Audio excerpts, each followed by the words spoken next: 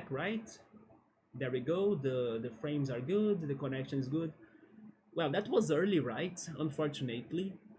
Yeah, there we go. And you know what's sad, by the way? Just changing the topic very quickly because we were just talking about the Switch 2.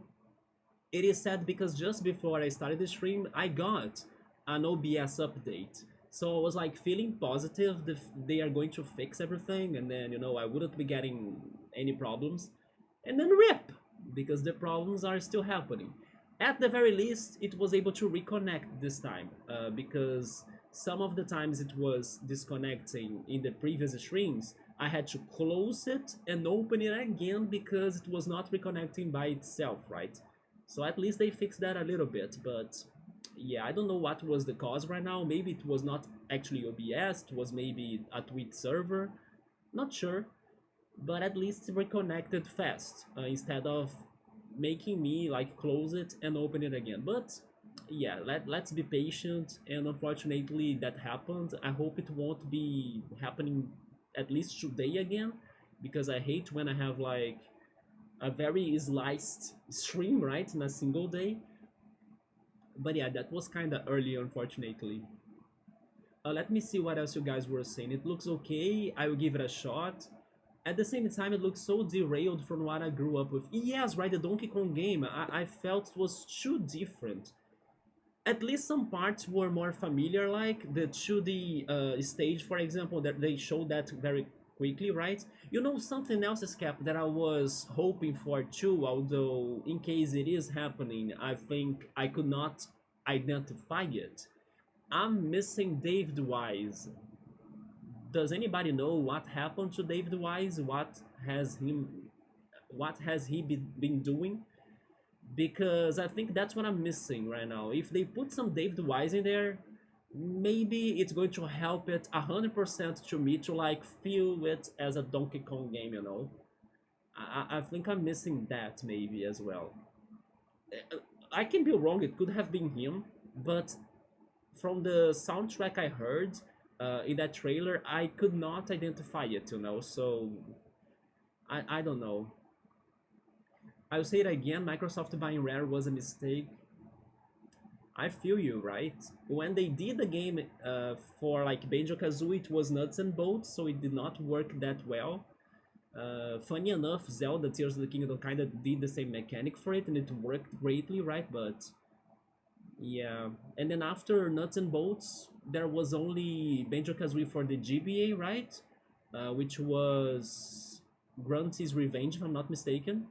But after that, nothing else happened. Like, they have been Sea of Thieves all the way and forever on, right? Hi X5, what's up, man? X5, your Argentinian servers are already failing me, right? We've gotten a disconnection already. What's going on in Argentina, man? Hopefully everything's okay, although, like, do not pull the cables from the energy source, right? For the internet servers, please. Must be the weather. Is it really bad, or are you joking, though? We are going to get Silk Song before Ace Attorney 7. Probably. Probably, yeah. At least I was happy to see they remembered Professor Layton, right? Even though it was a very short, I don't know, very short announcement in there. But as short as Silk Song, by the way, which was very surprising. And my friend was telling me that Silk Song was what broke what broke YouTube, or like what um, pretty much caused problems in the American transmission, right, for the direct on YouTube. Because I don't know if it happened to you as well, but then there was a moment that everything froze, and then I could only hear the audio, and people were saying to me that it was thanks to Silk Song, and then the chat on YouTube was like going crazy, and then it broke everything. Yeah. Welcome back, Scap. Your transmission was fine this morning. Well, maybe it was only on my side. Then you watched the American channel, right? I even saw some people saying that, oh yeah, in the English channel, there wasn't problems. It was all normal.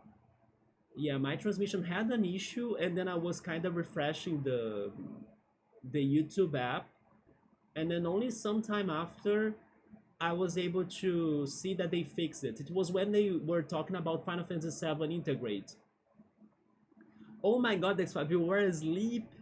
I actually woke up early and I could have slept more, but I decided to stay awake because otherwise I was scared of missing the direct, right?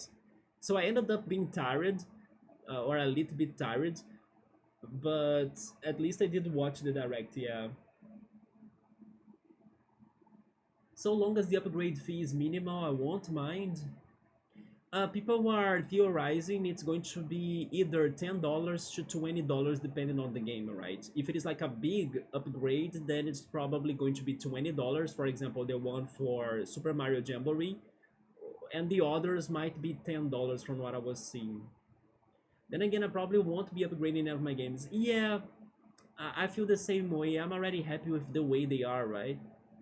I don't mind the graphics that much. Like, I mean, at least we played Journey on Friday, and I was like mind blown by those graphics. So maybe I can start minding graphics more after that experience.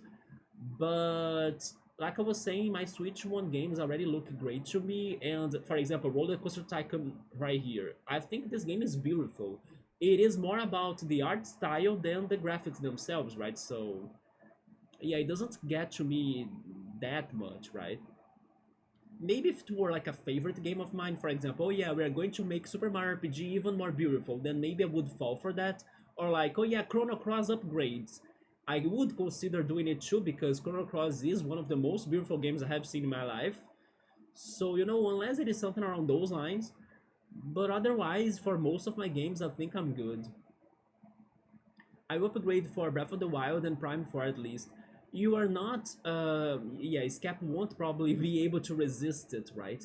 I was going to say, why don't you just get the Switch 2 version of Prime 4? But then I think you will not resist the temptation and you are going to play it at release day no matter what, right, Scap? Yeah, you have been super excited for Metroid Prime 4. I'm just excited to use the 14 days digital game loan ability. Oh yeah, to land the games, right? And send Pokemon games back to my Switch One so I can self-trade. Oh my god. That's genius, man. That's I was not realizing it. Yeah. There we go.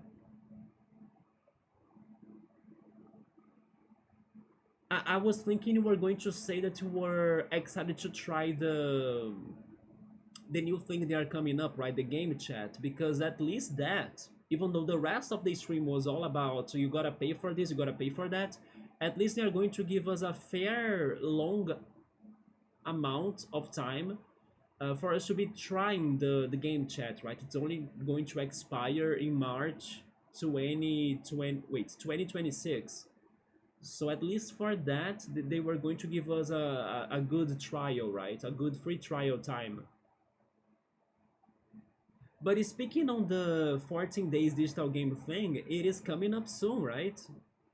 Yeah, and then I'll need to see for sure if they are not going to change what the situation happens with me already, which is pretty much the account sharing thing that I do with my friend. I'm expecting them to not change that, but in any case, we'll need to see if they are going to change that, right? Now they just need to get us Final Fantasy 16.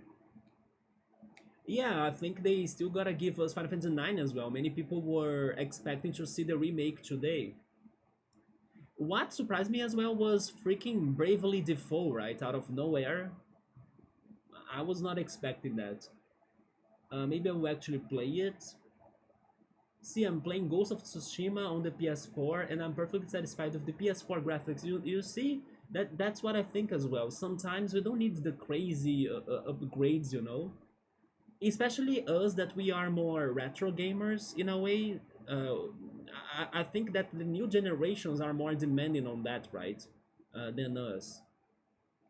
There are even situations, many situations actually, that I would rather play the original games over the remakes. But then I'm not just considering the graphics themselves. I'm also considering the vibes, the soundtrack, because sometimes the remakes they change the soundtrack a lot. I'm considering the feelings, and the graphical part is just one of the variables of what you should consider on the games. And to my surprise, I don't think it is the one that gets me the most. Gameplay as well is very important. And then Hell Uncharted Lost Legacy was gorgeous. I have never played Uncharted. It makes a lot of sense to me that you like Uncharted because I always kind of connect in my brain Uncharted and Tomb Raider. I know they are different things, but maybe because they are kind of archaeological games, I connected them in my brain. So it makes a lot of sense to me that you like Uncharted, Scap, because yeah, you love Tomb Raider, so I can see Indiana Jones as well. Have you tried the Indiana Jones games? Because everyone says amazing, fantastic things of it. Some people even thought that it deserved the Game of the Year last year, the newest one. Yeah, it makes a lot of sense to me that you like Uncharted. And I agree, I haven't watched a lot of the game, I haven't seen much of it, but I remember seeing some trailers and the action scenes are indeed beautiful. Yeah, when he's like, I have this one memory, I don't know from which Uncharted, it's been like a long time since I saw this, but I still remember this day that I was waiting for a concert in a shopping mall. I got there very early because it was far in Rio and I was kind of scared to get to the place because it was super far from my city and everything, far from home. I was going there alone. I was scared of getting lost, so I was like, I gotta go early because if I get lost, then I can try to have time to fix myself, right?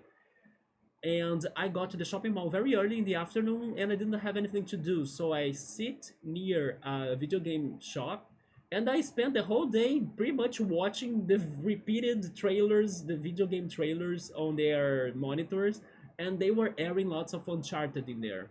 And I remember this one scene that he was in a jungle and then there was like a waterfall or some sort of rapids and he was, kind of jumping from the waterfall or something, and it looked amazing. It felt dynamic and beautiful. Yeah, Bravely Default as well. I have never played it, but I have heard it's very hard actually because of its mechanics. Right, the mechanics are very specific. I probably play it now, but that one was the second one remake, wasn't it? I wasn't sure which Bravely Default was that one. Was it the first or the second? I thought it was the second. I could just buy the 3DS version, but come on, bigger screen? Yeah, you have a point for sure.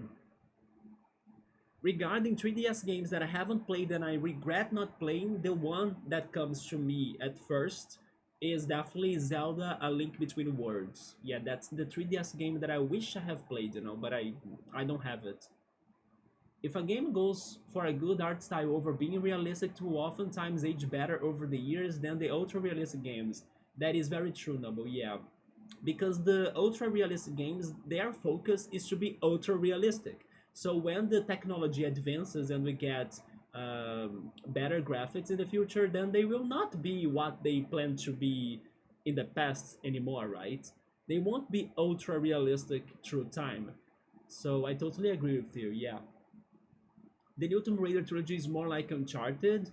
I agree, especially because it gets more realistic, right?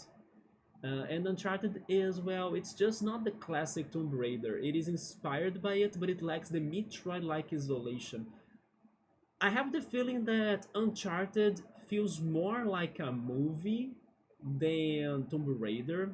It's more about the cinematic as well, in my opinion. I can be wrong. I haven't seen much of it, as I was saying. I think Uncharted is more like an adventure that you make decisions, you react fast, while Tomb Raider does have more exploration. But then I feel like that exploration as well was kind of getting lost in time little by little as the game was modernizing itself. Like the OG Tomb Raiders are probably way more rich in exploration and secrets and the Metroid like isolation you were saying than the more recent games.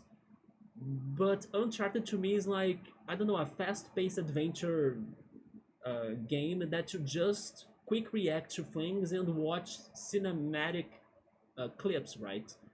I can be wrong though. I'm not sure if Uncharted has combat, for example.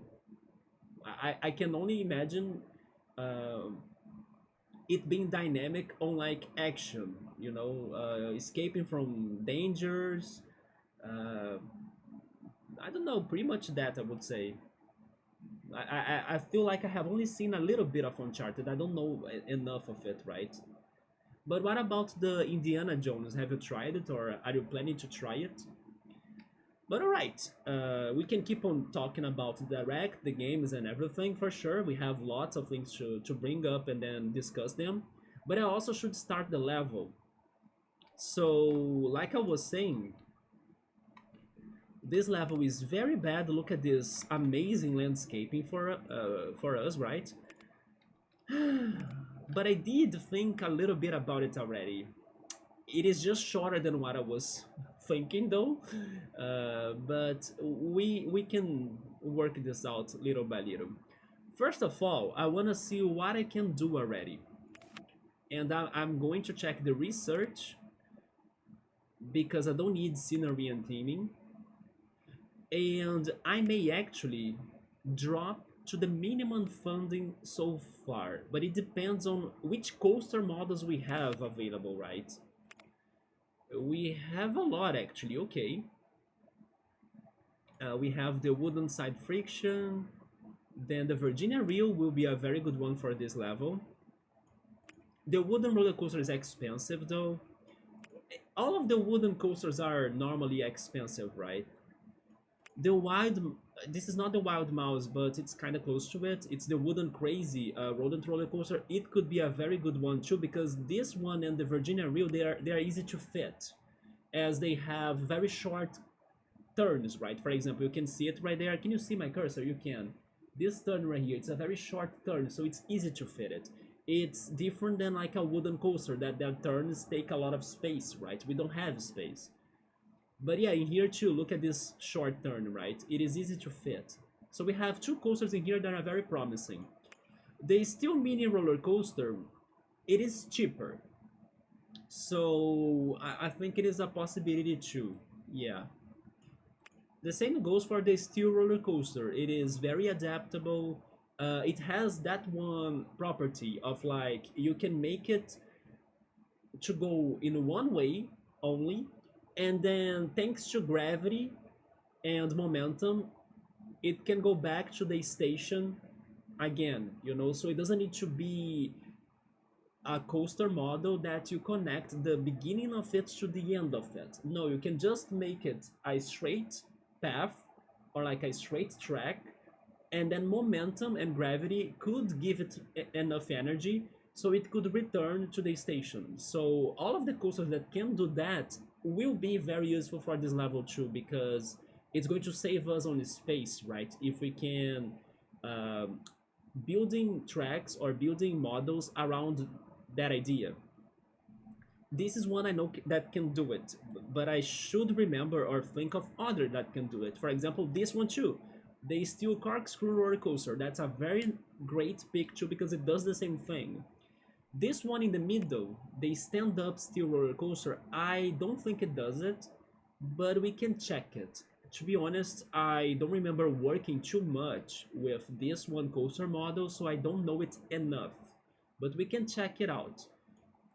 The suspended roller coaster, I think it's not a very good pick for this one. The inverted roller coaster, I don't remember exactly, but I would guess it does it too. Then the suspended single rail roller coaster, we worked on it last stream, right? Or actually in the last park. We might pass it this time. And also the single rail roller coaster, I think it's also not a good pick in here. And definitely the bloodshed roller coaster, I would rather skip it, right? We don't have space, it is dangerous. Anyway, I don't think it is the best for this part too. There is one thing though. When Cool shows up, he will decide, or he will pick one coaster model for me to work on, because he was asking for me to like allow him to make a decision on a coaster type for me to work on this level. So I mean, I will work on even this if he wants me to do it, but like my own decisioning says no, right? So yeah, I would rather play safe in here. So actually, after looking on the situations in here or the conditions we have, I think we're good on coasters. So I will kinda not research for new models until we are done with the ones we can build already, right? So that's going to save us some money. The other thing I want to check are the shops and stalls. We have drink shops, we have food shops. We good? We have balloon and information kiosk. And souvenirs, we don't need shops and stalls. We have everything we need in here. We have the bathroom, the drinks, the food, the maps, the umbrellas, and the balloons. Yeah, I'm also not asking for shops and stalls. Regarding gentle rides and thrill rides is always good to be researching because they are normally short and profitable. The gentle rides, it depends. We don't have many, but we have some good ones like the bumper cars. Uh, Pretty much the bumper cars and the slide, I would say, but also this one, the flying saucers. Yeah, these last three are good gentle rides.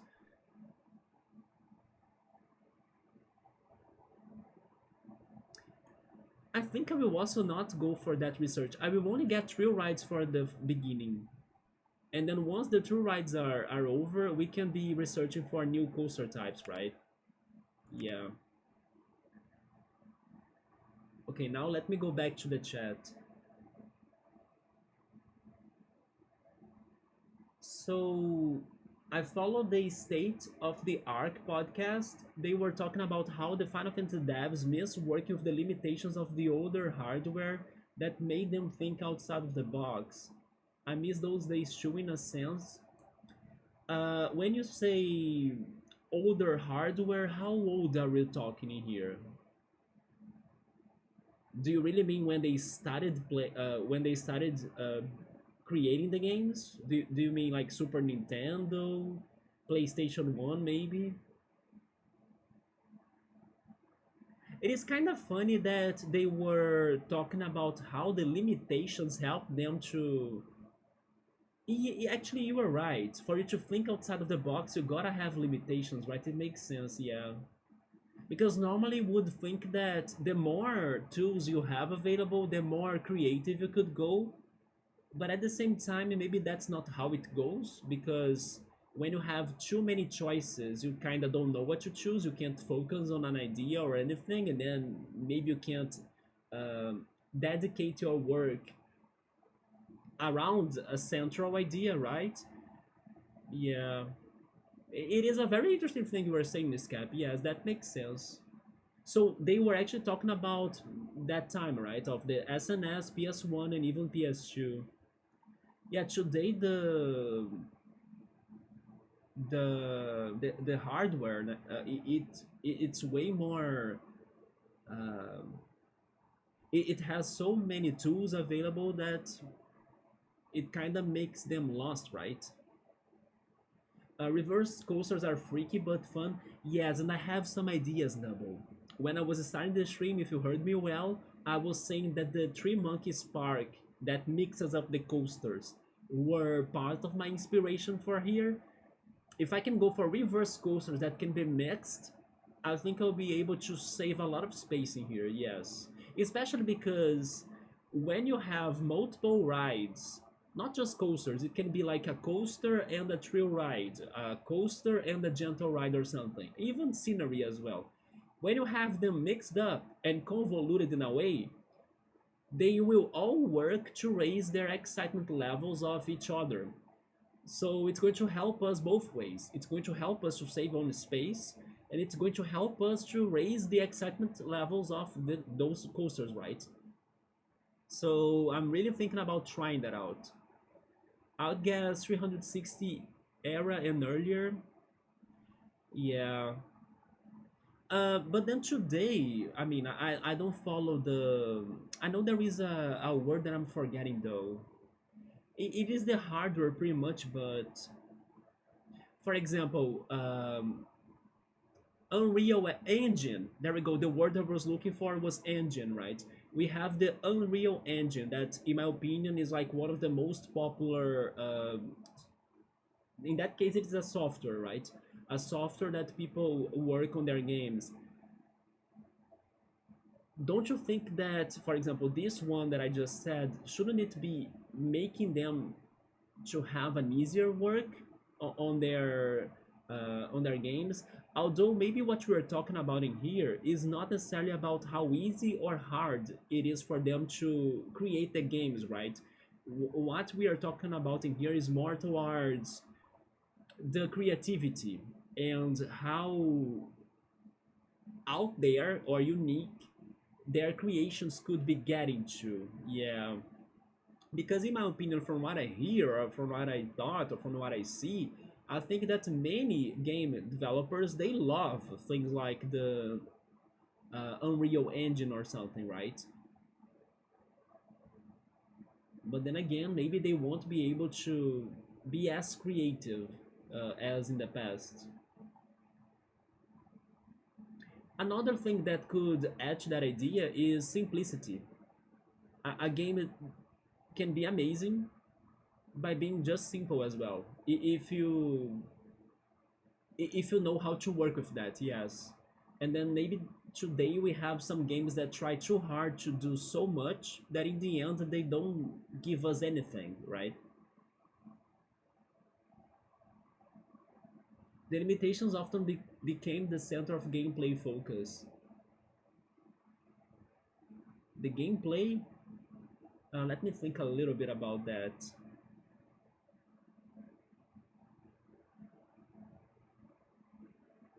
Yeah, maybe sometimes they have like sections that you want to tell a situation in the plot regarding, I don't know, the characters or something, and then it gotta be connected to the gameplay too, right?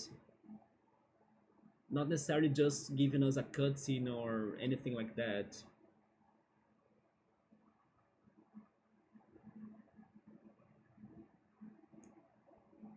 But then regarding the gameplay, I think that this is going to sound weird, but do you guys think that the gameplay has changed so much if you compare it from the past to today? I think that for most part it went just 3D, you know? Don't you think? Or am I missing something in here?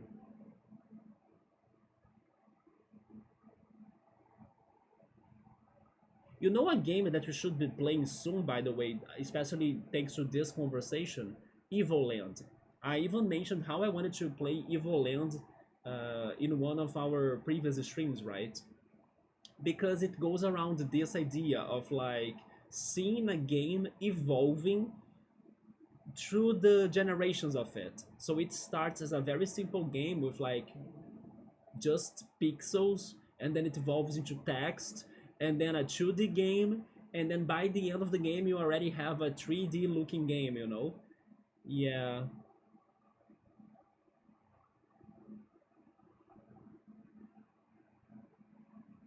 I miss the era of games that didn't use fancy shimmonsy pre-rendered cutscenes.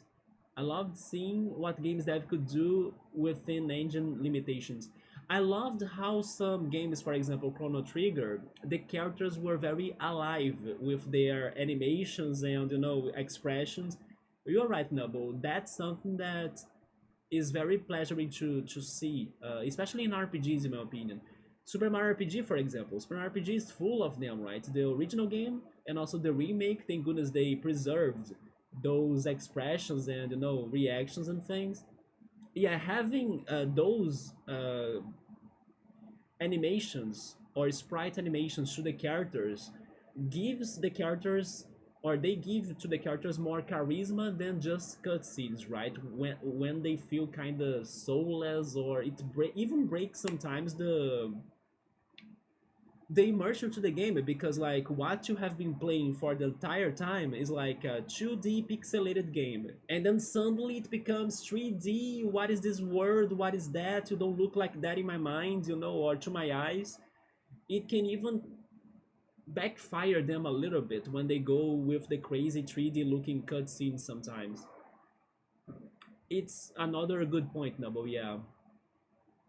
Real-time cutscenes will forever be my favorite form in video games. Real-time cutscenes? You mean when you are also playing with the cutscene? like we were just talking as an example, Uncharted, when you have like a chase situation and then you are reacting to it. No, never mind. What you mean by real-time cutscene is actually when the characters are reacting to the talk and to the dialogue, right? With the same graphics as the gameplay. That's what you mean by that, right? Non pre-rendered. I think that's then. That's it then.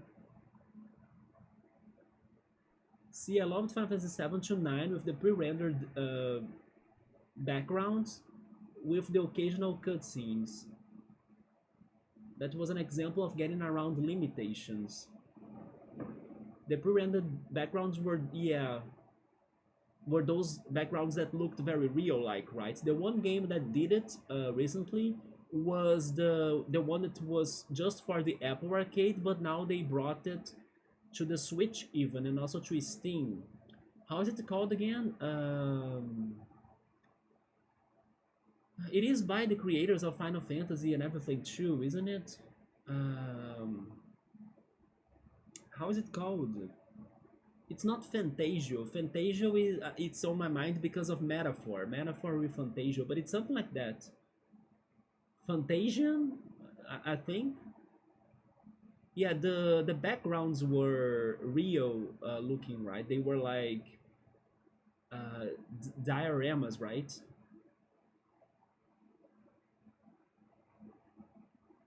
Final Fantasy 7 to 9 are the exceptions for our pre-rendered cutscenes, since I don't remember them going overboard with them.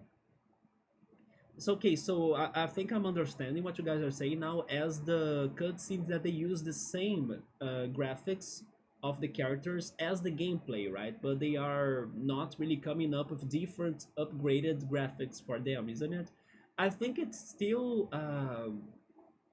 helps it to be immersive because you don't have like a big contrast or change from what you are seeing since the beginning of the game. So I kind of agree, like it has um, some identity and also some charisma to the characters when they do it that way, especially when they add some expressions and reactions to their characters. And you guys are right, I think it's hard to see that happening today, right? Maybe there are cases and cases, but the memories, they come more for the older games like you guys said, especially Final Fantasy and then Chrono Trigger, Super Mario RPG that also does it.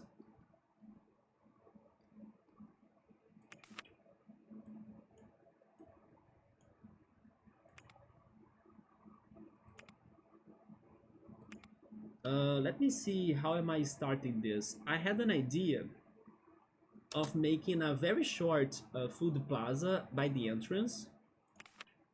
I think I need to unpause the game, but that's fine as we don't need to like worry about timing this level. So let's also open the park. And let me see. I want to do a food plaza that's like right away in the beginning in the entrance right here, right? So we don't use a lot of space for it. Although there is a landscape change, I'm going to fix it a little bit because I need it to be like this, right?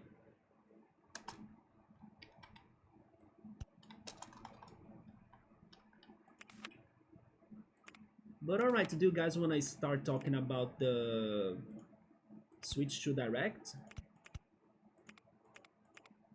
Maybe starting even with this game? Oh, we got a bot in here, give me a second. Can I click there? Not yet, I need to Ctrl Alt Del. There we go. Also, by the way, I'm not playing RollerCoaster Tycoon with the full screen anymore, thanks to the crashings we have had, so it's like small sized window to me, but that's fine. There we go, we have like a small pier here. Oh man, Donkey Country and Mario RPG or Oddworld. I have seen Oddworld before. People do say great things about those games.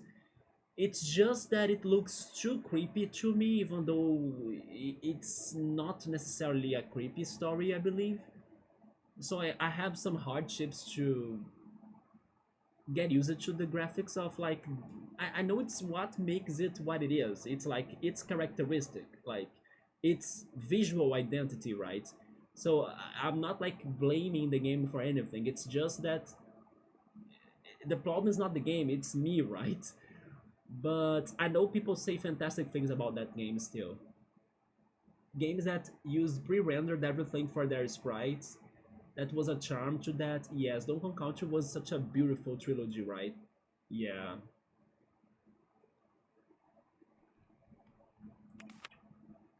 I still hope one day they give us a remake of the Donkey Kong Country games. They have been focusing the most on the Donkey Kong Country Return stuff, but I want to see the original ones with like better graphics but still looking OG, right? Maybe with the 2D HD technology.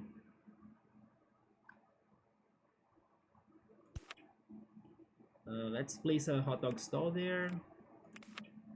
But then what about Mario Kart? How are you guys feeling about it? I gotta say it. They surprise me. They surprise me a lot actually. The only thing I need to know or to see is actually how big the game is. Because they are portraying it as it is very big. But I'm going to be honest, I'm not sure if it is that big. I like that it's super connected. Like the levels are super connected and everything. You can go uh, from one race to the other. You can have a somewhat experience like you could have in those old racing games, like Cruising USA and stuff, like from the arcades. I also like that idea. I like also that you can just go off track and explore and everything. That's super cool. But I'm still like, not sure on how big and large the world is. Especially because when they showed us the map, you could see some tracks in there. Like some spots in the map that had definitely racetracks. I'll need to still check somebody making an analysis of the trailer so I can be more sure about things. But honestly, I could not spot many tracks in there, or as many as what I was hoping for. I don't know, was it just me that thought that way? Let's go for... I want to go for white balloons in here because it is the pleasure island, so I don't know, it kind of makes me think of, heaven and paradise or something. I will go for the white balloons, yeah.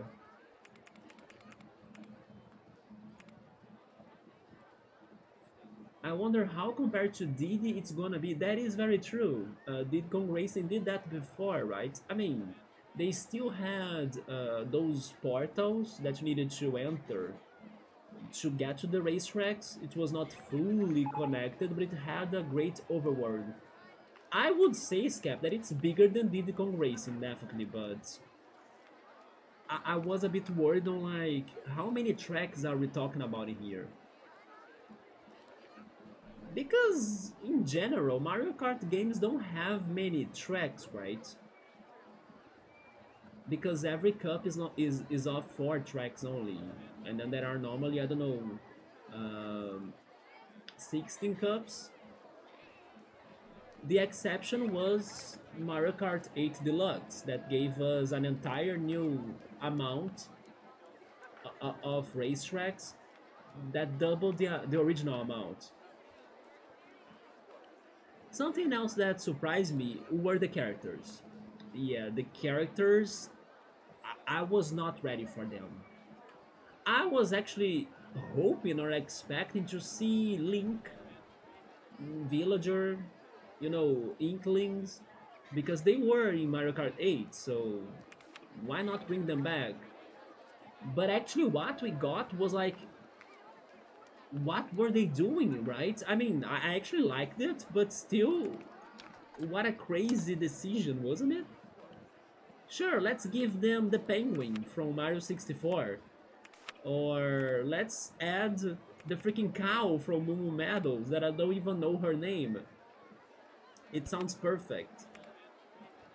The umbrellas, let's go for dark blue. And then let's charge them $4.50. But the one character that surprised me the most, maybe you guys haven't seen him, was the... I can't even say it without thinking how crazy that was, but it was the freaking dry bones fish. Did you realize that the dry bones fish is a racing character? It is weirder than the freaking robotic like enemies that look like a duck or something from Mario Sunshine. Also, by the way, the Piantas are there too as a racing character, which is great. It was about time, right? Which also kind of raises some flags of like Mario Sunshine. Is it just because of the uh, GameCube in the Switch Online, or could it be Sunshine more or something? You know. Also, oh my God, no, they wouldn't bring Paper Mario Thousand Year Door to the Switch Online again, right? Because we have the remake.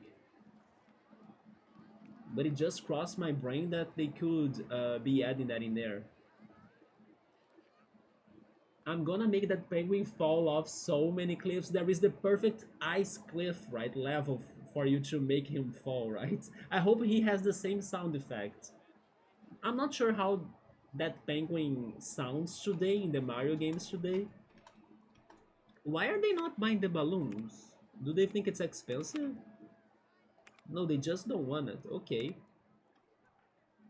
The one thing that I wanted to build but I didn't have space for it was actually the souvenir stall. Yeah, I don't have anywhere to place that.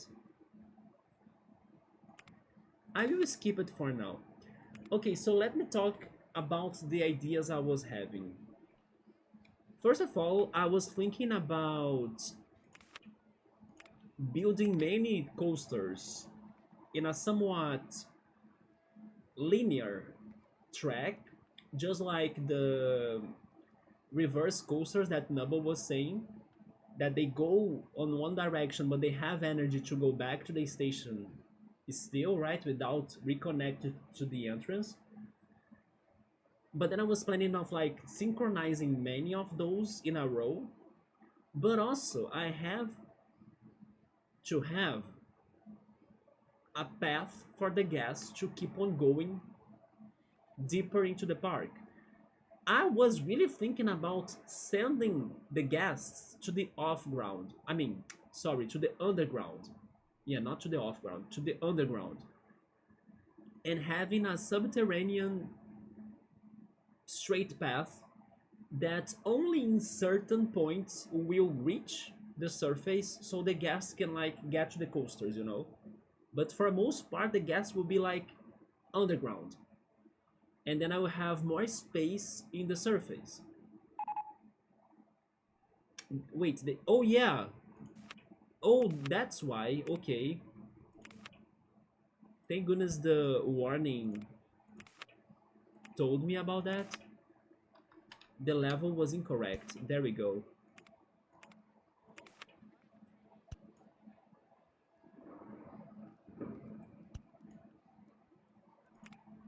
Okay, so that said, I will do the following. I cannot send them to the underground right away, right? Because the level is... I mean, I can if I start lowering that. I hope that works.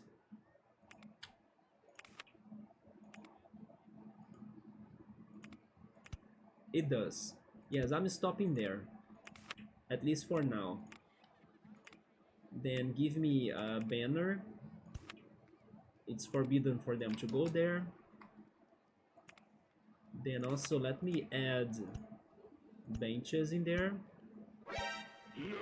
Hi Meowser, what's up, man? My peripheral view saw something changing in the notifications even though I was not reading it. So I was like, maybe this is Meowser. I'm getting smart here, man. I'm getting ready for you, right? Come at me anytime. I'm ready for you. But how's it going, man? Yeah, my peripheral view was like something is going on my notifications, and then I was like, Nani? Yeah, how's it going, man? How was your Switch today? We were just starting talking about it. Did you like it? Did you watch it? How was it? Challenge accepted. I know you accepted, right? Yeah, I already told you, right? The best day for you to surprise me is when I'm playing my Switch. So pretty much on Saturdays because I have my freaking old monitor at its highest volume. I like that you have the Metal Gear Solid alert. That's it? That is. Wait, but. Oh, yeah, it is. I didn't know it. Oh my god. I swear to god, I never realized that. Because I don't know, when they say Nani, the first thing that comes to my mind is like anime. So I kinda always assumed that one sound effect was from an anime, you know? But the sound that comes before the Nani is definitely Metal Gear Solid, and I never connected that. Speaking of which, X5 was playing it for the first time, by the way, and they even told me that there was a NES Metal Gear Solid game. Like I didn't know the game was that old, like since the NES. But I haven't seen X5 continuing it, so maybe he needs to go back to more Metal Gear. I'm not sure. I should shut my big mouth. I'm not big into Sailor Moon. Wait, what? And I'm picky and choosing my anime, and yet, really? You were not big into Sailor Moon, and you still did the emoji? I mean, I'm also not big into Sailor Moon, but it's part of our lives, right? Liking it or not. Like, we grew up checking it out, or like hearing about it, or it was together with the other animes. The only reason why I never really watched it entirely was because, and I'm still not fully sure about that, but I'm assuming it is a somewhat long anime. If it were maybe shorter, I could like binge it, you know, but I kind of feel like it's somewhat long. Yeah, and there are also the new versions of it with more stories and everything, movies as well. To be fair, I did really like it when I was 9, but I fell off of it. I felt like I never watched it entirely because I always assumed it was very long and I could never follow the episodes in order, you know. I only watched things, episodes apart from each other, you know. And then that kind of made me not really go after everything. But the other thing that maybe also pulled me away from it was because maybe now it's going to be even harder for me to go back to it because of like how the show probably has aged and everything. But I also felt it was one of those shows that get repetitive after some time. And then that combines with it being long, or like my impression of it being very long. So yeah, it gave me that idea that it's going to start becoming repetitive, you know, so it kind of bothered me a little. But it was revolutionary, like it was it still is a big anime, right? Which makes me think that there should be more games, right? We should be getting more Sailor Moon games today. I think they are missing it out. I know there were some OG Sailor Moon games for the SNS and stuff, probably the PlayStation 1 as well, but I don't know about any possible Sailor Moon games we might be having like today, you know, with better graphics and everything.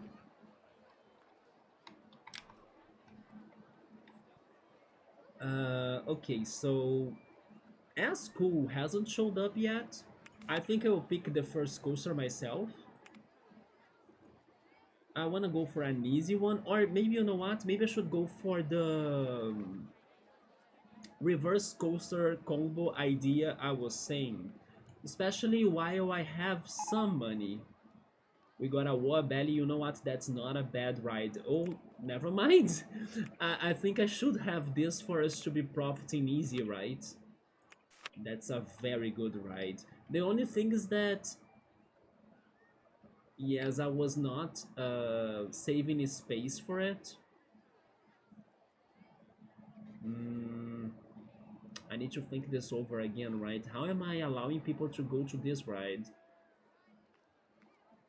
Because I still want to have the underground. You know what? Let's do the following. I'm changing this a little bit. I'm building a wall belly there because it is short, it is easy, and it's very profitable. There we go. Um, the entrance and the exit are going to be wacky, by the way, because I won't make like a queue for them, and also I will change where I'm starting the tunnel or the underground section. I will build it later. Yeah, it's going to be without a queue because I don't have space or area for that. Yeah, people will get to the entrance and just go there. Let me set it with the downward launch mode. I think it's better, as it is a somewhat profitable ride. Inspections in every 10 minutes. And let's charge it $5 for the beginning. Yes. That's probably going to help us. Let's have one handyman for now. Then... and one mechanic. I'm not adding the police officer, but maybe later I add a police officer. As I have done this, I will also build a souvenir stall that I didn't have area for it before, right there. So I can start selling the cuddly toys. A color that could be a good opposite to dark blue. Maybe this light blue down there? I'll go for that, yes. Umbrella was 450 if I'm not mistaken. And the cuddly toy, let's try $3 maybe. Let's try it, yes. There we go. Hi Metro, how's it going? Good to see you. Hopefully you have been doing great. Correct me if I'm wrong, but last time I talked to you, you were pregnant, right? So by now I think you had your baby. How's everything going? I hope I'm right on my memory, but that's what I remember from my last talk to you. Wasn't it? It was a crazy talk about that. It's going well, let's go. So I did remember it right, wasn't it? Good to hear it, yeah. Was it a boy? Was it a girl? How's everything?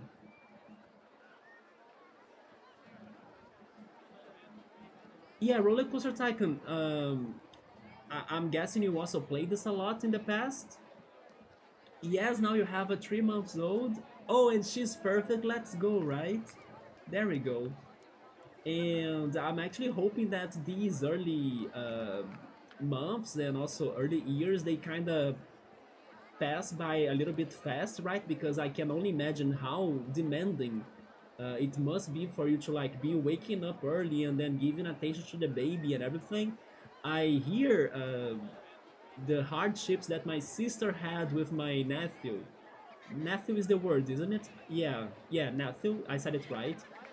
And also early as well when he was dealing with his kids too. Like these early years are like super demanding for mothers and fathers, right? So I'm hoping that these first months and everything they kind of go a little bit fast so you can rest and get more energy.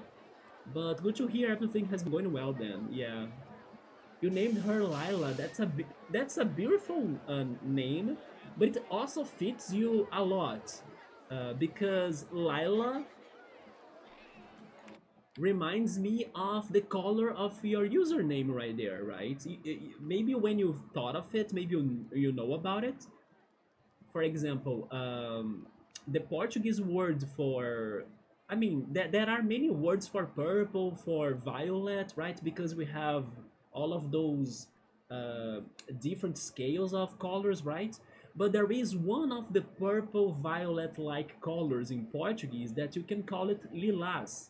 And lilás to lila is very close to each other. So it is kind of.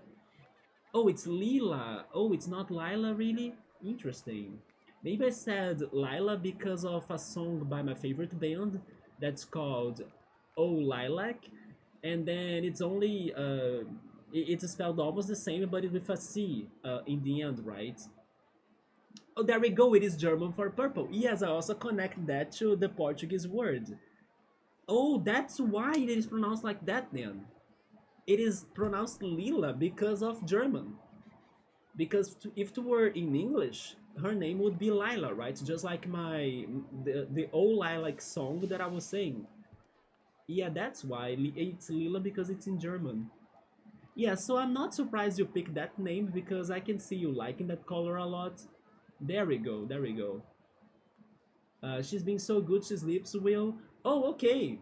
So thank goodness it's not like a very stressful baby to take care of. There we go. But then, what are like what else have you been up to? Like what has going on as well? Like what have you been playing? Were you checking the Nintendo Switch 2 Direct today? We were talking a little bit about it. Give me more news then. Yes, I have to connect people a lot. Yeah, even if you said that word German, maybe I would still mispronounce it. I think. Yeah. I did study German for some time of my life, but it's been forever. I haven't been using it that much, so I kind of lost it in time, right? But I think even if you said it, I would still say it like Lila or something because I'm more used to the sound of it being Lila, you know? But to be fair, my name as well is something that I need to be correcting people a lot. I mean, I don't mind when you guys in there they when you kind of say my name in a different way than how it is because it's just a matter of like culture, right? Or languages even because I'm pretty sure that the way my name is actually pronounced is not a thing in English. And then everyone that has the same name as me, they will always go for Alan, right? I don't think there is a different way to pronounce Alan in other countries or in English. But here in Brazil, there are actually two other ways to pronounce my name. That's not actually Alan, right? We have Alan and also Alan. My name is Alan. So every time I need to be also correcting some people when they mispronounce my name. But then there is no rule, right? It could be either ways in here. And then in English it's Alan, so there are three ways to pronounce my name in the end. But I don't mind it that much, yeah. You kind of get used to it, I think. Especially when you understand that it's something hard for people to guess, right? Like, I knew I'd have to correct. Yes, yeah. I also comprehend people, like, there is no way for them to know. But funny enough, I would say that when I was a child, I used to hear and to meet more Alans, but today, as an adult or after I was a teenager or something, I then have been hearing more Alans, right, which is my name. Yeah, but in the beginning, I used to think that there were not many Alans, and then today I think there are more Alans. So yeah, it's just the stress of the word that changes. When you pick it into your mind, there we go. And also, people will get used to it, right? Yeah.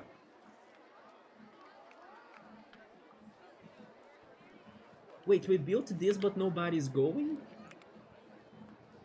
Did I do something wrong in here? Oh, it's the sign. Oh yeah, I forgot to remove the sign. There we go. Now they can go there and start giving us some profit, right? We'll need that to build the 10 coasters in this level. Metro, by the way, this level is going to be very hard. Yeah, I was asking if you have played this as a kid or like when you were younger, if you have the great memories of this game like I do. And we are finally reaching the final levels of the expansion packs, and they have been very tough. Yeah, this one won't be different because look at this scenery. It is a horrible landscape for me to work, right? But I will think of something little by little, yeah.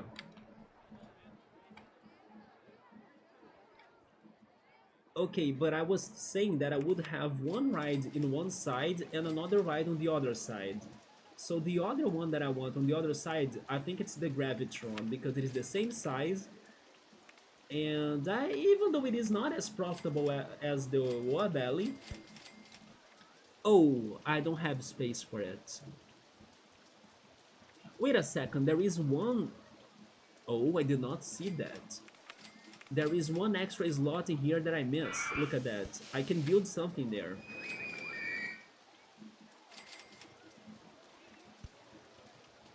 Interesting.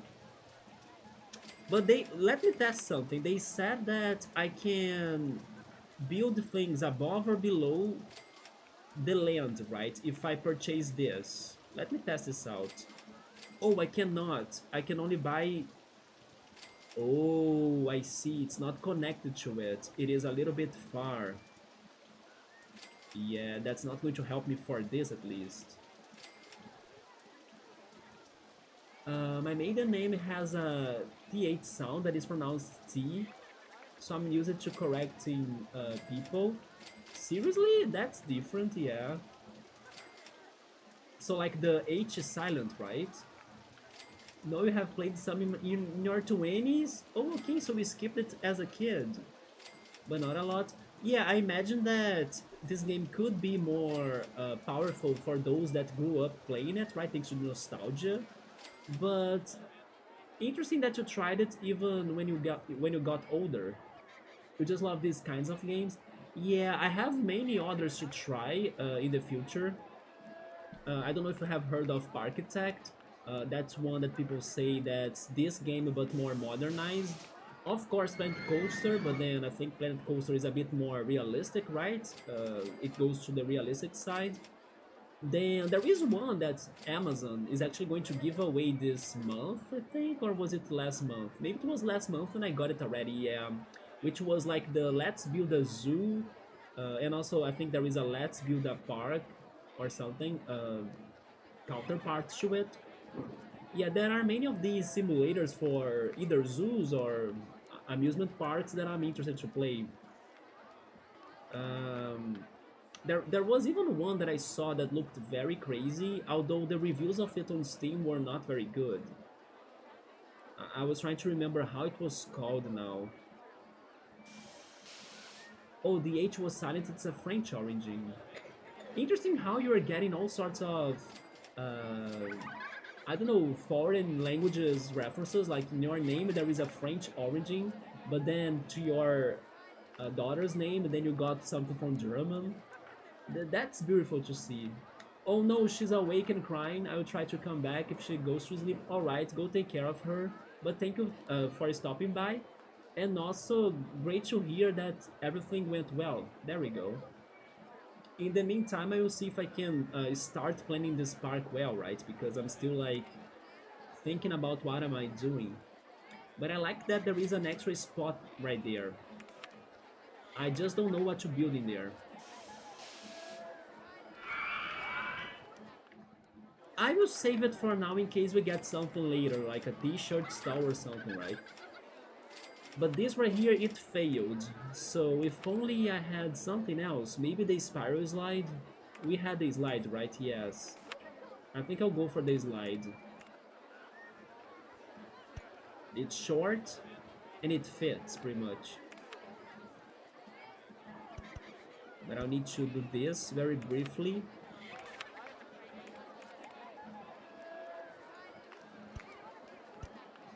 There we go, that works. Let's charge this $2 and we can have more people in.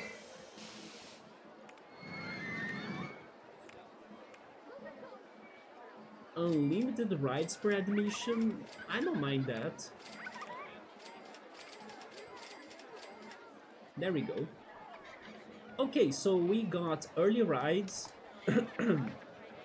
and we have an initial food plaza. So now I think we should have a coaster, right? I just want to see if this coaster right here, the stand-up steel roller coaster, if it has the reverse mode. Because in case it has the reverse mode, then we can go for 3 other coasters that have it, right? Or like we would have a trio of coasters that do it, as the coasters need to be different models. So let me just see if it has that. Reverse incline launch shuttle mode, okay, and then the powered launch mode, okay. I want to confirm as well if the inverted roller coaster has that too, but I think it does. And then in case this does it, we will have 4 coasters that do it, right? Continues powered launch mode. The powered launch mode could work as well. Yes. Yes, I think it does work. It is worth a shot. By using that, we would be able to have very horizontal and linear like coasters that would try to fit the space I have available in here without I'm not sure, without like making a whole confusion, or like without wasting the space I have, pretty much. Like I think I can work with them. Also, by the way, we got a rotor drop. That's another great thrill ride. It's just like the Woa Belly, but then it was not fitting there. Let me save the game very quickly. Pleasure Island, let's go. Yeah, there we go.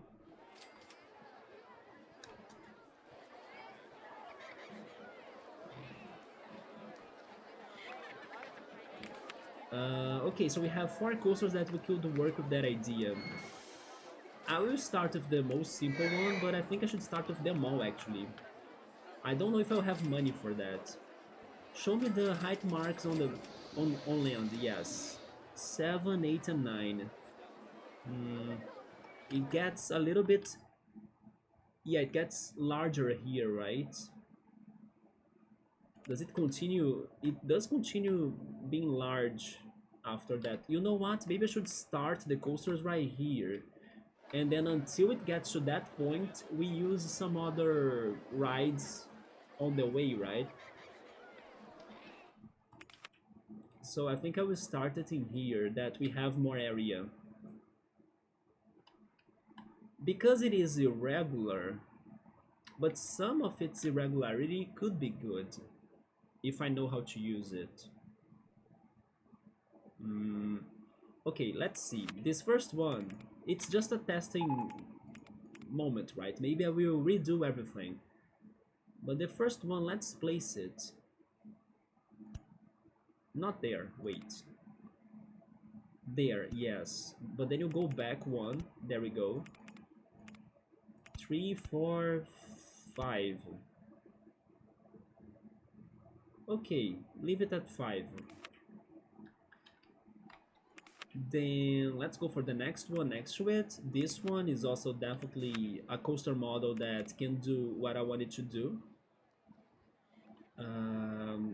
Skip 2, right? 1, 2, and then there. No, that's only 1, but then okay, I can go back and delete it. There we go. 2, 3, 4, 5. Okay. Then let's try another one. The next one I want to see is this one, the stand-up roller coaster. Right there. 2, 3, 4, 5. So I will have like entrance and exit, and then in here entrance and exit, and then in there entrance and exit. Yes. Can I still do it for another one? I think I can, right? The other one that's left was the inverted coaster, which is the last one that I know that can do it. So you know what? Let's go 4 in a row. Why not? 1, 2, 3, 4, 5. Yes. And then we can have the entrance and the exit. There we go. Okay, so this was one of the ideas I had. This is very much based on the Three Monkeys park. That's from the first expansion pack of this game. At least I'm pretty sure it is, right? The Corkscrew Foley's expansion pack. The game that I actually had as a kid, and I still have it on my shelf. Just for me to check it, how much left, or how much of the area is left? Only 2 squares. That's okay, yeah. So let's test this.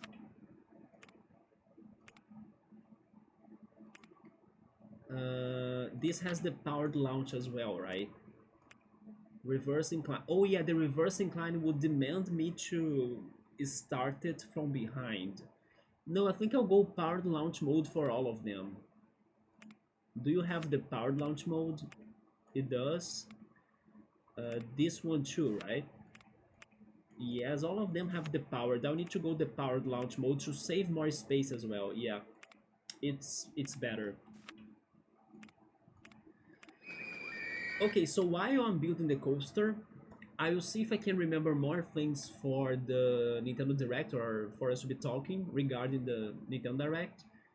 I was talking about Mario Kart. I was amazed by the characters they decided to add in the game, although I felt it was weird that we don't have Link or Villager or Inkling so far at least, but they went to some very random characters or some unexpected characters, especially the cow. I did like the level designs. I did like the chibi looking of the characters. They looked very cute, like in my opinion. I wonder if somebody did not like their designs or their new models, but I thought it was very good. It even helps the tracks, or like the environment of the game to be even greater in a way, because it gives me the feeling of like the world is so large in comparison to me, right, to my character. So I think it was a very good decision that they went for that idea. The only one thing that I didn't understand yet, or maybe I felt like, why is this doing that, was regarding the Wonder Seed effect. Like the Wonder Seed effect in the game, from what I understood, changes their outfit. I was hoping it to do something different, like maybe adding a effect to the race, or doing something different. Hi, cool. What's up, man? I was waiting for you to show up. How's it going? Hopefully you have been doing great, especially because today was the Switch Day, right? How was your Switch Day, man? I'm pretty sure you are as happy as Nubble regarding one particular announcement. It's Kirby, yeah, right. You guys were right about it. We were discussing about it during the Kirby streams. We were predicting already, and then it happened. Look at that. Yes, that was, I believe, the most shocking announcement, in my opinion. I was not expecting that. And thanks to you and to Nubble, I was understanding, or I could understand, how long it's been that people have been asking for that, right? And how also there has never been another game in the franchise for all of that time. So once I saw the announcement, I understood its power. A little bit how it was to me regarding Tomodachi Life. Like, I understood as well that it was a big thing, even though for many people that don't care about Tomodachi Life, it was probably boring and it doesn't matter, But no, it was a big thing. Especially considering, and then now I will also bring another game that was announced today, especially consider that one thing that worries me a little bit is when Nintendo stops being Nintendo. For example, one of the most surprising games that was announced today, and you know what, maybe this was even more surprising than Kirby's Air Ride now that I'm thinking about it. But then Kirby's Air Ride, let's say, was the most surprising Nintendo announced game. This one was the collaboration of Nintendo with From Software, right? And basically they come up with a new IP that's a Souls game that's very realistic, that's only going to be released on the Nintendo Switch. I don't remember the name of it. It's something blood. Maybe it is down blood or something. I'm not sure. But yeah, that was shocking news, right? Nobody was seeing that bomb coming. One person was even saying, one of the YouTubers that I was checking the reaction was even saying that Nintendo got Bloodborne from Sony, and they are releasing it themselves. You know, they are working on it themselves because Sony is not working with Bloodborne anymore. So basically, we are getting a Bloodborne-like game from Nintendo when people were expecting it to come from Sony. Anyway, but why am I saying this? Because Nintendo did something very non-Nintendo like in my opinion, or at least it's rare when Nintendo does something like that, which is not something bad. But my worry is when Nintendo starts only doing that, you know, and then they are going to become more like the Xbox or the Sony consoles, or like they are going to really blend between themselves and feel like the same-ish. And then I need some announcements like the Tomodachi Life game because it shows the Nintendo weirdness and personality and craziness, and like we don't care if this is a shitty like weird ass game. We are going to release it because we know it's silly and people love it, or at least some people love it. And you know, I need them to still be creative, random, crazy, silly, weird, and yeah, they can also be, let's say, let's follow the demands of the current gaming market, or like what people want from us. It is more souls like realistic games, we can do that too, but we will not stop supporting and updating our long time franchises that have our creativeness on them. So yeah, that was very shocking news, but thankfully it's kind of still mixed up with the other Nintendo craziness that they come up with. And another example could have been that one new IP they announced too. That's the basketball wheelchair game, right? That's a totally Nintendo idea, in my opinion. That was very shocking and surprising too. How you could use the two Joy-Cons in their both mouse functions to play a game.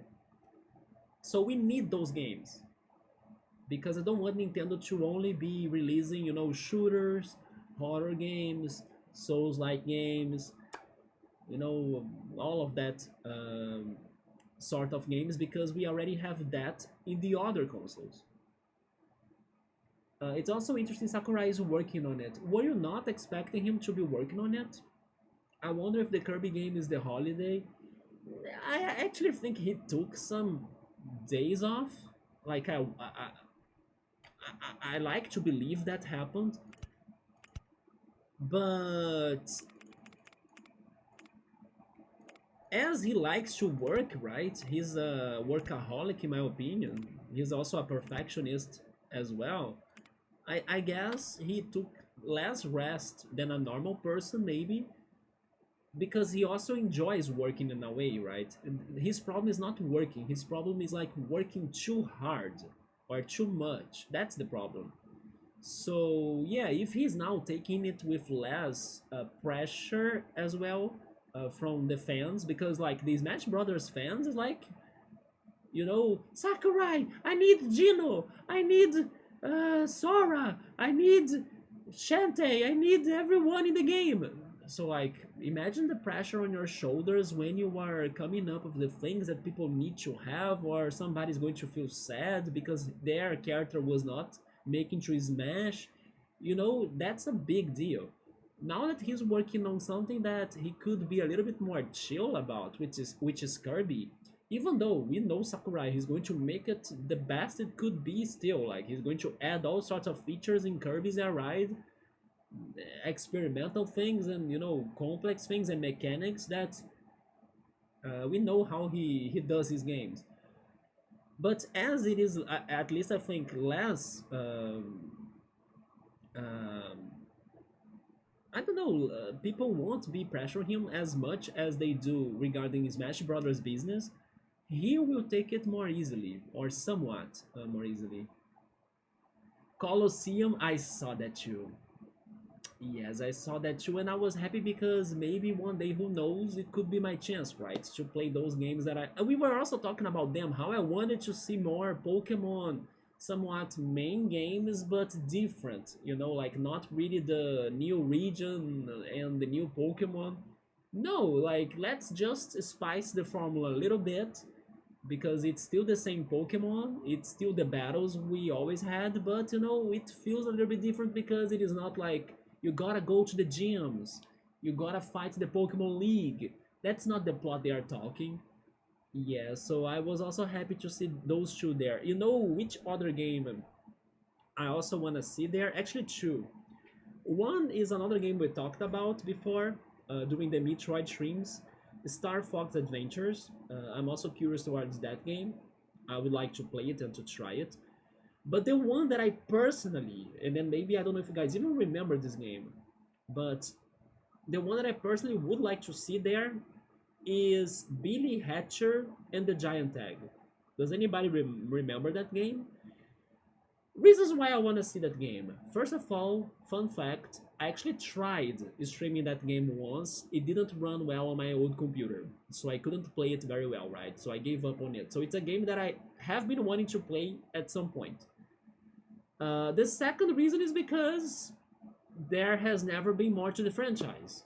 And for some reason, I think it is a somewhat silly but fun game. From the trailer I have seen or the clips I have seen, it is a game that I don't know. It's something that I would like to try, but nobody talks about it. Sega has forgotten about it. There is nothing about it pretty much anymore, and I still gotta play it. So if it makes to the GameCube Switch Online expansion pack, my chances of trying that they kinda intensify a little bit, right? Yeah, I would like to see Billy Hatcher in there. But how did you feel? How did you feel about the announcements or those games, Cole? Were you very satisfied with the Kirby? Because I think the graphics were so beautiful, right? And also, cool. I need your coaster recommendation so I can know which one you want me to work on. I did not forget you wanted to request me a model for this level, right? I'm still planning it. I'm still not fully feeling this level. I'm kind of going slow in here. But I did have some ideas while I was offline. I'm just testing them right now. Have you ever tried? Oh, the Virginia Reel. That's chill. That's chill. I was already counting on building one, right? So that's chill, man. Yeah. Okay. Also, they gave me the water coaster. That's a thrill ride. I mean, they count the water rides as thrill rides, right? Because I changed the research in here to just get the thrill rides for now. As we already have a good amount of coasters and the food stalls are good too. And also, the thrill rides are somewhat easy to fit and they are profitable, right? So that's why I was requesting the research to give me them. But then they gave me a water ride. So it's combined with the thrill rides. But anyway, the Virginia Reel, I can do it, but I was already planning on doing it because it is easy to fit, right? Both the Virginia Reel and also the Wooden Crazy Rodent roller coaster. Yeah, those two are coming soon. It's just that I started with another idea that's like, that level 3 Monkeys Park that has um, those three coasters that go on together, and they have See No Evil, Speak No Evil, and Hear No Evil, if I'm not mistaken. I think I still remember their names. Yeah, I'm kind of thinking about going the same way here with like four different coaster types that are going to go under the powered launch mode option, because then I can make them very horizontal, just like the level design or the level landscape. And as they are close to each other, they will also raise their excitement ratings. So this, in case this works, it's going to be four coasters down, right? In one single shot.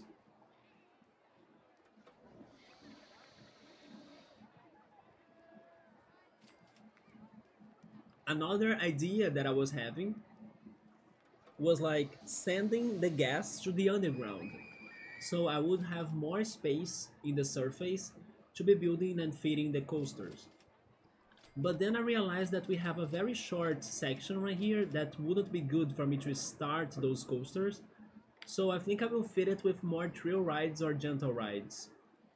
And then once we get to the coaster area, I consider sending the gas to the underground. I also built a very short uh, food plaza here to not use a lot of space. But yeah, the plan so far has been that. So let me see how can I can work this out.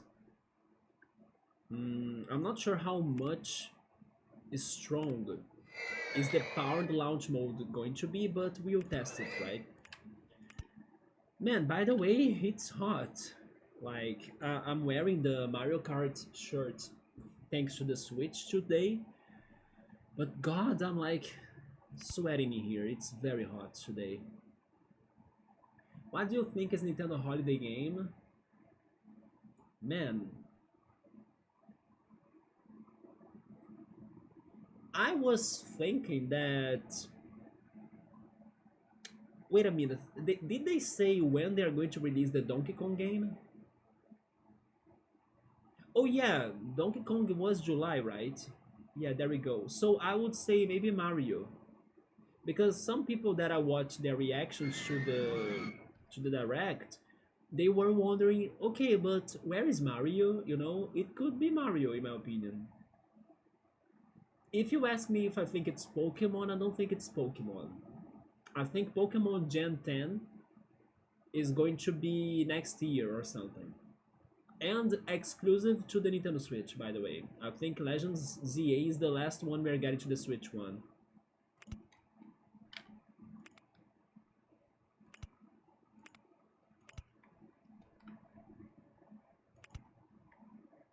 Can I do the? Oh yes, I can do the loops. Yes, I can at least loop this one to the left, so it won't get to the other coasters, right?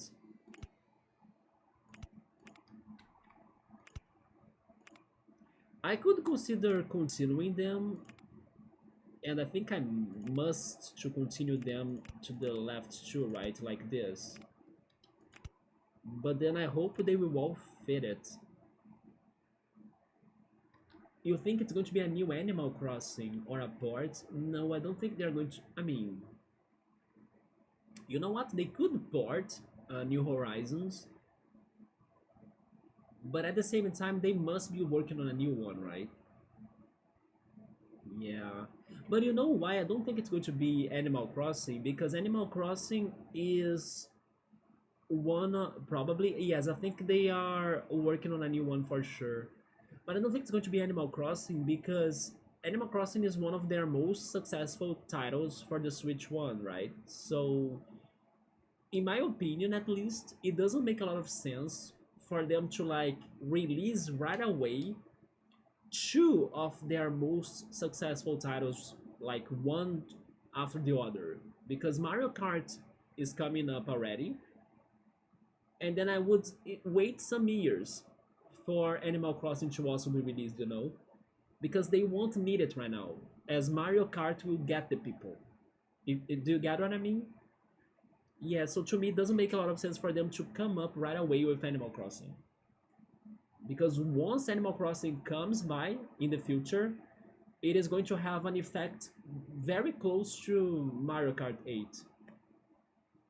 And in the meantime, people can still, I don't know, maybe play a port of the first, or I don't know, get something farm like as an alternative. Like, for example, that one game we were talking about in the first direct, Brookville, I think, something like that.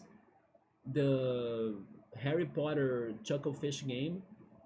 People could be getting that right now as like their farming simulator kind of option. Also, games are going to cost $80 soon. Nintendo is making Mario Kart World $80. Yeah, the one thing that I was even talking to Nubbo and Scaploon in the beginning of the stream that kinda was the downside of it, right? Were the prices. we did get amazing announcements, but on the back or in behind everything we were watching, there was this one taste or feeling that Nintendo was trying to milk everyone and get everyone's money pretty much for everything. Oh, you wanna use the freaking game chat? You gotta have the subscription for the Nintendo Switch Online. You wanna play GameCube? You gotta have the expansion pack. You wanna play your Switch One games better and upgraded on the Switch 2? You need to get the port and pay for the port or like the upgrade. So everything was like getting priced pretty much. You need to buy the freaking game chat camera as well. It's not coming with the game, or you need to buy the manual game. That's the Switch 2 test lab or something. I forgot how it was called. Even that was for a price. So yeah, that's the worst about this direct, in my opinion. Everything was pricey and priced. And even though you guys could actually give me your impressions on this, because the only opinions I got so far, or at least for most part, were regarding my Brazilian friends. Like once we kind of saw the announced price for the console, we were actually expecting to be more expensive than what it is. What did you guys think about the price for the console? The price that I saw was 449. Yeah, $449, right? How was that? Like, did you guys think it was too expensive, or is it kind of better than what you expected? The games, on the other hand, I think they are way more expensive than what they should. Yeah, but the console, at least in my like in my opinion, or like with my friends, we kind of felt like, oh, this is not too bad, it's not too far from how the Switch One was in a way. Although in our reality, like in the Brazilian reality, I'm pretty sure they are not going to bring the Switch 2 to here following the same conversion, like, oh yeah, $1 means 5 reais. No, they are going to give it more price even, right? They're going to raise it. But we were at first thinking that if it comes like, if it could get here with a direct conversion, it wouldn't be too bad. But we actually think it's going to get higher than that thanks to the taxes, right? Don't forget the amazing Brazilian taxes and all of that shit. So then it's going to become very expensive for us. Yeah, we are expecting to be around 3,600 reais to 4,000 reais. Yes, while the Switch One right now you can find it for 1,900 reais, like the OLED version even. So it's like double the amount of the Switch One price today, right? But if the conversion was more direct, then it would cost, let me do the calculation here. I have a number in my mind, but I'm not sure if it follows it correctly. Give me a second. 449 times 5. Oh, yeah, it would be like 2,245. That's a very good price for a Switch 2 in my opinion, if it were converted directly to the reais, right? The Brazilian currency. But it's going to be double that, knowing our market in here. Yeah, but then what do you guys think about that price? Like I was saying, didn't think it was too bad. But the games were bad in my opinion, yeah. I'm worried about GTA 6 could cost $100. You really think it's coming to the Switch? I think that before GTA 6 coming to the Switch, we need the other GTAs, right? Correct me if I'm wrong, but we don't have the GTA games on the Switch, do we? I can be wrong and then I don't know, but I have the feeling we don't have them at all. We have never had the GTA games on the Switch one. It took 30 years to finally increase game prices. It seems games have always costed 6 or $60 USD. Seriously? They have been that price for so long in there? That's crazy because in here they have been changing those prices a lot. And then 450 is at least a little bit better than the PS5. How much is the PS5 in there? Is it 500? Honestly, if it is 500, then I can see why you guys would be upset because it is a bit reasonable, but the taxes and the current American political climate, yeah. Oh yeah, you guys are also under that, right? Okay, so the PS5 is 500. When you compare to the PS5 being 500, then in my opinion the Switch sounds expensive. But at the same time, the Switch 2 is promising things that are amazing, right? It's promising 4K to some games. You can kind of have it in the handheld mode while the PS5 you can't. The mouse function, the Discord kind of like game chat thing together with it. it I think the perfect price would have been maybe $400 or something close to that.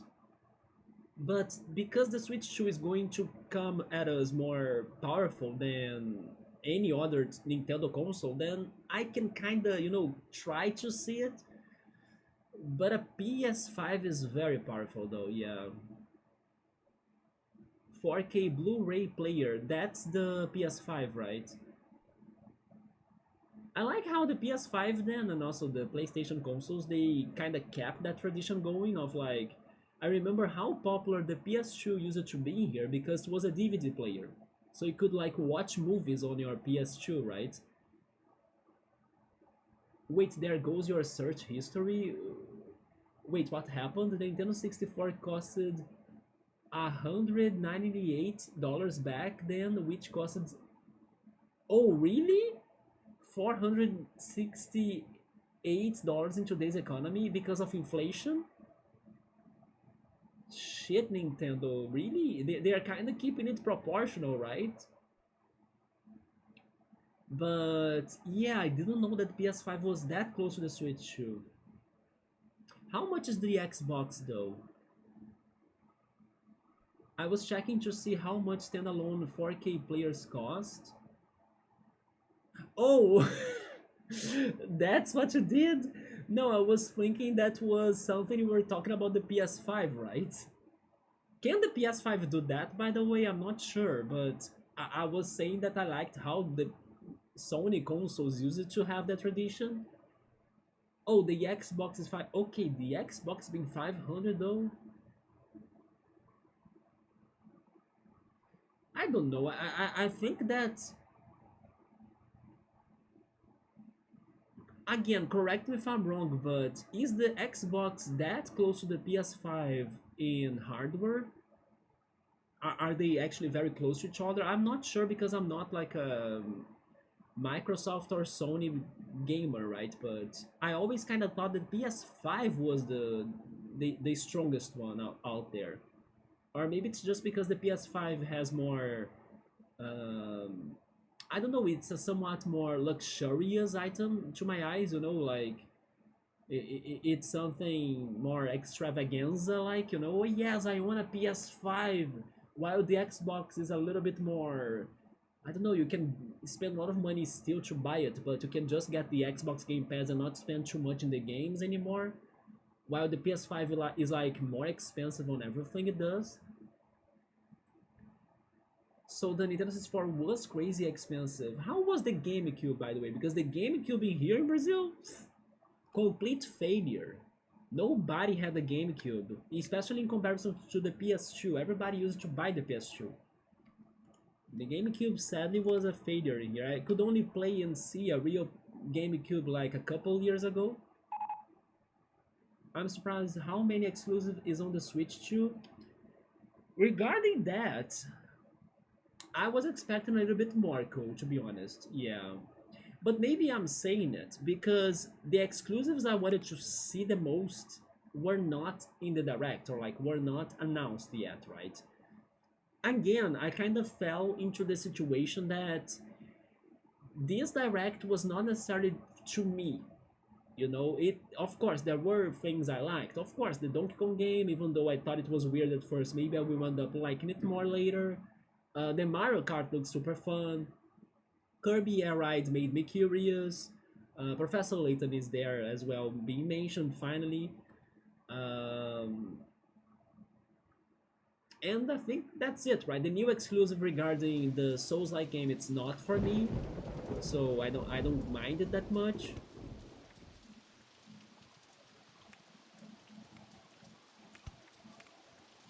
But I was thinking we could be getting more even. Then there is the Metroid Prime 2, but oh, I can build that outside there? Wait, this is available. That is available to me. I don't need to buy it. Oh. Okay, okay, okay, okay. I was thinking I would need to purchase that, but no, I have rights already to build there. That's very good to know because I could be using more areas in here if I want, right? Interesting. I just need the stations to be inside of the park and then I can go outside if I want. There we go. But yeah, I was expecting my Persona 6 announcement. I was expecting a new Rayman. I was even expecting a somewhat new Mario game, but then, like I told you, maybe they're going to save it for the end of the year. Um, what else I was hoping for? A Phoenix Wright. The thing is that when we went for the third parties, they pretty much re-announced things we already know they were there, right? For example, Elden Ring, Hogwarts Legacy, Hitman.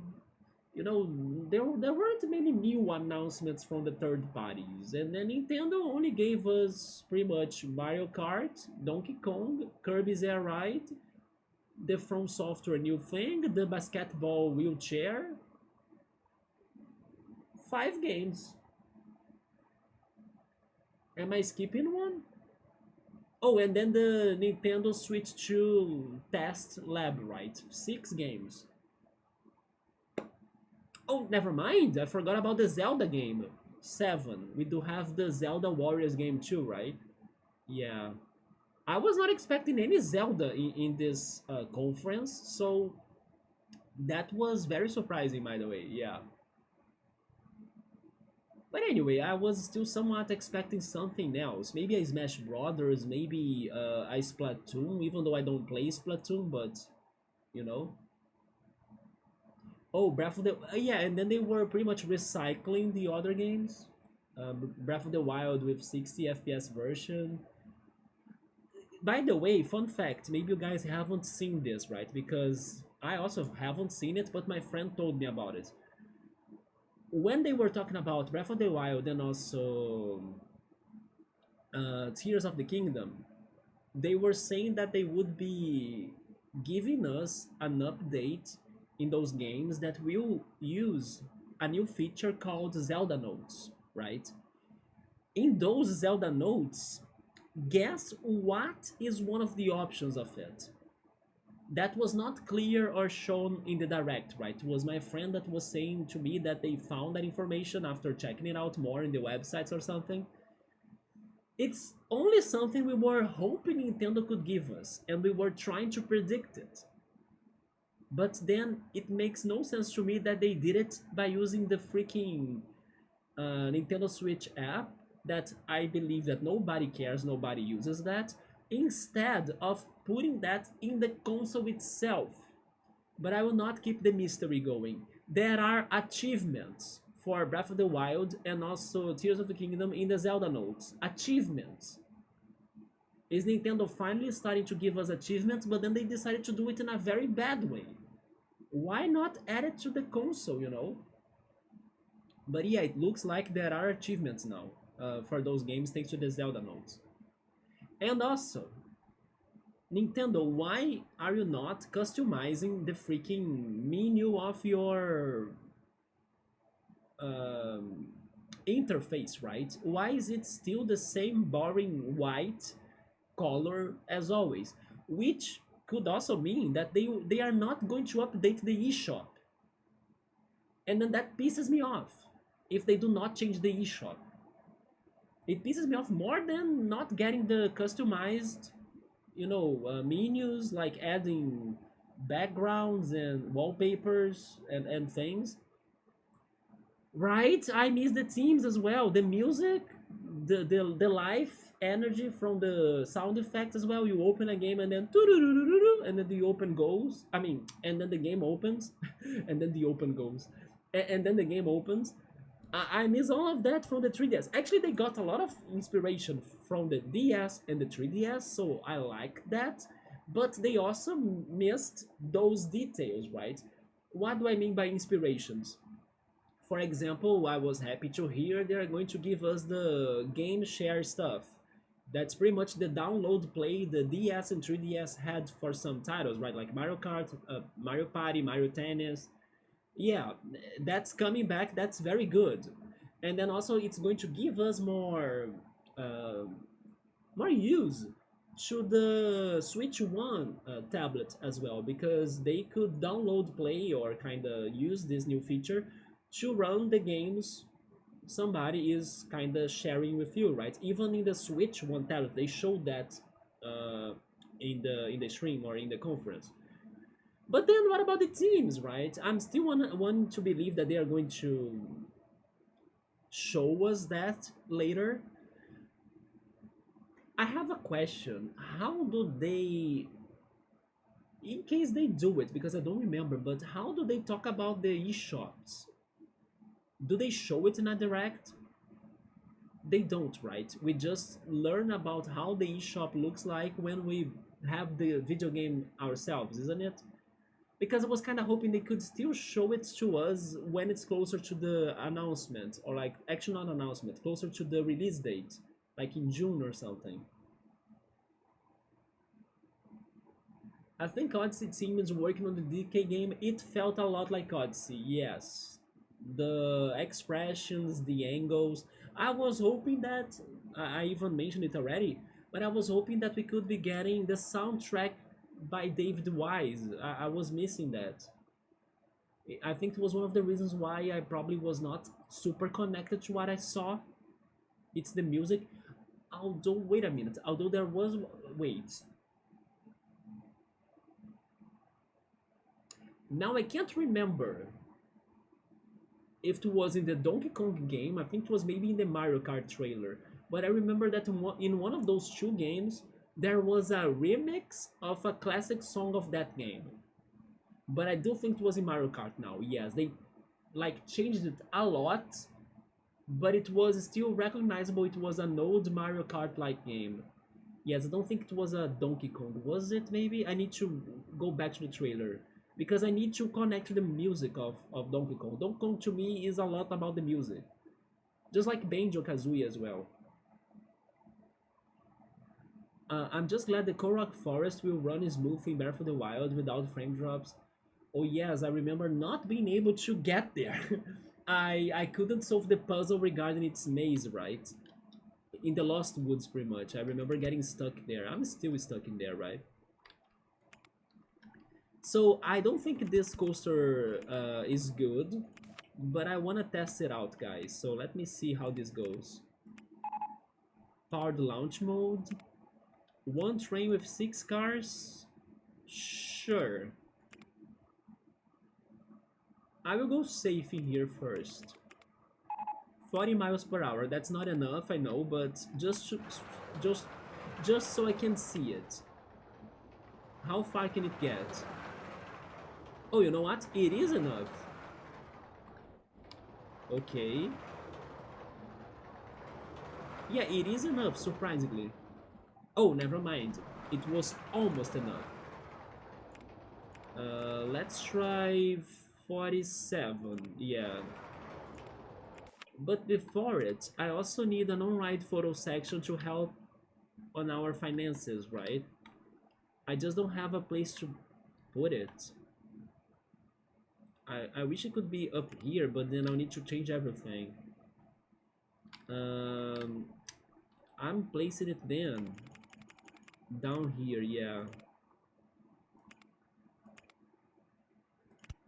On-ride photo section, and then you go up.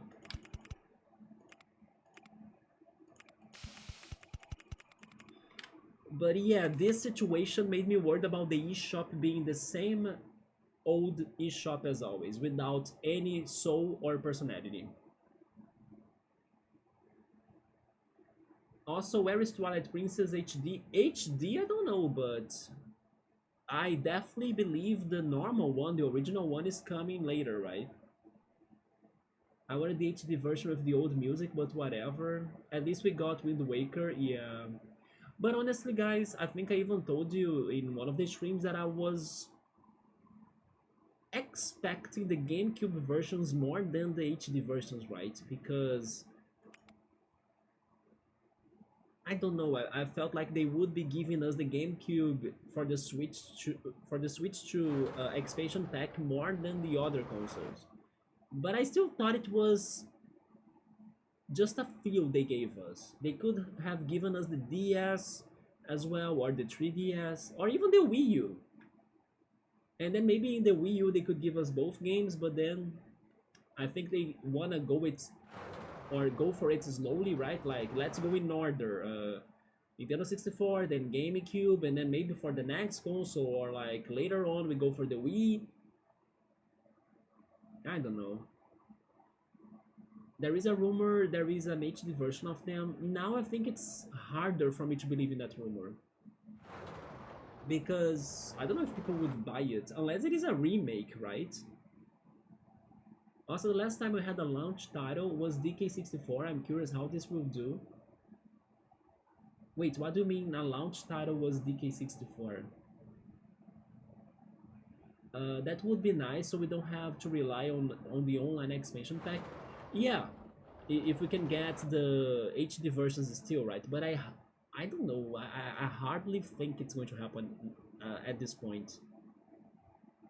I think we are getting the GameCube versions. The last time DK. Oh, okay, there we go. Okay, now I got it. Yeah, but it was a launch title still with the Rumble Pack. I didn't know it was a launch title. Okay, so this coaster gets completed. It is not exciting enough, but it's close. I think that if we build the one next to it, it might be able to get there. But first I want to see how much up it goes. While I see it, I'm going to raise these prices. You know what? Cool. Maybe with this strategy, oh, it gets very close to the top. I'm risking it to 49. Yeah, let's see if it doesn't crash. But with this strategy, cool, in case it works, I'm thinking now it will work. I'm believing this level won't be too bad. Okay, please don't crash. Oh, it doesn't crash. Interesting. Wasn't it higher though? I could swear it got higher and closer to the top than now. Even though I gave it more speed. What the hell?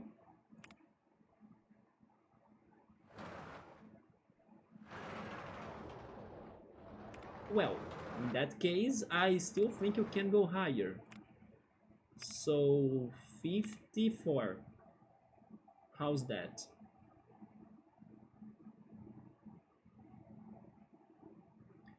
Regarding the game chat, what do you guys think about that? I was impressed. Yes, I was not thinking they would go that far.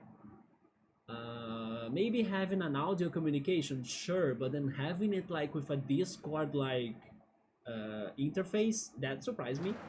Being able to share the game as well, people playing different games.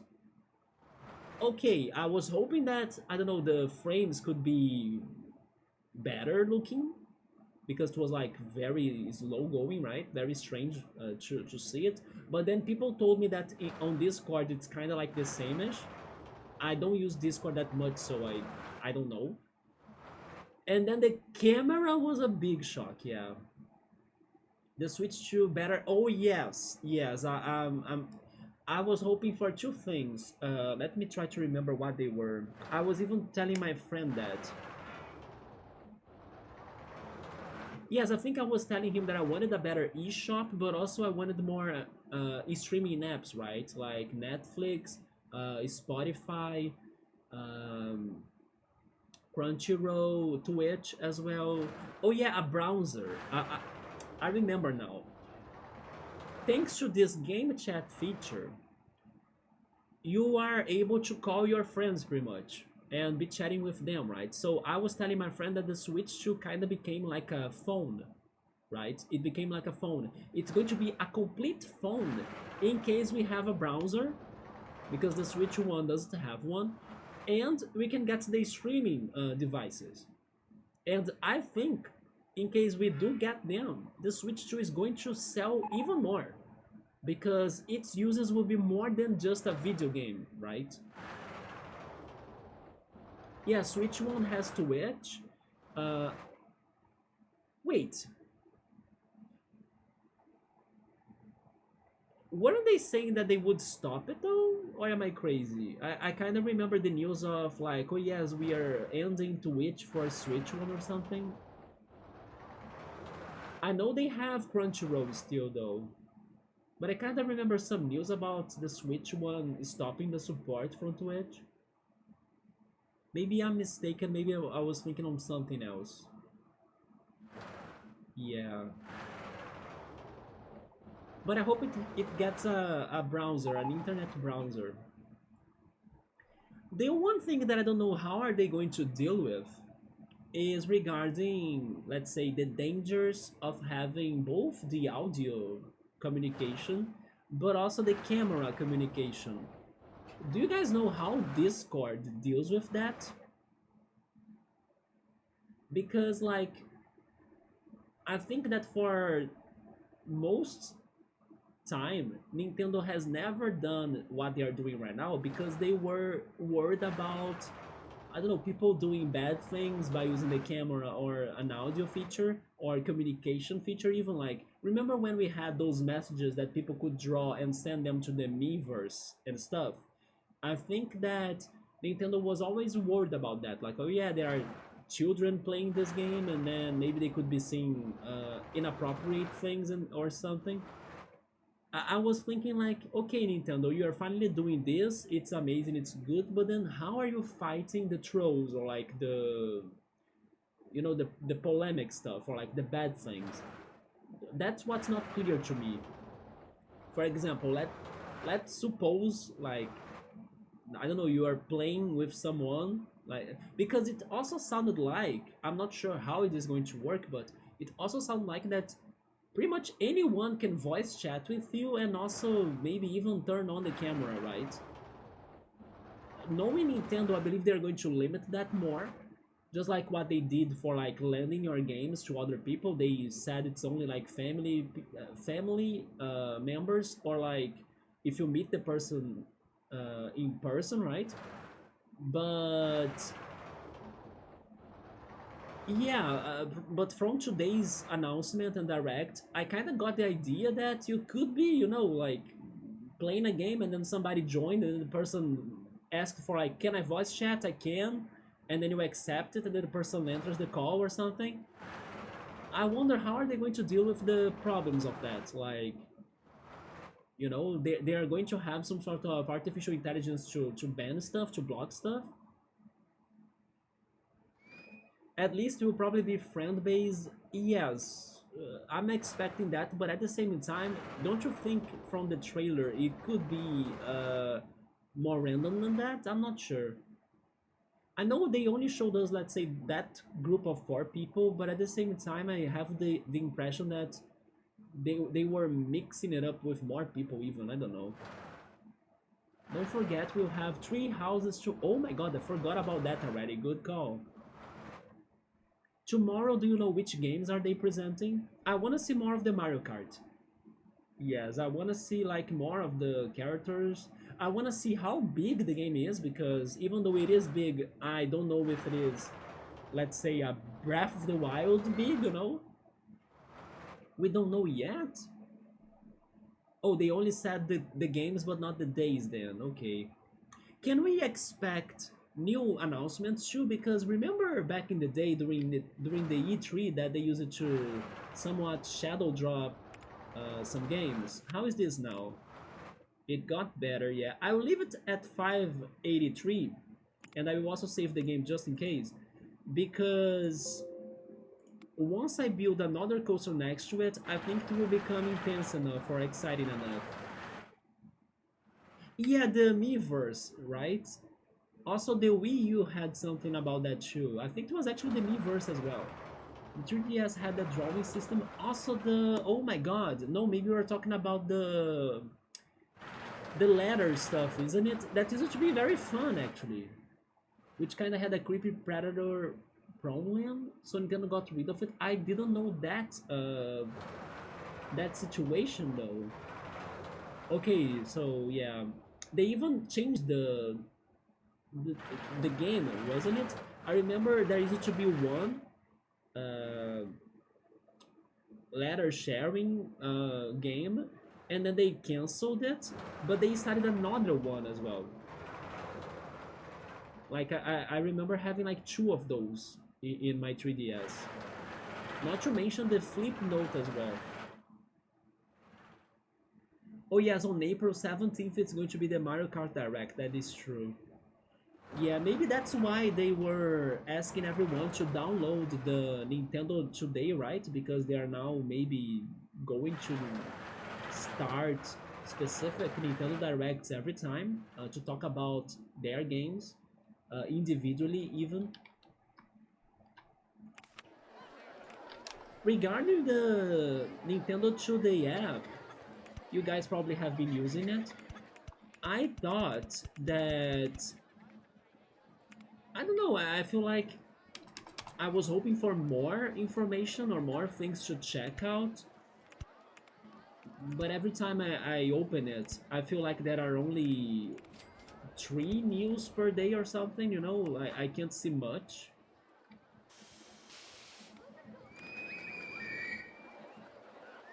Oh yeah, this is a thing, right? I do like their posts in there, especially because they are quick to check or they are very cute looking. Like they get some original art from all of the games, or they give us a brief talk about certain levels. And they even have some videos for their orchestras performing music, right? So all of that is very great. But again, I think we only get like three news per day or something. It's very short.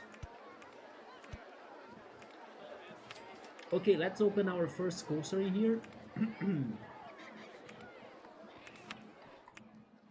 It is probably going to help us even more.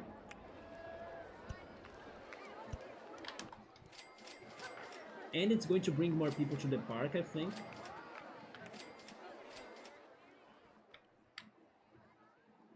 I can't use some reason I can't sign into it. Really? You can't sign to Nintendo today? It always tells you that you are offline when I'm not. Is your My Nintendo account working alright? Can you log in your My Nintendo website without a problem? Because you need to sign into it by using the Nintendo wait, my Nintendo account, right? So maybe it could be a problem there first, but that's very strange. Let's go for the second model. It's that one down there. Hmm. I kind of think they would look cool if they copy each other, but at the same time, maybe I could do something different, you know? I will try doing something different. And also interconnecting them in a way now that I know that I can go outside pretty much, right? For example, I could do banked turns in here and maybe try to get inside of the loop.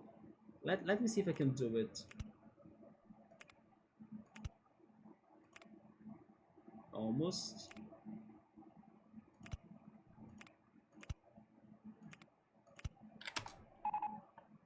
Oh, I really can't go there now?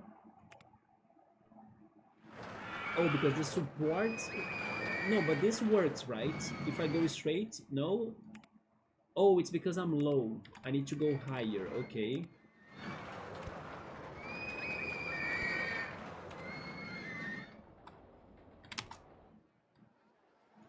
Just go back in here a little bit. I think I can do it sooner, yes. Yeah, now I think it's better.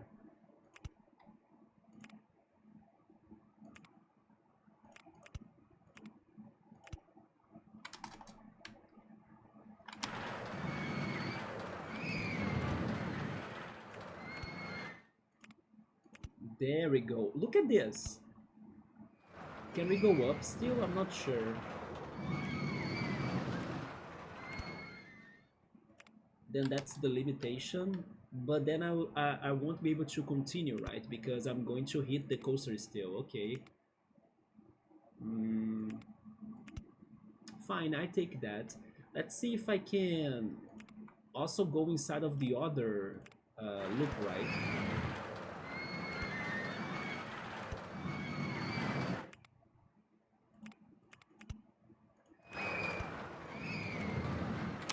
Oh, but I don't have space to turn. I'll need to turn sooner then, like there.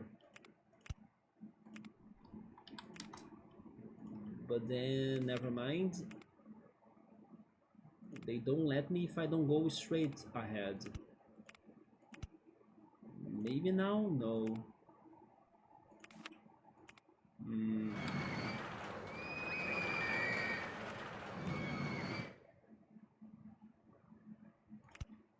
Let's go back a little maybe. Wait.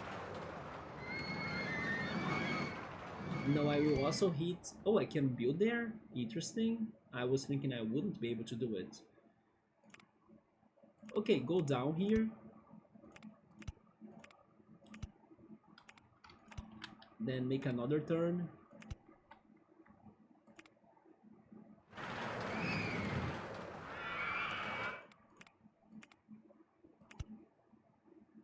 That hits the coaster.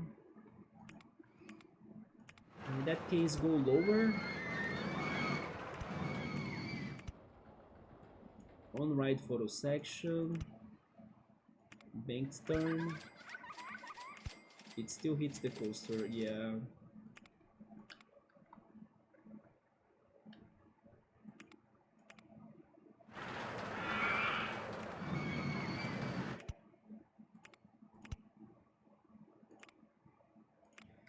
Besides Twilight Princess, which GameCube game you are hoping to see the most in the Switch Online now? I make that question because I don't know many GameCube games, right? Melee. You know another one that could be nice to see there too? The Animal Crossing one, right? The first Animal Crossing. I was saying that the one that I wanted to see was like a very weird pick, but Billy Hatcher and the Giant Egg. I don't know if you guys have heard of that game.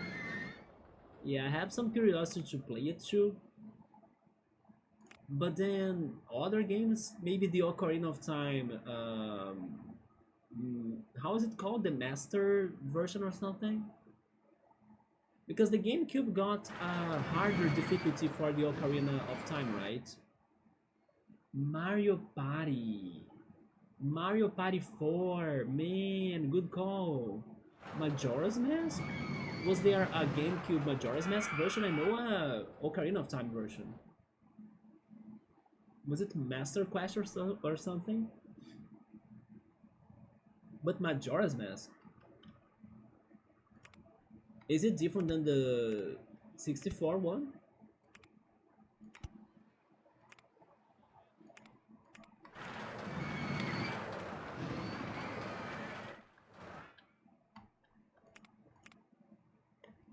Do you guys think they would release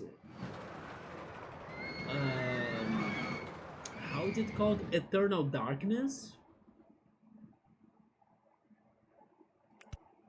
Eternal Darkness would be crazy, right? I think people would go nuts if they released Eternal Darkness. Also, hello, is it Vander Bander? Welcome. There was no OOT for GameCube, but what about that Master Quest or something? They made Wind Waker and Twilight Princess for GameCube. Yeah, yeah, but then there was like a special version of Ocarina of Time, wasn't it? Let me see if I can find it. It's like a harder difficulty of Ocarina. Ocarina of Time Master Quest. Yes, that's the one that I'm trying to remember. Ocarina of Time Master Quest. It was first available for the GameCube. That's the one that I was thinking.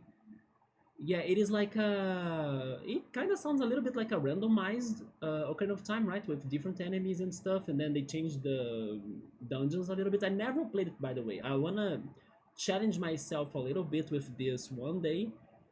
But yeah, that's the one I'm talking about. Legend of Zelda Ocarina of Time Master Quest. It is like a special edition of the original Ocarina of Time, but harder.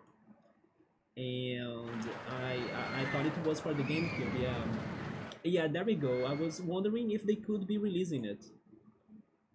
It's like a randomizer before a randomizer, right? But even if they don't release it, then I'm waiting for Twilight Princess because I still have never played it. So yeah, I can't wait to try Twilight Princess. I never played it. You also never played.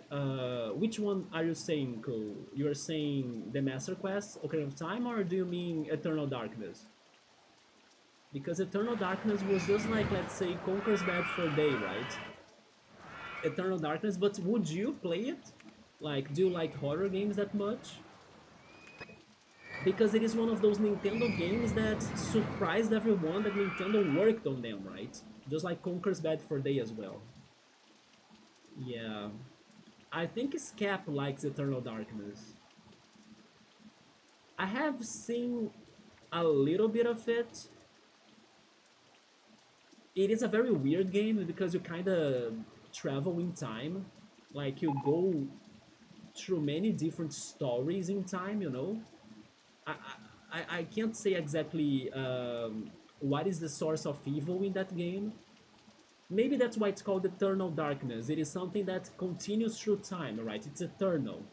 Yeah, maybe now I get why it's called the way it is because I do remember like you going through many events through time, through history, but I don't know exactly what is the cause of evil in the game.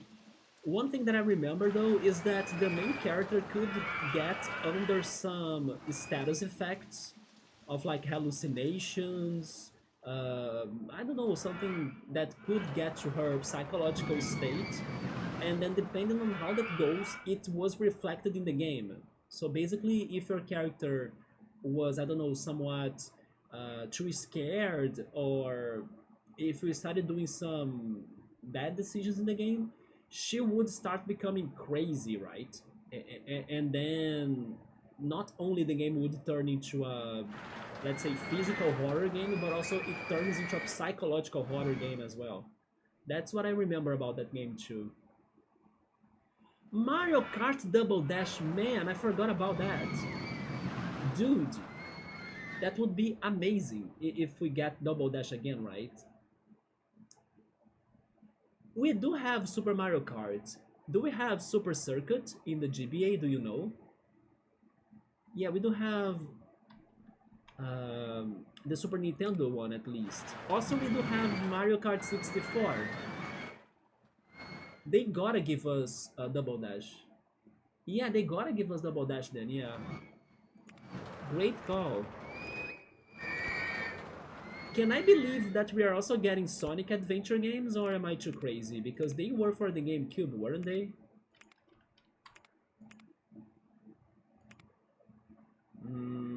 How am I going to do this? Oh wait, this... Oh my god.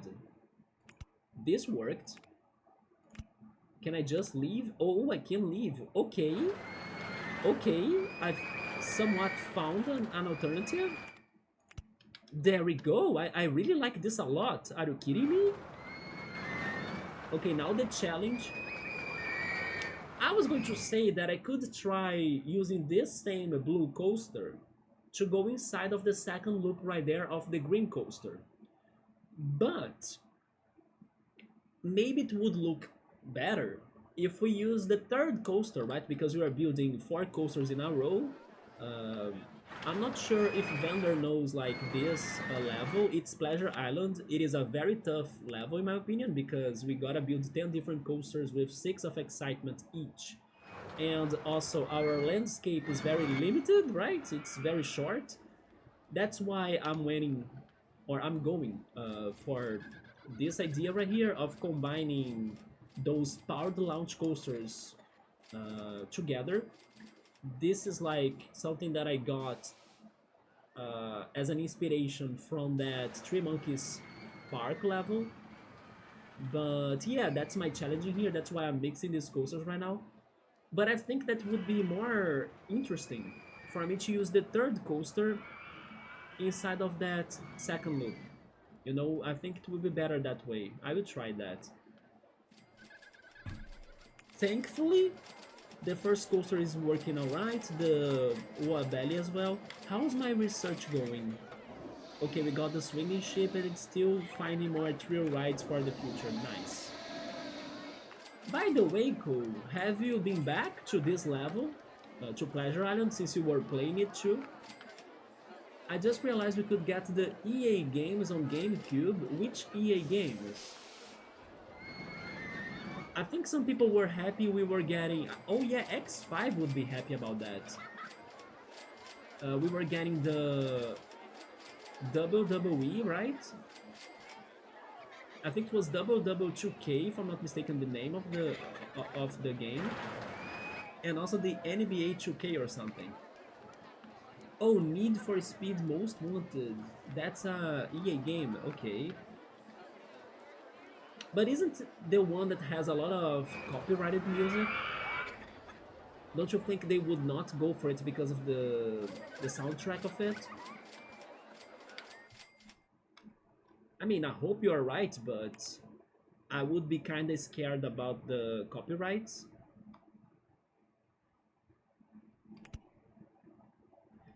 This one goes to the...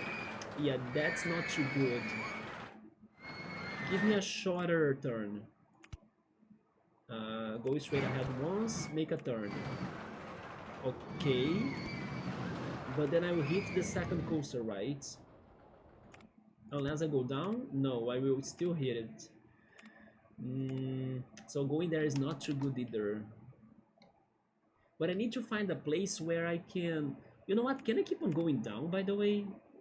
Maybe I can.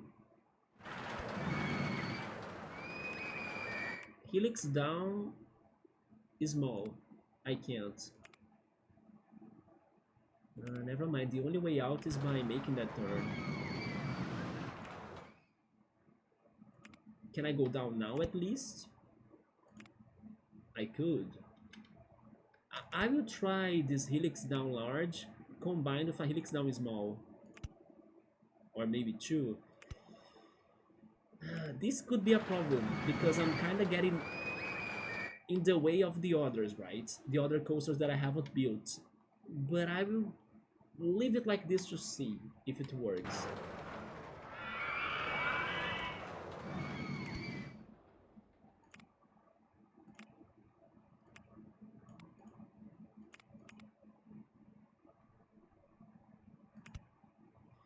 But yeah, as I was saying that this game chat feature would allow you to call your friends, pretty much. And we also have the freaking mouse for the Joy-Con. That's why I'm hoping that the Switch 2 also gets a browser, so it can feel like a computer, you know, in a simple way, but still.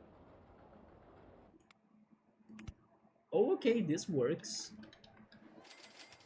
At least a little bit. But then, my goal in here is not really to return. It is actually to go up at some point, right? Okay, can you go up now? No, because the coaster is on the way as well.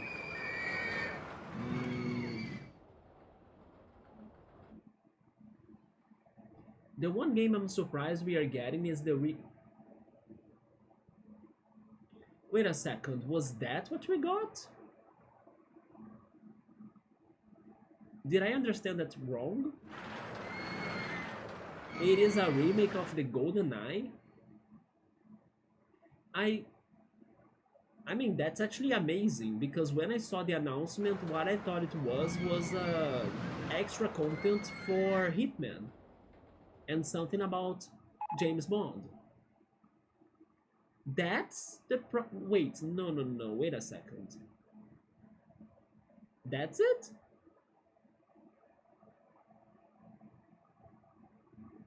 Yeah, I remember something about that, but I could swear it was another thing. Like, I thought it was just, I don't know, a port of 007 to the Nintendo 64, you know, that happened. Not like a remake. And then we also got the Perfect Dark new game, wasn't it too? I think Microsoft announced that. A new Perfect Dark game. But this announcement after Hitman was then a new 007. I could swear they were still going with Hitman. Yeah, it is already on the Nintendo 64 online, together with Perfect Dark. But then I also remember Microsoft is working on a new Perfect Dark. Oh, okay, I found a path. Yeah, I need to find a way to go up now. But that can't be there. Maybe if I use the S-band, can I do the S-band? I could. Can I go up now? I still think I can't. Yeah. Straight ahead I can, right? Okay. Go straight ahead once more, then try now. Still I can't. Maybe two S-bands?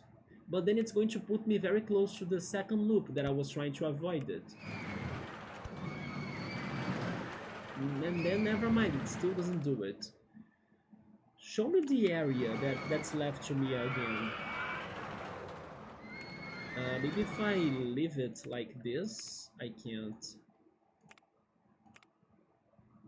Yeah, this is pretty challenging, isn't it? Oh, I could do this? I mean, that's not bad. Helix down short or small. I can't go for this one, but if I turn it normally, I can. That makes no sense to me, but sure. Can you just go up now? I could. Okay, that's the limitation. I think it's not going to work, but I want to see it. Powered launch mode, give us 40 miles per hour just for a start because I'm scared.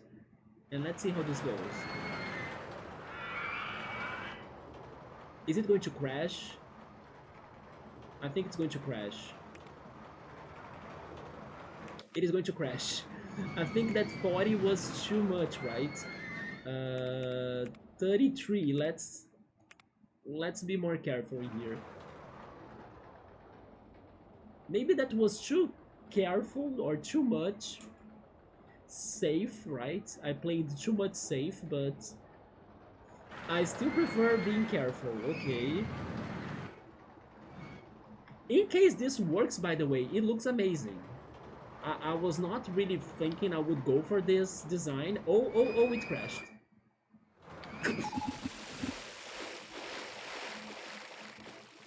The freaking water splashes, isn't it some good ASMR? So IO Interactive, the developers of Hitman, are making a 007 James Bond game and it's coming to the Nintendo Switch. There we go. So thank you for clarifying that to me, cool, because I could swear it was just a Hitman extra content stuff, right? That's actually very good news.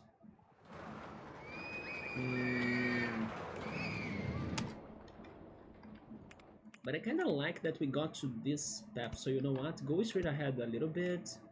Yeah, I can't do this. Go back once. I still can't make this turn. I could make the turn before, but not anymore. That's the same as I was before, isn't it?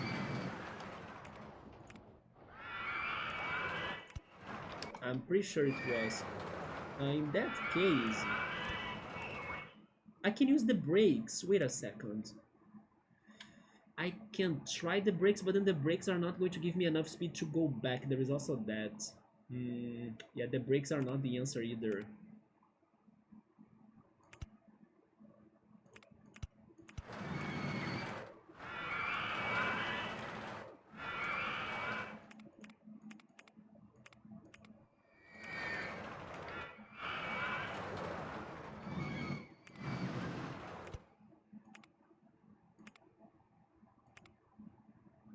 But overall, I thought that what's going to really sell the Switch 2 is actually the game chat.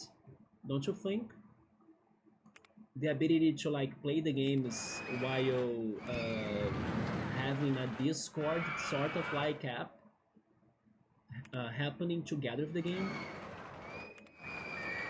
I think that's what's going to sell the game. I mean, sell the console the most.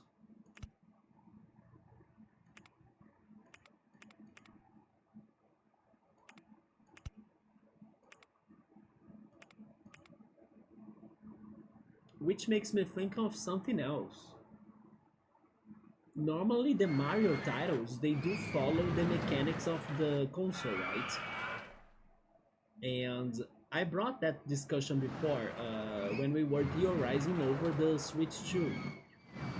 Now that we know we are getting a Switch 2 camera that also has its mechanics that work a lot like the Kinect. Wait, Kinect, right? From the Xbox. And also we have the game chat. How is this new Mario game going to work by using those things? They are going to give us a very different Mario game. Not to mention the mouse, right? The mouse feature. For me, Mario Kart 9 and DK got me hyped the most. So to me, the game chat thing was nice, but actually it made me take some steps back from buying the console right away. I would already not buy the console right away because I don't buy things right away, right? I always wait for sales, price drops, and everything, and opportunities. But after seeing this game, after seeing this game chat feature, and it made me feel like it's what the console had as the best thing to be offering, or like the thing that feels the most different of what they are offering. Because for example, the mouse feature, it's nice, but if I want to play something with the mouse, hello, right? So yeah, like, and then 4K graphics, like I was saying, I like the graphics of my games on the Switch one already, like I don't mind them, so it is more beautiful, yeah, but then I'm not crazy for them that much so far, at least. I can be impressed, but I don't feel like as a big demand to myself, right? I can still enjoy some OG games like this one, for example. So yeah, the new thing that was like, oh yeah, this is their selling point to me was the game chat. But as it requires the Switch Online subscription, that factor made me kinda, I don't want to still subscribe to this, you know. And then that kinda made me take steps back now, yeah, which is good to me because then I will be buying the Switch 2 in the future with more games released to it, more announced or more announcements to it, probably new versions and customized versions and new features and everything. In case it gets a technical problem, like oh yeah, the Joy-Con drift, or I don't know, the mouse drift, or whatever. I don't know, the screens are collapsing. They will have time to fix it. So once I buy the console, it will be fixed or in a better version. Yeah, it is good to me to not like go crazy for it right away, but It's funny how, for some people, the game chat, I can totally see it being the selling point of it. To me, it would be if it were not because of the Switch Online. Yeah, it's the Switch Online that's kind of holding me a little bit because because if I get the Switch Online, I will wanna use the most of it. But I'm still in a point that I have so many games to play, especially here on the channel, right, with you all, that I still don't feel like I need the Switch Online, right? Because I still have plenty of games offline to play instead of playing the Switch Online things. But that's just for the beginning, like probably, I don't know, after some time, after we know more about the console, we also see more of the games and whatever is happening and coming to it, I can consider like, oh yeah, maybe now I got to a better situation that allows me to like, oh yes, I will have time to also enjoy the Switch Online and everything, the game chat and all, so sure. But for this current moment, present time, I don't know, I feel like I still should be focusing on my Switch One, especially because some games are now getting to lower prices on the Switch One too, right? So it's still an opportunity to get some games that I have been looking forward to play for a better deal on the Switch One eShop. Also, if the Odyssey team is working on DK, we won't get another Mario game for 1 or 2 years. But maybe another team is working on a Mario game. And it could also be, I don't know, Super Mario Wonder 2. It doesn't need to be a 3D Mario game, right? It could be Super Mario RPG 2, please, Square! Please, Square, a Paper Mario. The last Paper Mario was Origami King, like... Never mind, I'm not considering the Town's Door, but I mean a new Paper Mario, right? Because like we just got Donkey Kong Country Returns and then a new Donkey Kong being announced. It's not because the Thousand Year Door that they couldn't be announcing a new Paper Mario, for example. So yeah, we don't necessarily need like a 3D Super Mario yet. It could be something else. I like that. Yes, I did like a lot Final Fantasy VII Remake on the Switch too. Let's go, right? That made me very happy, yes. What about Deltarune? I also thought that Deltarune was more surprising than Silk Song. Because Silk Song, everyone was kind of expecting to see something of it, and we did. At least people now know that it's going to be released this year. But Deltarune, right? And is it right to say that it's over? Like, is the game going to have 4 chapters? Because I kind of quickly browsed the information and then it felt like, oh, it's over now? Okay, it's 4 chapters then. Now the game is complete.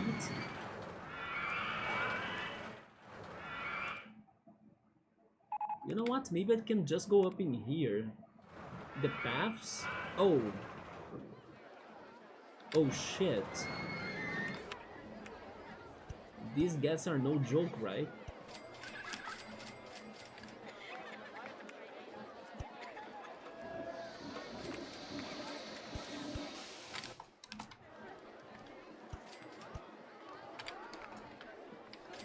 Well, maybe now I should consider having a second handyman,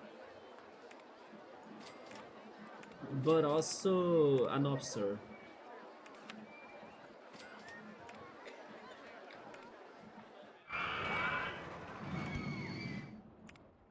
Oh yeah, because the coaster is on the way. Oh my goodness. I don't have anywhere to go. I'm stuck in here. Even though I like this design a lot, I can't escape from this, right?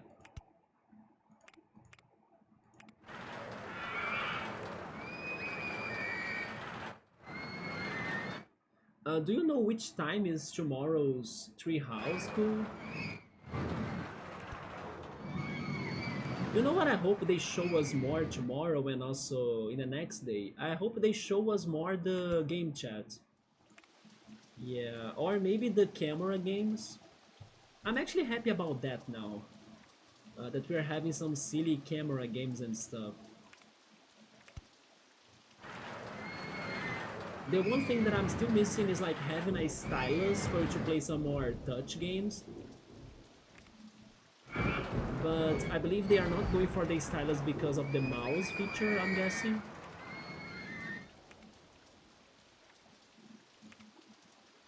What happens if I... wait, if I make this turn, they don't allow me to go straight ahead, right? After the second turn. Helix down is small. Yeah, because they put me back there. But if this is a large, wait a second, if this goes large, I can't because the coaster is on the way, so I can only really go small. Hmm.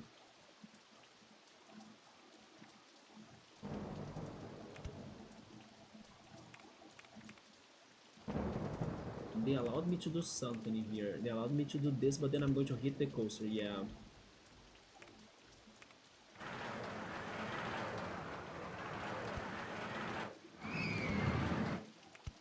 And if I do this, I'm going to hit the other coaster, right?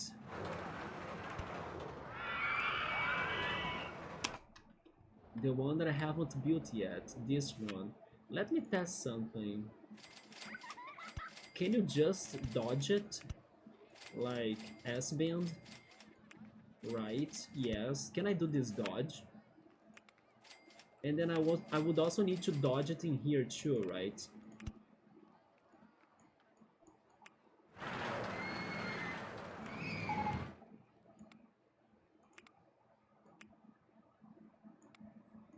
Okay, I'll leave those two with a little bit of a dodge. So I can see if I can continue. I can't continue it. It's going to be 7 a.m. Pacific time. Do you know how is that in EST? If it is 7 a.m. Pacific time, is it plus 4 hours, I'm guessing? So it's like 11 a.m. or something? I gotta save up 500, wait, 500 reais, not reais, $500 for the bundle. It's better to buy the Final Fantasy VII bundle, right? It is better, yeah. It costs that much? Damn. Yeah, it's going to suck to get that. 10 a.m. Okay, I almost got it. Okay. So it is 11 my time. Alright. Same time as today then. They are repeating the process. But tomorrow is Thursday. Yeah. Depending on how long it goes, maybe I won't be able to watch it all. And then I'll need to watch the rest later. Oh, the Mario Kart bundle. Okay, but it's worth. Okay, it is worth, yes. Then you are paying $50 for the game. It is worth, yeah. One thing that I was thinking though was like, first of all, did you see that the physical copies are going to be more expensive than the digital copies? Did you see that too? But also that they are giving us more storage for the Switch 2, which is always good. But don't you think they are doing it because maybe the Switch 2 games are going to be more demanding as well in space and storage? Yeah, that was BS, right? Colin, thank you so much for the follow. How's it going? We are here playing Pacific Island. I don't know if you... Oh, actually not Pacific Island, Pleasure Island. There we go. And I don't know if you know this level. We are trying to build 10 different coasters and getting to the excitement rating of 6. I'm still on the second coaster. Hopefully the first one is... Oh, okay, there we go. Mixing it with the second coaster made it to get to the objective. But yeah, we are here working with those coasters and also talking about the Switch 2 Direct we had today. So feel free to join us if you want, right? But yeah, they are doing that split price for the physical and digital. That to me it was a bad decision. Like I was telling you, like this Direct had a lot of like Nintendo trying to milk money from the fans a lot, right? Everything was like pricey or priced or getting more expensive or something. Yeah, that's the bad thing about the Direct today. Which is why I think GTA 6 gonna cost $100. The thing is that I don't have a base about the GTA games prices, right? I have no idea how GTA 5 costed, for example. So I'm not sure if it is a lot of money for that or not too much. Yeah, I can't really give an opinion on that. You know something else though? Do you think that Nintendo could be raising the prices of their games because of the new features they are also giving us? For example, the game share, that some selected games will allow your friends to like download, play them, and just use one single cartridge or a copy of the game.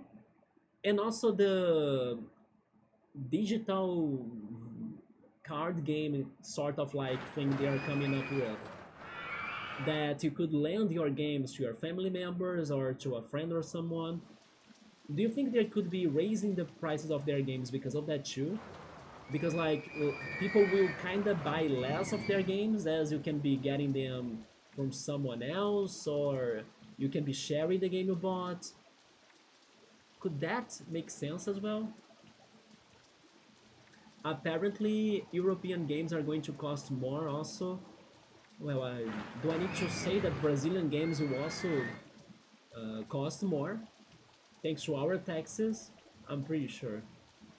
But hey, not everything was bad news for us Brazilians in here. We were very surprised to know that Donkey Kong and Mario Kart for the Switch 2 are going to have localization to Portuguese, to Brazilian Portuguese, but not only that. Nintendo is going to localize Zelda Breath of the Wild and Tears of the Kingdom to Brazilian Portuguese as well. There we go, Nintendo. And then the only question that remains is, why is Pokemon Company not doing the same? Like, even though everybody's screaming at their ears, like, we need Brazilian Portuguese in Pokemon! And they don't hear us. They don't hear us.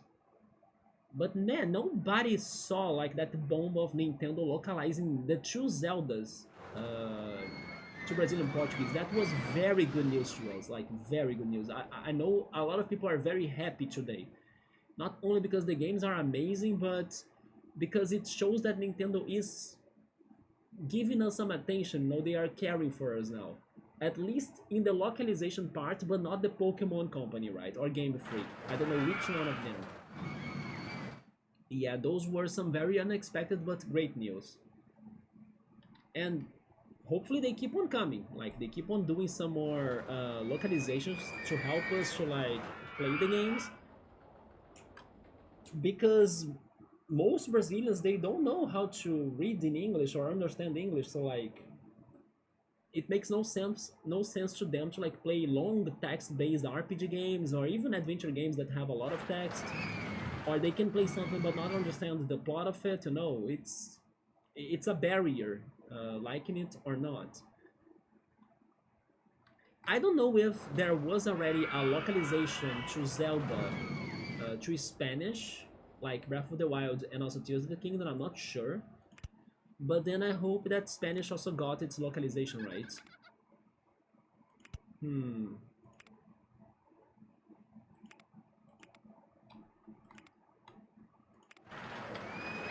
I'm gonna check on the Colosseum and XD prices. Wait, do you mean in the eBay or something? Okay. Hopefully you can find good deals for them. While you go for it, I will see if I can find a solution to this coaster, right? I really wanna keep it the way it's looking right now, but it won't be easy. But it looks very nice. I just need to find the perfect spot for it.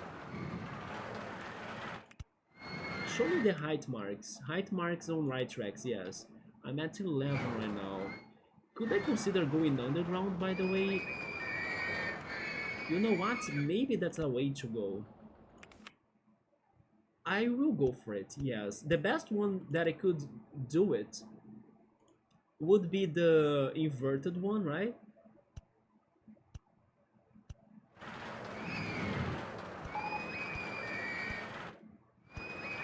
We got the go-karts, that's a very good ride to have. Why is it not going lower now?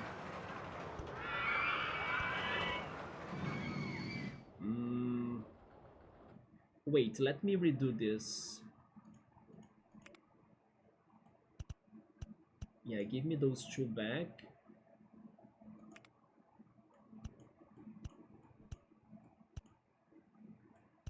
Drop it a lot. There we go. It was just that I needed to drop it more. Nice. Okay, we went underground. I was not expecting to do this, but I take it. Now I can leave it, right? Oh, wait, banked turn. Otherwise this is going to be too intense. Okay. Where am I? I'm right there. Can we just go up? They won't allow me to change the land outside of the park. That's true. That's true, and that's so bad. In that case, you know what? I will...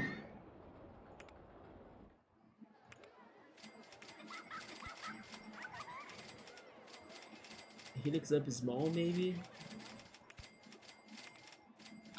Roller coasters on the way, the same one, yeah. I wish I could be going up with turns, but I can't. So sure, go up slowly. Oh, the thing will be returning from there, right? Oh my god. Will I be able to have such momentum? Where am I? I'm there, okay. Go up one more. Two. I can go one more? No, okay. Raise land. I can raise it. Oh, it's because I'm going up. No, never mind. I just want to go straight up. No, no, no. Go back. Straight ahead, I meant. There we go. Now I want to go up, yes.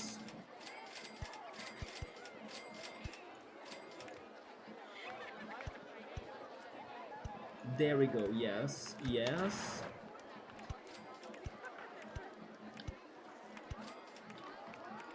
What about this? I know I exaggerated, but just to test it out.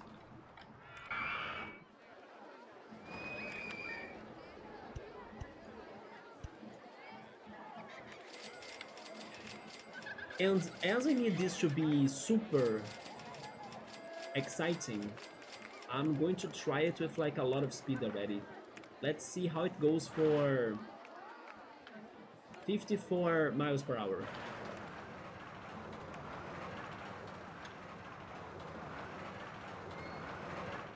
Yeah, I'm only worried about that section, but we'll see.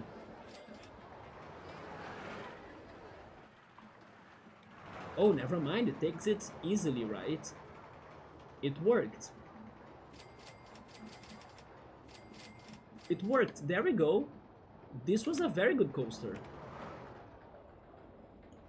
And I believe it's ready, isn't it?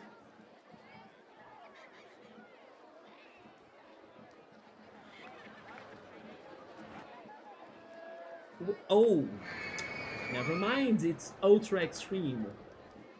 I can't believe that worked, that's awesome. I mean, it almost worked, right? It almost worked, Kellard, but we will fix it, don't worry. At least I found... Oh, you know what I could try doing, by the way? Maybe if I just drop the speed, it helps. But then I need to see if it can still complete the circuit. But let's see. Close it and test it again, yes. But at least I found area for it. So it's one of the problems solved. Now we just need to adjust it. But yeah, I was not really planning on going to the underground, but I do like it a lot like that. Look at that. It's mixing with the green coaster, you know? This speed was good. Come on, just a little bit, just a little... Never mind, it almost did it. Let's try with 51 miles per hour, yeah. I still think this won't be the answer, by the way. I'm not changing the speed that much. But I will see if it makes it a little bit better, yeah.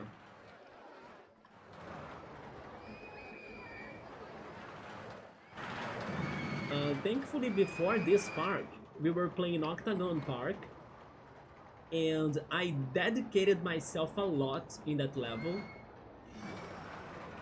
Come on! It did it! It did it! Okay, 51 miles per hour does it. Nice. How is this now? There we go! It did work! Awesome! Yes, just mess with the speed of it. Come on, like clutching with 6.03, I take it. Man, the intensity was so different, right? It was like a 10 something and then it dropped a lot. There we go, but there is still something else that I don't wanna not having here. I need to change this too, so it's not over. I need an on-ride photo section for this, so I can also make some profit, right? It should be up here. This area won't make a lot of difference, right, if I change it. So there we go. Now I think it's ready. And after I complete the other coasters that are next to it, for example these two right here, it's going to get even more intense. That's actually why I'm mixing them up and placing them all close to each other. But I was saying that the previous level before this one, Octagon Park, also required me to work on 10 different coasters, but in there I was more creative, so I kinda went for ambitious ideas. Very ambitious ideas, by the way. I actually think that park was the most beautiful looking park I have worked in this playthrough so far. And then that experience from like building those coasters are helping me out here too, in a way. A little bit of luck as well, like, of course, I built this, but I was not sure if it would work or not. But it's, you know, something that I can work with to adjust it. For example, just what I did right now. And then there we go. So we already have two coasters ready here. And I was thinking this level would be even more challenging, but there we go. And it looks awesome in my opinion. Even this extra... It doesn't need to be this long, right? But extra long higher part of the track matches and fills up that part of the island that was with nothing. Could I add rides in there? I could, and I still can. And maybe I should actually. Is it going to look very bad if I add the swinging inverter ship, for example? I think it won't look as bad, right? I can put it there. Never mind, I'll need to raise it. I can raise it, yes. I can actually add both ships now that I'm thinking about it. And I think I will do it.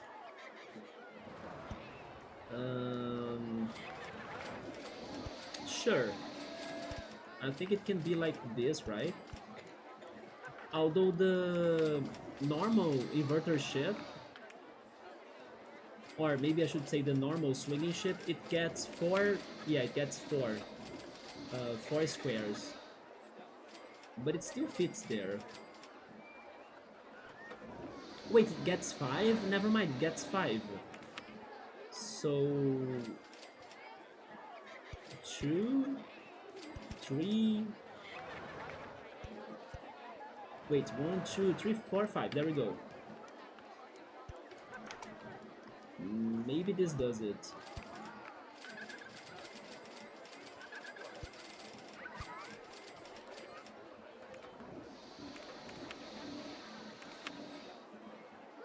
Okay. It does it. Nice. So okay, I was able to have this long part of the track for the coaster, plus use this area to add more rides. So it's a win-win situation. Oh, never mind, this actually goes for four, well, it goes for four squares, but it only stays on two, right? So it still fits there, nice.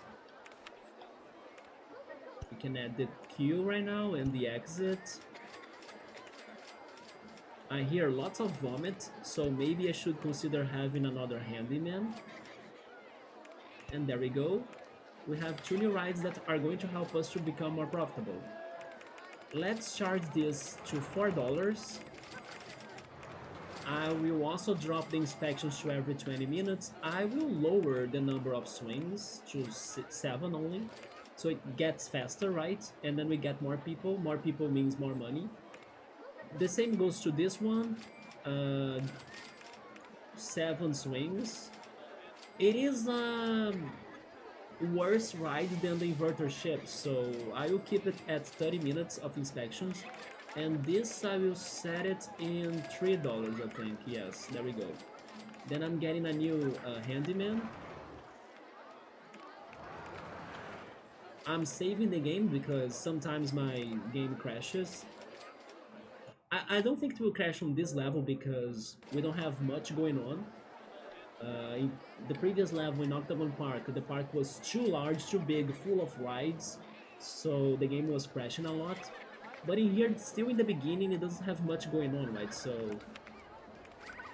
we might be safe about that, but still never underestimates the problems that can be happening. I wanna do this though.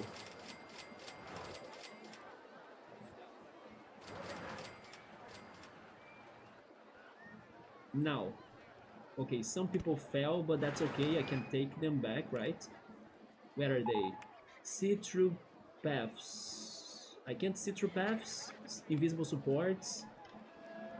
Where are they? Did they find their way back? I hope they did. They probably found their way back, right? So, okay. Yes, I just wanted to do that, to place the entrance in the main path. And there we go, I now can fix the exit. This coaster worked, so I can open it, right? The second one. And the photos, they should be all 450. And the coaster itself, I will set it to $4, I think. The one is 450, okay, but it is more exciting, and then this one is a little less exciting, but sure. Since we have a new coaster, I'm also adding more benches, fixing the litter bins. Yeah, my security guard is doing nothing to keep my park safe, right? But there we go, we have 2 working coasters. Now let's go to the third one, and like I was saying, I wanted to get to the second loop right there. I think it should be of a different color. Maybe it should have the 4 primary colors. I mean, sorry, that's wrong. There are only 3 primary colors, right? Which are RGB, isn't it? Am I saying BS? Maybe I'm saying BS. Let me confirm that. But what I meant is like let's go to the main colors like yellow, blue, red, and green. But then, what are the 3 primary colors? I think it is RGB. Oh, it's red, yellow, and blue. Oh, because green is the mix of yellow and blue, right? Okay, that makes sense. So I was saying BS. But sure, red, yellow, and blue are still some of the colors I want to have in here, plus green. So this one could be maybe the red one. Main color scheme, red. Yeah, fully red, just like the others. And black supports, that's fine. Alright, it goes in the powered launch mode as well, right? Yes. And then let me see what I can do with it, but I think I will need to make a turn first, because I don't have area in here to... Oh, that's... Oh my god. Wait, I forgot to do something in here. I forgot to connect the exit, right? Yes, there we go. Sorry guests, my bad, I did not see that was happening. But thankfully, as the land is very short, they don't have lots of places to go, right? So they can easily return to the paths. Man, I still see a lot of vomit, so I'm getting another handyman. Yeah, it feels like those coasters are somewhat intense. Maybe I can start going up already. And then I stop it later. Show me the... like the areas that I can work with this. I don't have much, but...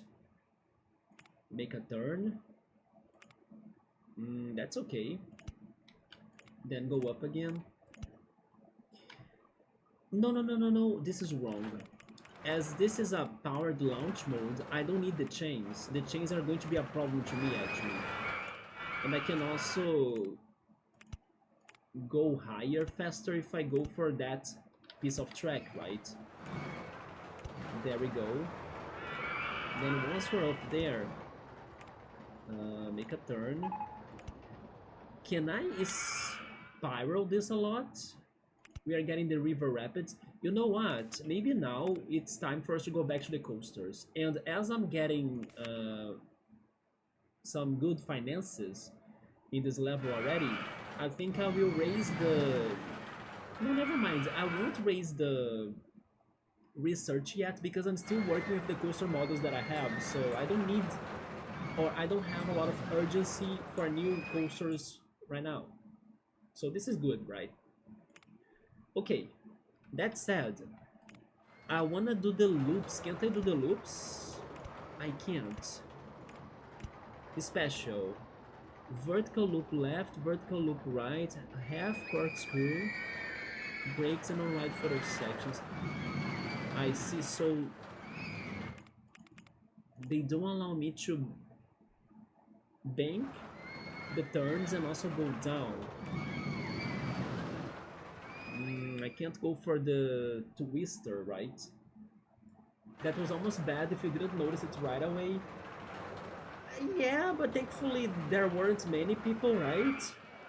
You know what could have been worse? If the exit of the coaster were sending them to the water. Yeah, that could have been much worse, right?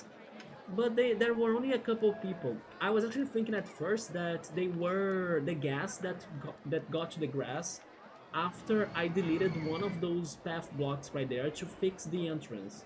Did you see the coaster cool, how it looked like? The second one, the blue one, worked once I went underground. And then it exits right there. And then I even managed to add the 2 swinging ships in that area in between. So I think this is much better than what I was thinking, right? And we clutched it as its intensity, or actually sorry, the excitement was 6.03. It's funny how if I just add... Where is it? If I just add a little bit more of launch speed, then it becomes extra intense, or like ultra extreme. Also, by the way, the other day, okay, I kind of want to do this because we were talking about it, right? The other day, we were discussing if the ultra extreme level would become like red, right? In this menu, and it doesn't, man. In this game, at least, it doesn't become red. Maybe in the classic one, I'm not sure. But when it was ultra extreme looking, it was not red. Is this the speed for it? Let me see. But I was actually asking you if you have returned to your park. And did you find any good deals for Pokemon XD or Colosseum? Yeah, maybe it was in RCT too. Yeah, look at that. It is not red, you see? But it was just a minor change in speed that fixed this coaster into the one that I can use for the objective. Do you actually think that people will drop the prices of those games this fast now that they are coming to the Switch Online? Does it happen that fast?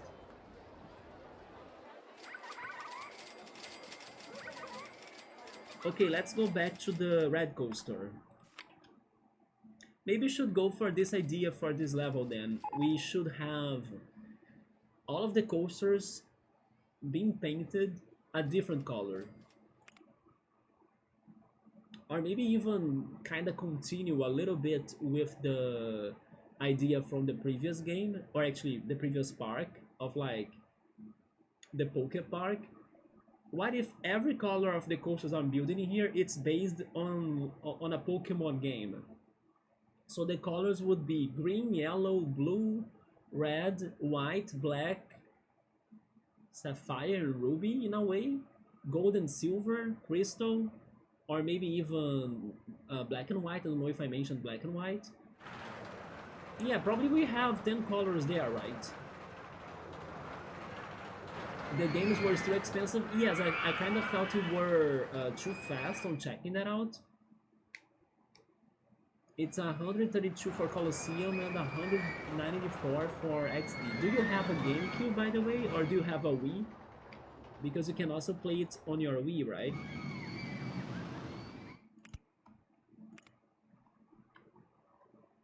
So it's launching it.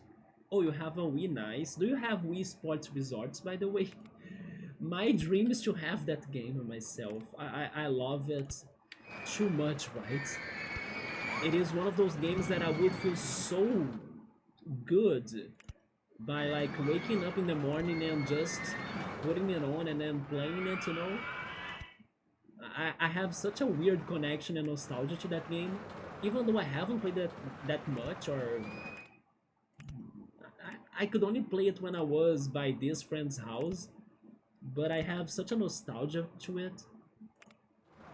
Again, I don't know if this coaster is going to work, but in case it does, I think it's going to be very nice. But this, yeah, this corkscrew did not do it right. I will need to change it. Can I go back? I remember going back. Oh, I actually changed the direction. I like that. Yes, I like that more than what I thought. There we go. This looks so good. I was saying that I would want to go inside of the loop, right? Can I still try that? I will get a lot of speed after that drop, so maybe I will see how that goes.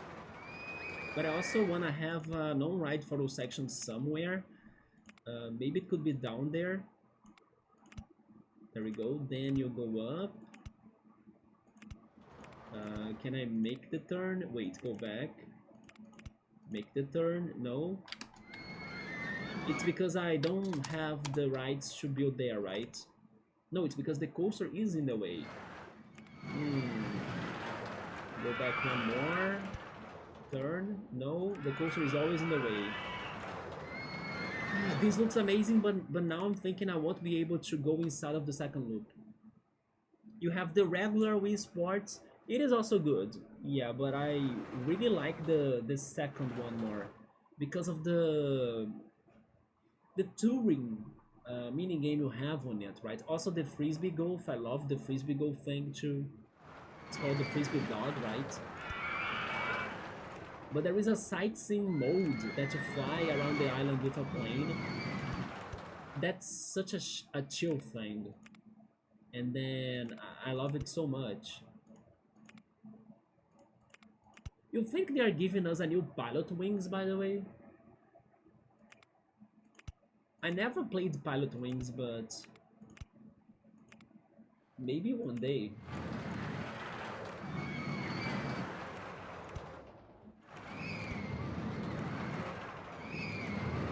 Yeah, I cannot build inside of the second loop.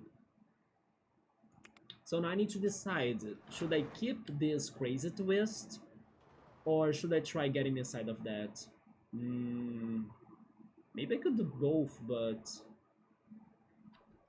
I'm not sure how.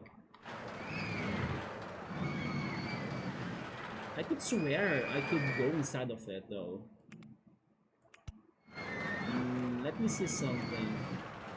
Can I use an S-band in here? Maybe it's because of the S-band. But then I'm too close to it. I need more space.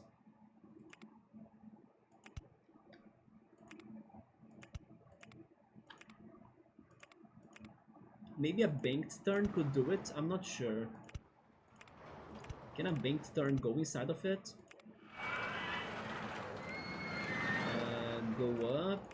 Go up again. Then banked turn. No.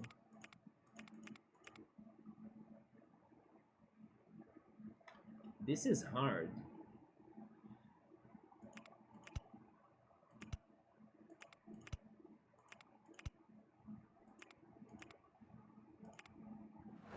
Man, time flew by. It is freaking 8 minutes to midnight already. Are you kidding me? It's been almost 4 hours of stream. I could swear we were still in, I don't know, an hour and a half or something.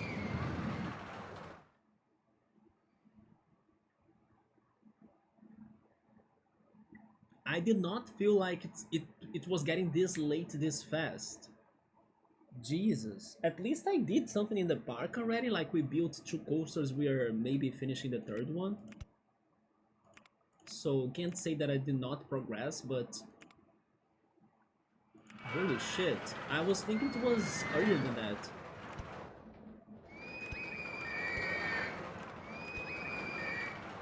After the stream, I think I will still watch more people reacting to the Switch 2. I'm not feeling sleepy or anything.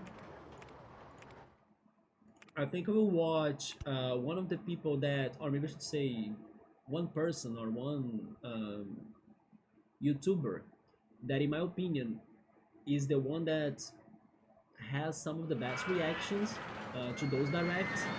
I'm talking about Roger's Base. But it makes me sad that I unsubscribed to him just because he was somewhat posting One Piece spoilers on his One Piece videos, right? He used to not do that. He used to only have like the title, or maybe I should say the number that goes to the episode of One Piece he was going to talk about. So that's not a spoiler to me.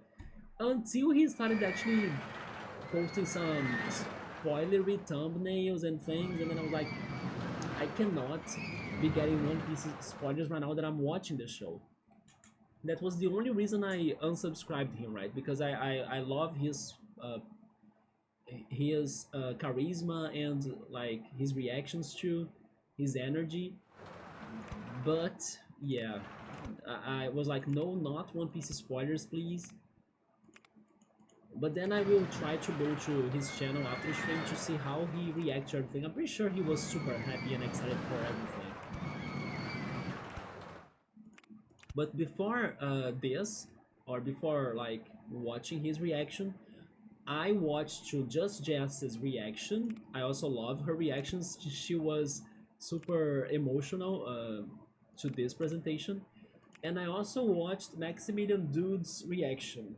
Yeah, he's somewhat famous. I don't like him that much, but he's kinda... I don't know, he's charismatic, right? So even though sometimes he kinda... I don't know, he says shit about some games or some things he disagrees. He has some charisma too, so I also like to check his videos sometimes, or his opinions. Does it fit through the green loop? I'm trying, Callard, but I'm not finding an answer to that, right? I don't understand it why, though. I think it's just because I'm too close to it. Although in the blue coaster I was also very close to it, and then it made it, right? It made it even 2 times, look at that. It goes inside there 2 times, but I'm missing something in here. I really wish I could make it to enter there. I was thinking of like returning to the drop and then trying to make it go through the green loop first, and then maybe I can copy what I did in here but to the other side, right? But yeah, let me try something else then. Go back, and then we did this loop, right? Go up a little before actually making to the other side. Then let's try it. Vertical loop, left. Actually, never mind. I need the half corkscrew, right? So go straight, left, and left again. Okay, we got a little bit back, so we might have more space or squares to work on. Let's see if this changes anything. I can get higher at least. I don't know if height was my problem. Oh! Height was my problem. Let's go. I take this. I actually do like this very long turn, but then it ends there. I take it. Okay. Oh my god.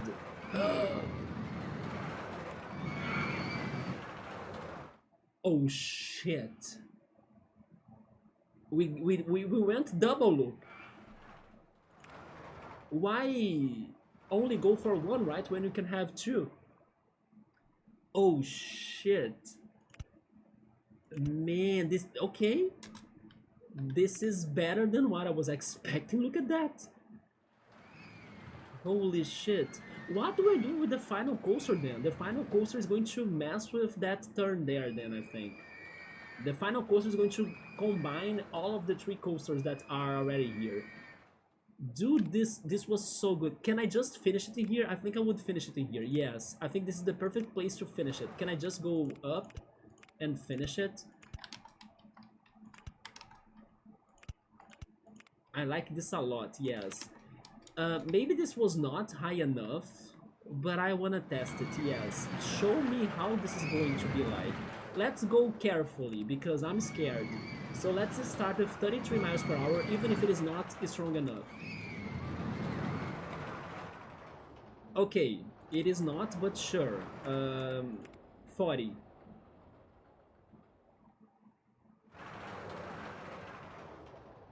Forty is also not. So 49. I'm also changing that. 49 makes through the first part. Am I too fast? How fast am I? I think I'm too fast. Yes, I'm too fast. Please start slowing down. 37, 36. It does it. Can you go back? Can you somehow go back? I think you won't be able to go back. It won't go back there. Yes, but that's fine. When it was going up here, it was not getting to the top, so we still have some speed to work on. Let's try just the next step, which was 51 miles per hour. I still think to want to do it, but I also don't want to overdo it, right? So I will test it little by little still.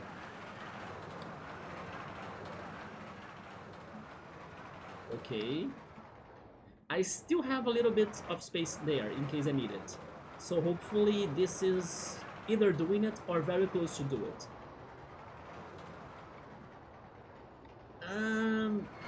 Now it's getting risky, right? But sure. 54 miles per hour next. Please. A double loop. Did you see that? Cool, right? It was sick. And I only had to go back a little before trying to go inside of the first loop. Oh, never mind. We still have area there for us to work on. Nice. I actually still think this won't do it. Because there were many cars. Yeah, there are many cars there. Maybe if I drop the number of cars. But let's keep on going. 56 next.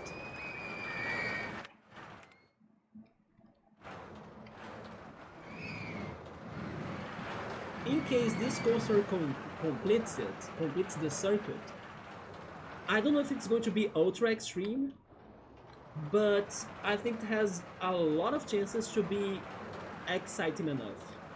Yeah. It still doesn't complete it.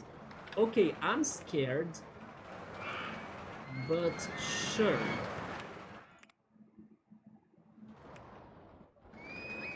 It is going to get to the very edge of this. And it kinda goes very fast. So it could be ultra extreme, right? I hope it's not.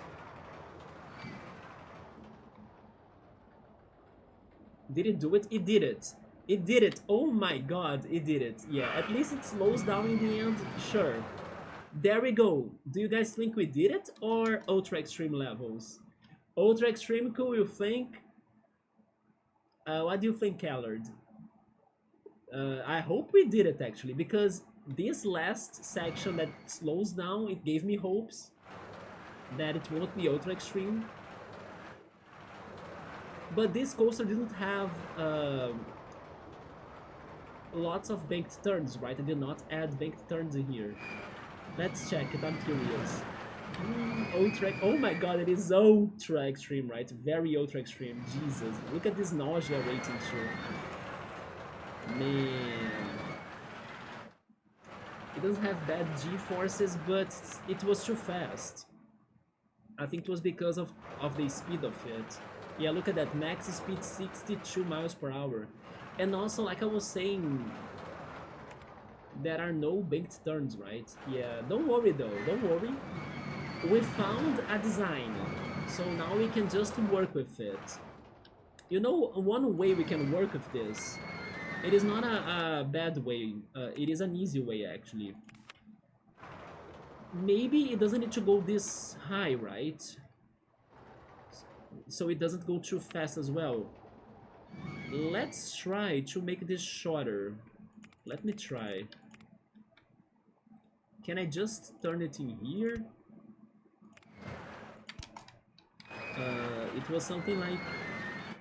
Wait.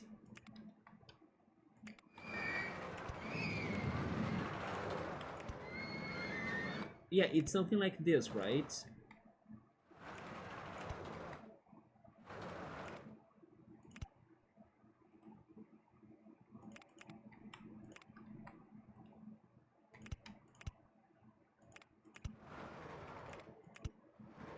It is shorter, isn't it? Or is it the same? I'm now confused. I think it is shorter. As it is shorter, maybe I can drop the speed as well. Let's try it with 47 miles per hour.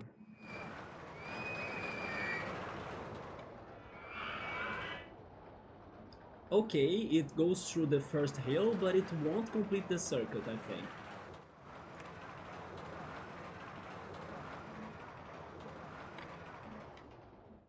Yeah, it won't do it back, right? Hi Joe-san, welcome, how's it going? We are here trying to finish this third coaster of this park. Yeah. Let's try 54 then. Maybe?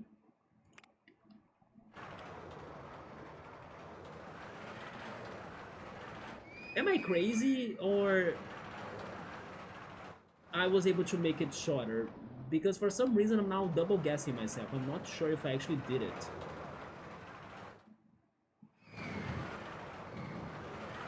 It's like I have the feeling yeah, you see? Okay, you know what? Let me try this again. I have the feeling I did it, but for some reason, as it connected there very easily, once I was rebuilding the track, it made me confused if I actually did not change the height of this. But sure. Let me try this again. Well, if I do it from there, definitely it's shorter now, right? So let's try it like that. Okay. And then go down. Oh, wait, but then I'm not connecting. Yeah, the best value park. I appreciate that. How's it going? Everything's alright. Did you watch the direct? Did you like the Switch 2? S-Band, maybe?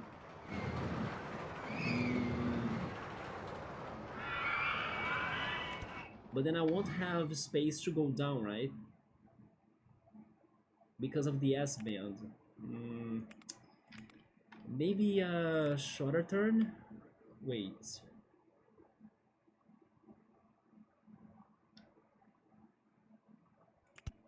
Shorter turn plus... I still need to do the S-Bands, but it won't look too good. Yeah, this kind of ruins it, right? I really like the long turn. Add a straight piece before the turn. More than... Oh yeah, good call actually. Good idea. So I can match the line, right? Yeah, it's easier that way. Good call. But then I should also try going for a banked turn because it drops the... It is matching? No. It drops the lateral Gs. Okay, this one matches it. Nice. Now we go down again. And then we reconnect that.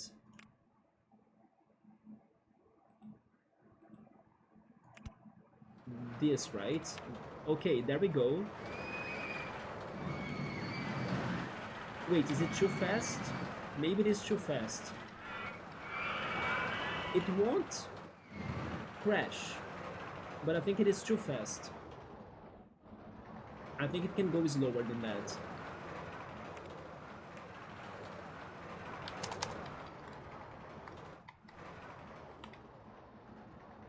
Maybe not too much slow, but... Well, anyway, how is this?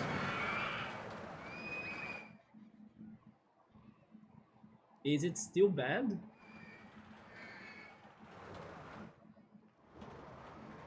It might be because it's still going fast, right? Like, I did not change the speed that much. I was changing the model because I wanted to drop the speed of it.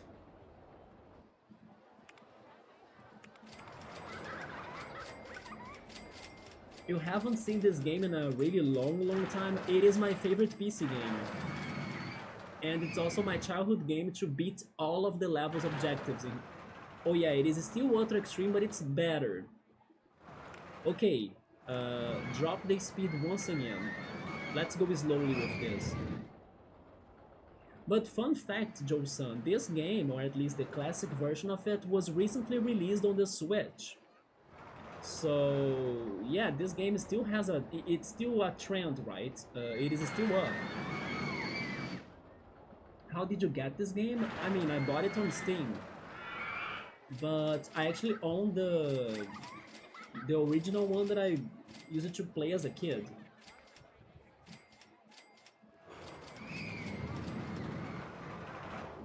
Right here. But this is the first expansion pack of the one that I'm playing, right? I'm playing right now the second expansion pack because I bought the complete edition, or the deluxe edition of the game. Actually, it is the first time ever that I'm playing this level, because as a kid I only had the first expansion pack, this one, the CD-ROM. Yeah, all of these loopy landscapes levels of the second expansion pack, it's my first time playing them, as I never had that second expansion pack. But yeah, we are almost there, but we're still missing maybe 12 levels left or something until beating this game. But this is my favorite childhood game, yeah. The nostalgia gives me all the feels. It is such a charming game, right? I agree with you, Kellard. I also like the third one. Have you ever tried the third RollerCoaster game? I know the graphics are different, it goes more 3D-like, But I also really liked it, yes. My only complaint about the third game is regarding... I'm trying to fix this right here, the box right now.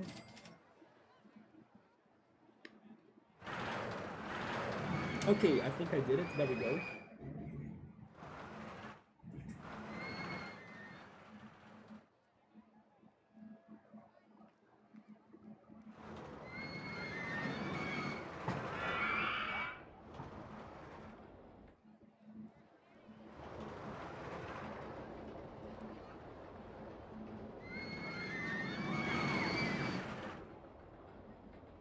But speaking on the second and the third games, I also have them right here.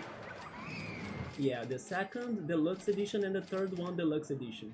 But as they are CD-ROMs, I'm not playing them on this computer right now because it doesn't have a CD driver, right? I have it on my old computer, but then my old computer, I'm not using it to stream anymore. My new one doesn't have a CD driver. So I'll be playing the digital versions, right? Epic Games gave away the third one in the past, and I'm pretty sure I already bought the second one on Steam as well. Yeah. That's cool. I used to play this in your childhood friend's houses. It was my childhood friend that showed this game to me. The same happened to me, yes. We used to play RollerCoaster Tycoon, then Worms Armageddon. We used to play The Sims. He also introduced me to The Sims, which also got a collection released on Steam, right? Unfortunately, it's like too pricey. Like, I don't think it is worth the price. Neither the one that they released on the Switch, the RollerCoaster Tycoon Classic on the Switch. I think they deserved better prices, or like they should be released for better prices for how old those games already are. But then it's just a matter of time until both EA and also Atari they drop those games prices, right? But yeah, we got a collection of RollerCoaster Tycoon on the Switch recently, and also The Sims Collection 1 and 2 on Steam. I'm just waiting for them to lower those crazy prices. But yeah, the same friend made me play this, The Sims, Worms Armageddon, and also he had a Sega Saturn that we used to play Mega Man 8 and also Sonic R. So those are the games that I played with that friend, and I'm very thankful for him to like introduce me to such classics. The third one is buggy. My problem with the third one was actually how I think the AI is dumb. Like sometimes I use it to be... By the way, did this work? No, it's still ultra extreme. Okay, we need to fix its speed again. Let's try it with 47 miles per hour. So basically the AI of the third game, the guests, they don't go to your rides pretty much. And then unfortunately, sometimes you kind of don't build or you don't get a very profitable park because your guests are not going to the rides, and then time passes by and the objective is running, and then you can't really complete it because of the AI being dumb, you know? It's kind of like a slow AI as well. It takes time for everything to happen. Like the guests, they move slow, you know. They take time in the queue. I don't know how to explain it, but it's a little bit more challenging because you cannot trust the guests pretty much. You might have like amazing coasters, amazing rides, and then still nobody goes to those rides, or they don't go to them enough, right? So that's my problem with that game. But even though I have that opinion on it, I insisted on playing it, and I managed to beat some levels objectives after some retries, right? But yes, I wish the AI in there, the guests, were a little bit smarter or more reactive to the things you build in your park. Because I do like the graphics, even though it's more 3D-like, it's different and everything, but I still think it is somewhat good. I like the new rides, I like the variety it has. It is not a bad game. But then, I don't know, the AI to me it's weird. Would you say that the third game was buggy because of something else? Cool, because to me the AI was the problem. I get you. I like those games. Those are the OG idle games. Not really idle, but they do have some um, more cozy and slow pace to them, right? That you can pretty much chill and relax when playing them. But I wouldn't say idle because I'm here cracking my brain to fix this coaster now. Yeah. RC Classic is the collection, yeah. It's the oh yeah, it got the second game too, right? It's 1+2. That's true. SimCity, I tried SimCity 3000. Yeah, that's the one that is to have as well. Although I could never build a successful city. I always thought it was very hard. Like, could you ever build a successful city? I also heard that SimCity has an ending. Like, you can beat SimCity. Did you guys know that? I mean, I could never succeed in my city, so I definitely never saw the ending of SimCity. So, hi Bookmark, how's it going? How are you? Are you happy? Did you check the direct? Did you remember it? Yeah, right. SimCity is very tough, but it's a great game. Did I put it to test, by the way? Oh, it's not completing the track. Okay, we have a problem. Houston, we have a problem. When I'm going to get the Switch 2? Well, like I was saying, I don't think it's going to be cheap here in Brazil. If the conversion was direct, you know, between the dollars and the reais, then maybe I could get it somewhat soon. But then, as I doubt it, uh, as I believe they're going to add the taxes to the prices and everything, I think it's going to cost almost double of how the direct conversion would be like. And as well, I think, and I was also saying that, in my opinion at least, one of the most important new features that the Switch 2 has in comparison to the Switch 1 is the game chat. And for you to use the game chat, you would also need to be subscribed to the Nintendo Switch. And I'm kind of not liking the idea to subscribe myself to the Nintendo Switch Online that much because I cannot see myself investing my time on those games right now at the moment because it doesn't make sense to me to like be subscribed to the Nintendo Switch Online and not be playing their games because I'm here playing these games with you all, but you know, not playing those games. Anyway, I would need to either play those games or not play what I'm playing right now in here, basically. I don't know, but it's kind of around those lines how it goes to my mind. I want to be subscribed to that when I'm going to dedicate myself to that. Just like what happened in this streaming returning or is stream return that we just had right now with Super Metroid and also the Kirby games. I had the free trial of the Switch Online and then we dedicated it a lot and then we beat those games, right?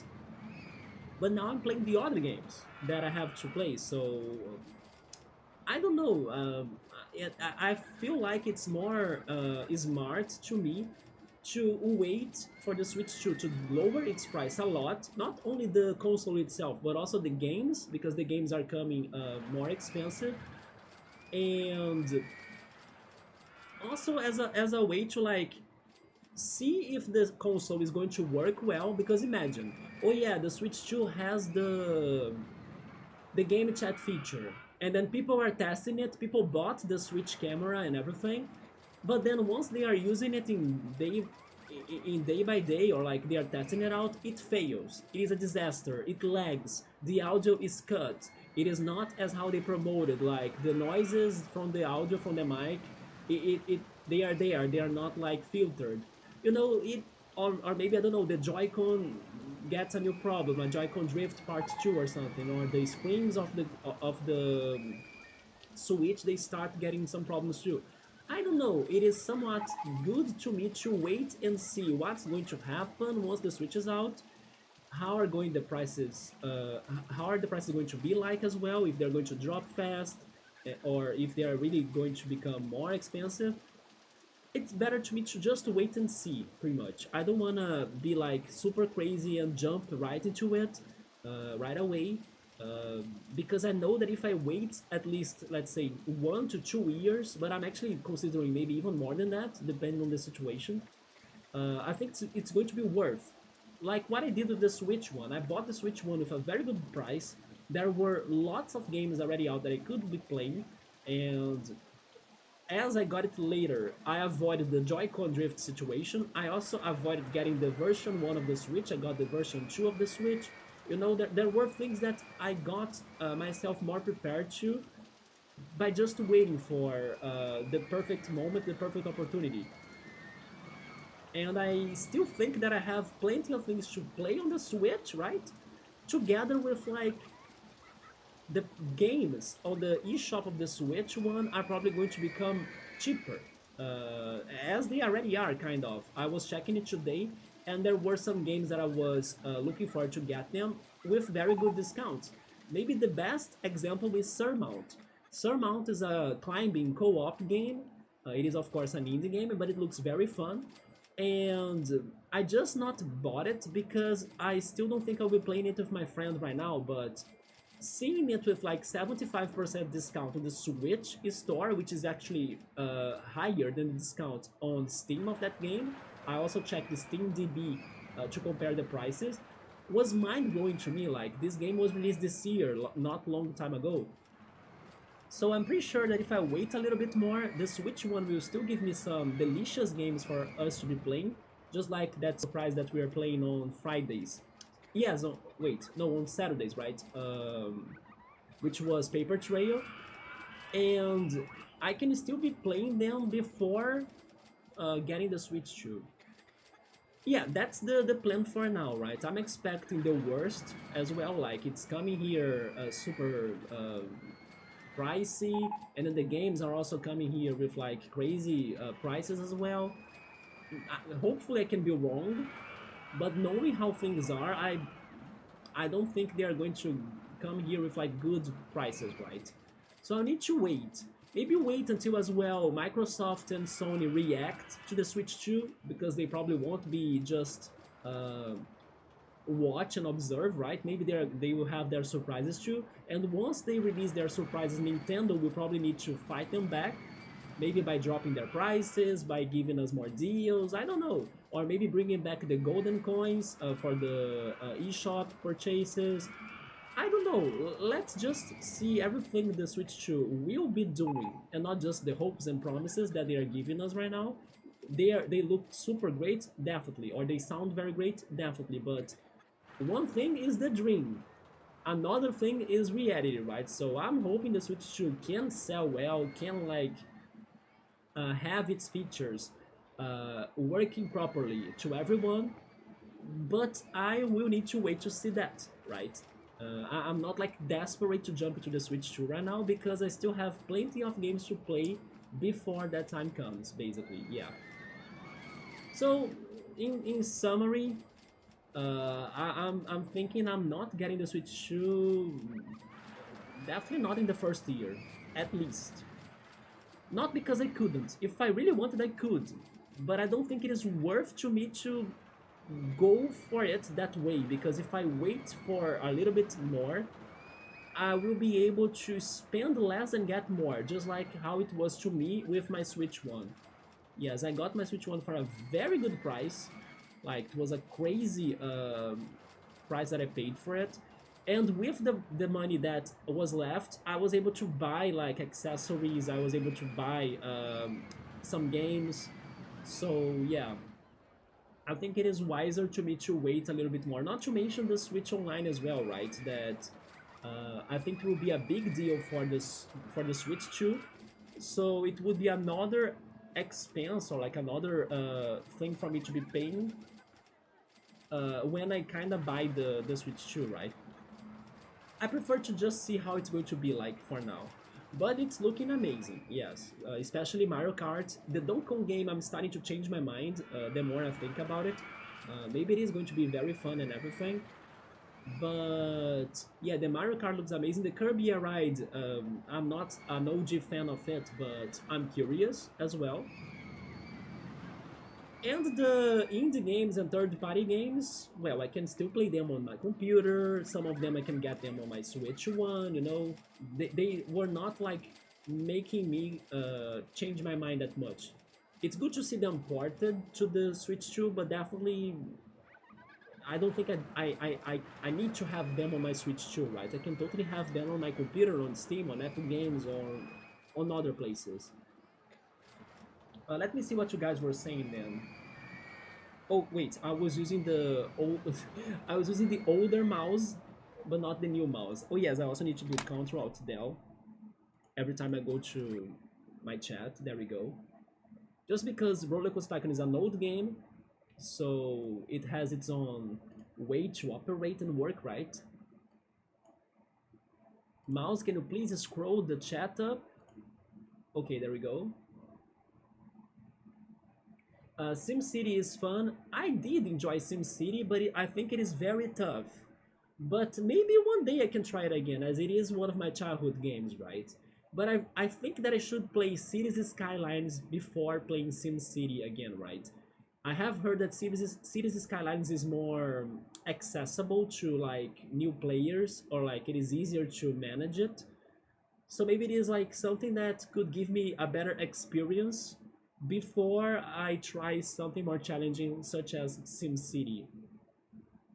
Yes, I'm thinking of Cities Skylines.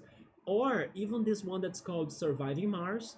For some reason, this other game also makes me curious to try it. I think it looks interesting for some reason. I can't explain it. You know when a game clicks on you for no reason that you don't know? Surviving Mars. There is something about that game that tells me like, play me, you know? So I kind of got under that spell, even though I can't really say why, but I'm curious about Surviving Mars as well.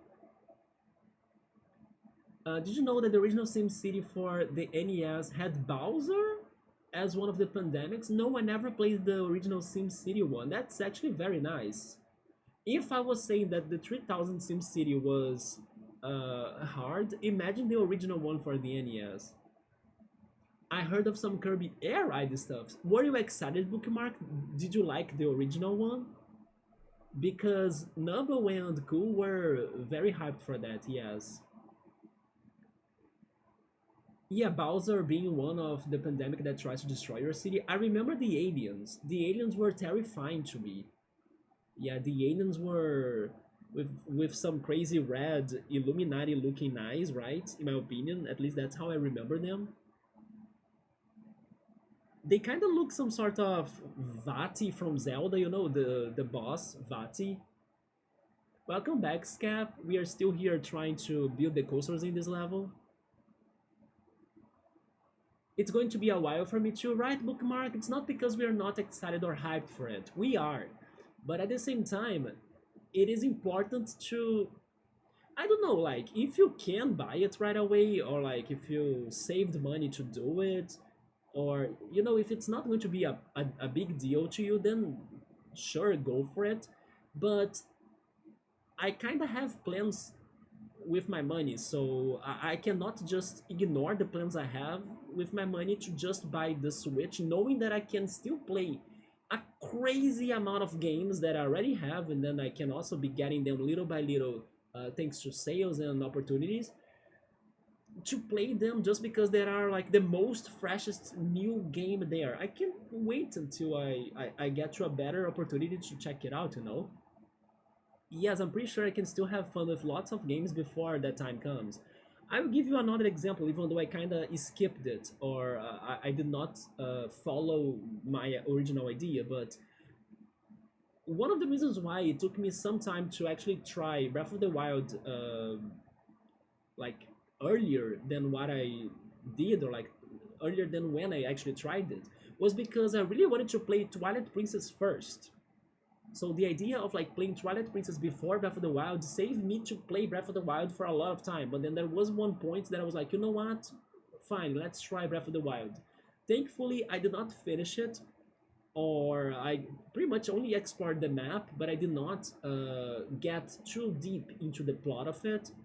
I could only find like three places that there were the Zelda memories. So there is still a lot for me to do in that game, definitely. I only checked the map pretty much. I completed the map, I believe. If not, I only missed the Goron's Mountain. But yeah.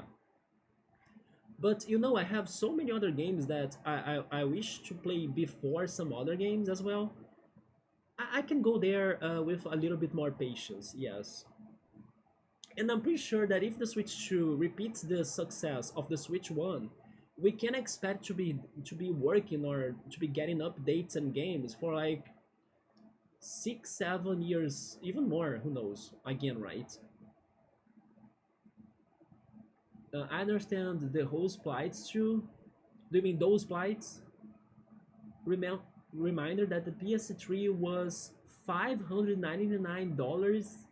Ouch, right? That's why it's sometimes important to like save up money or wait for deals, right? If you know that you can be distracted by other games, by other activities, by books, movies, series, animes, whatever, music, uh, anything that could distract you and be like your source of entertainment, while you wait for like a better price for things, also to see if those things are going to be as they were saying. I mean, I hope they will, but who knows, right? It is a good thing to do. Yes, then once I buy it, I'm going to buy it with like desire to finally play everything that's out. I won't need to be waiting for like the next game because many of those games will be already out. I can just go to the one I prefer going the most.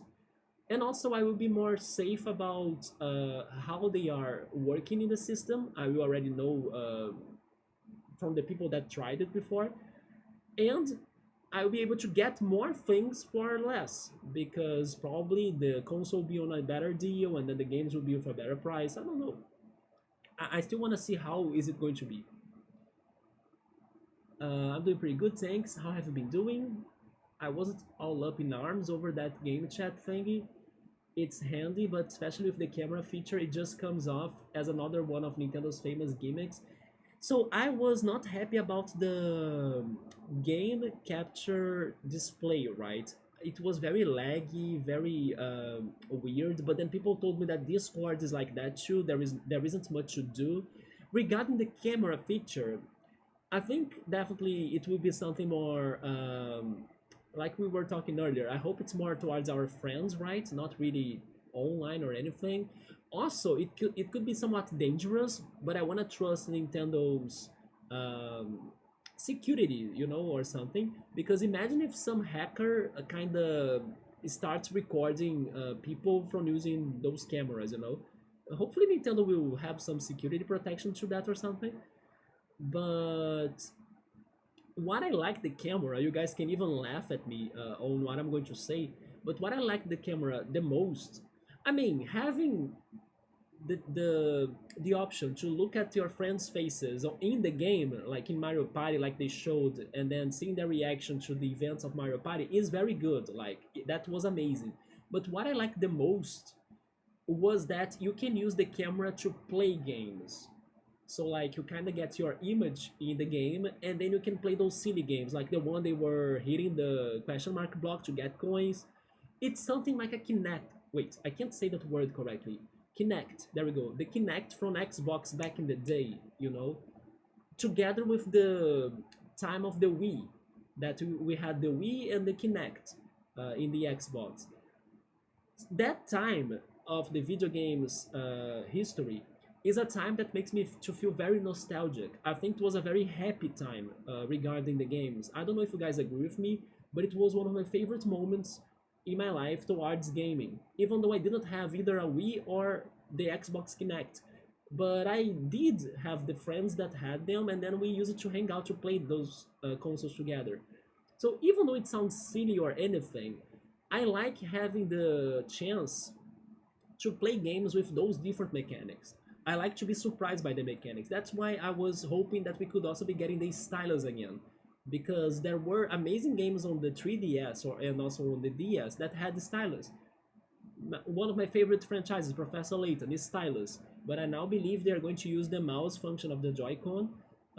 Maybe that's actually why they talked about it on this direct and not really in the direct for the Switch one we had a week ago, right?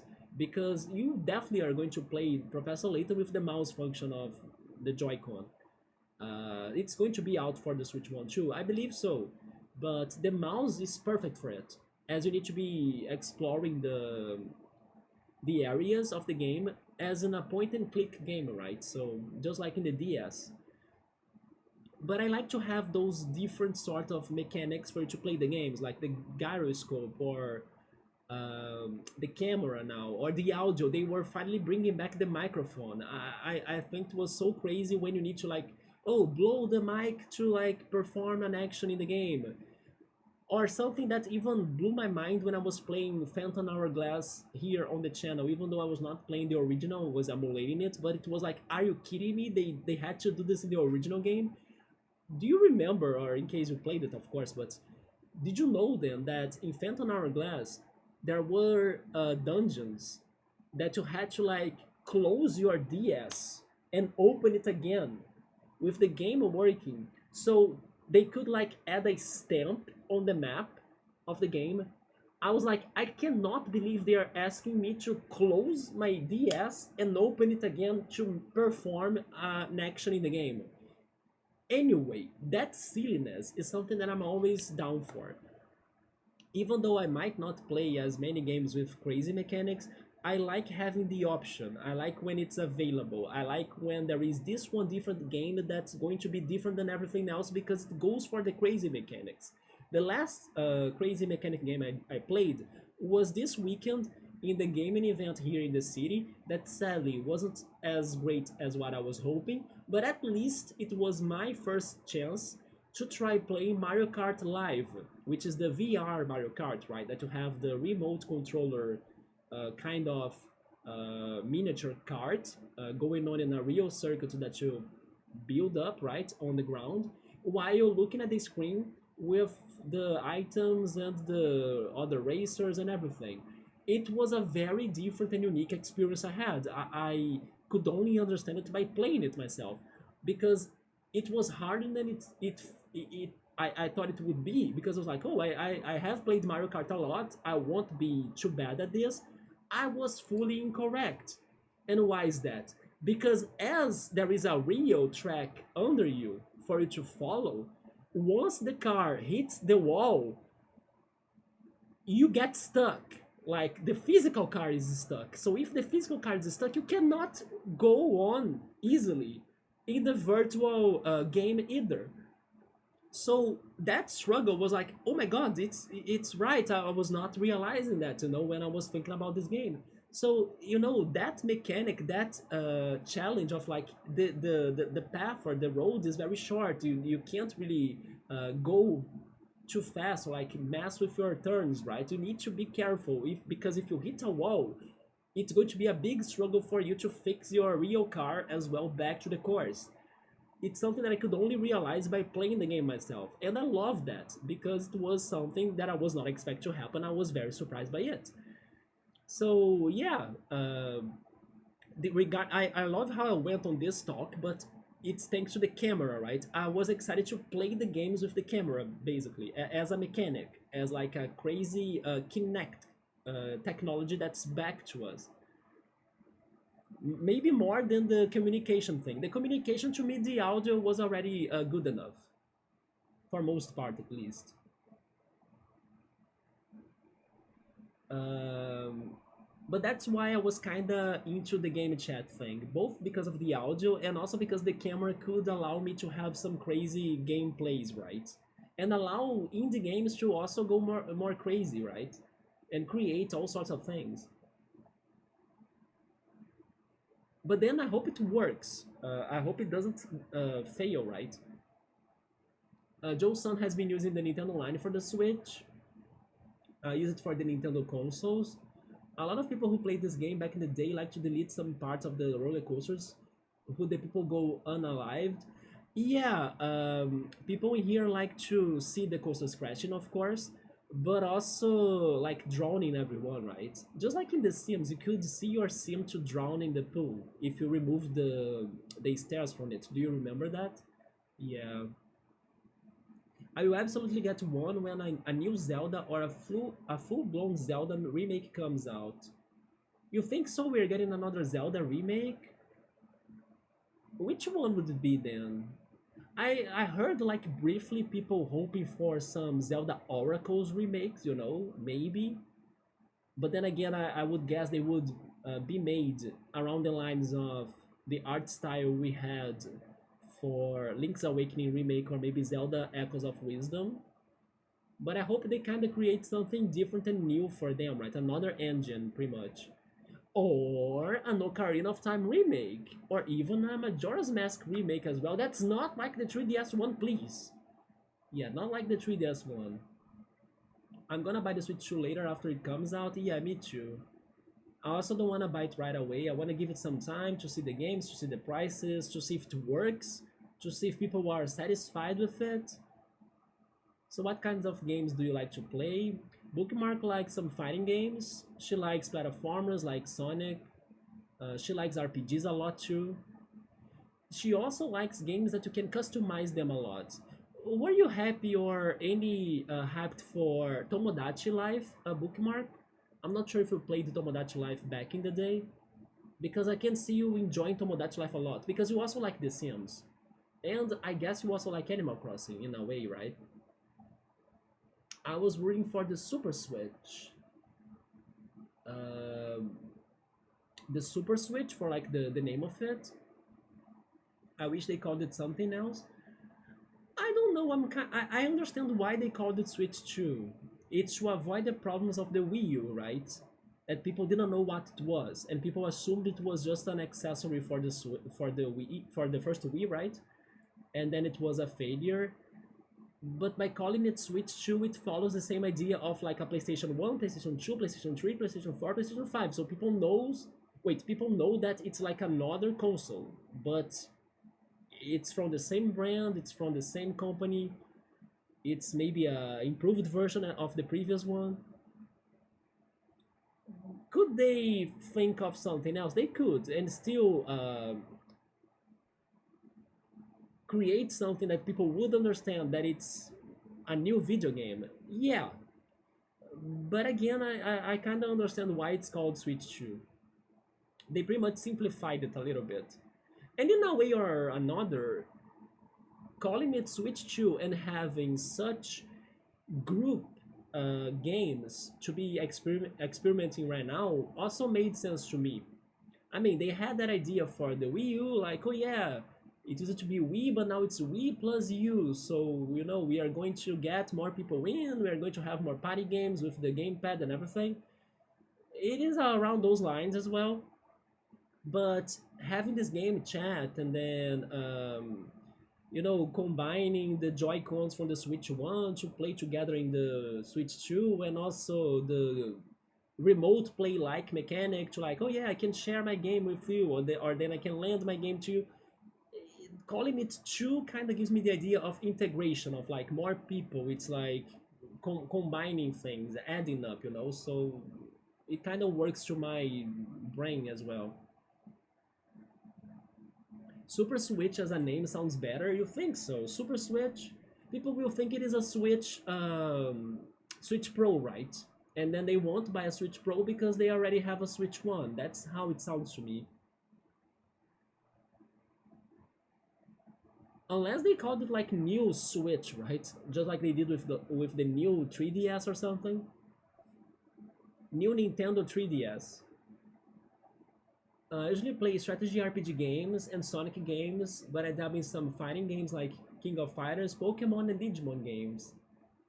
Speaking of Digimon, Cool has been playing Digimon Dawn, right? How has it been, Cool? I'm hoping they're gonna make another Smash Bros. Games. Definitely, definitely. Not sure how or what are they going to change next time, but definitely. Smash Bros. Is one of the reasons why I bought the original Switch. You know what was one of the reasons I bought my Switch? The Persona games being ported to it. That was a big reason why I wanted it. Because it was like my opportunity to finally get the Persona games, because for a long time they were only a PlayStation exclusive, right? Of course, they also dropped it on Steam, but when I knew I could get them on the Switch, I was like, I now must have a Switch, you know? It was one of my reasons, and no regrets, because I love to play Persona 5 Royal on my Switch. What a good game. It was fun to play back when and even more fun to watch others play. I'll probably get it for holidays. Oh, just by the end of the year, just in case of scalpers. You are really worried about the scalpers, right, Cool? I don't think it will be that bad. I think Nintendo has made lots of Switch to consoles to sell. Lately, I have been playing Enter the Gungeon, which, by the way, I saw in the Switch 2 Direct. There is a Enter the Gungeon 2. Did you know about that, Joe-san? Because to me it was news. Like, I didn't know about that. I knew about Exit the Gungeon. But in the Switch 2, they kind of showed us, oh yeah, we are working on Enter the Gungeon 2 for the Switch 2. I was like, wait, what? Yeah, hopefully you caught that, right?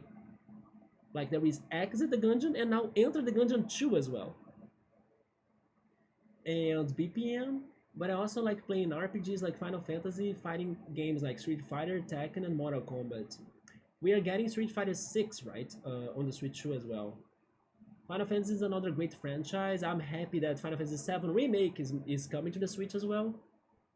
But then I will wait until all of the parts have a bundle or something. I believe it's going to be cheaper that way. I hope. And then I played Tekken. One day, Bookmark, I think I will try playing Tekken 3 on stream. Because it's the one Tekken game I had memories in the past. I don't remember beating it because of a character named Anna. And if there is one thing I still remember from freaking Tekken 3 was Anna's laugh. And then she was like kicking me all sorts of places, like when I was like on the ground or something. I hope that if there is one character that I don't want to see ever make it to the Smash Brothers is Anna. Yeah, so basically I have some traumas and memories from Tekken 3. So when the day comes, I hope I can defeat Anna, right, and maybe beat the game. Who knows? Anna is like my Alegria from Tekken, like how Alegria is the character in your Fell Seal playthrough, right? Man, Anna was so annoying to fight her, yeah. And her laugh was the worst. That's pretty cool, but yeah, I love the Final Fantasy series. On Steam, I have Final Fantasy 1 to 12. You were talking about getting the 13th, right? I like those games, the 3DS that you have to. Yeah, I forgot to mention, one of the best stylus games I have played in my life, The World Ends With You. Also, Pokemon Ranger. I love Pokemon Ranger. And then I'm hoping they will use at least the Switch mouse to bring those games back. I mean, at least Pokemon Ranger, because The World Ends With You was back. I was thinking of getting the Final Fantasy 13 trilogy. Yeah, the Kinect was amazing too, right? Even though it's silly, what matters in the end is like it's being fun. I think your roller coasters are doing well. Thank you so much. I believe it was like some training we have had in the past levels that made us to build some good coasters. At least we got some money. Look at that. Yeah, let me save the game again. So once I'm back to the game, we'll be ready to build more, right? Currently, I only own 13 to 2 out of the trilogy. Oh, you have the second one, I see, 13-2. I think 13 is a beautiful one altogether of this series. Kid Icarus with the mouse might actually work, of course. Definitely. Bring back Mario Paint. People were saying that this new Nintendo Switch 2 test thing was like their new Mario Paint, but it's not the same. It's Cap. What if they at least bring Mario Paint back to the Switch Online? I can now expect them bringing Mario Paint to the Switch Online, right? Yeah, the one you can make the music tracks play the freaking Fly game. It was so weird. Could you ever beat that Fly game? I thought it was so hard.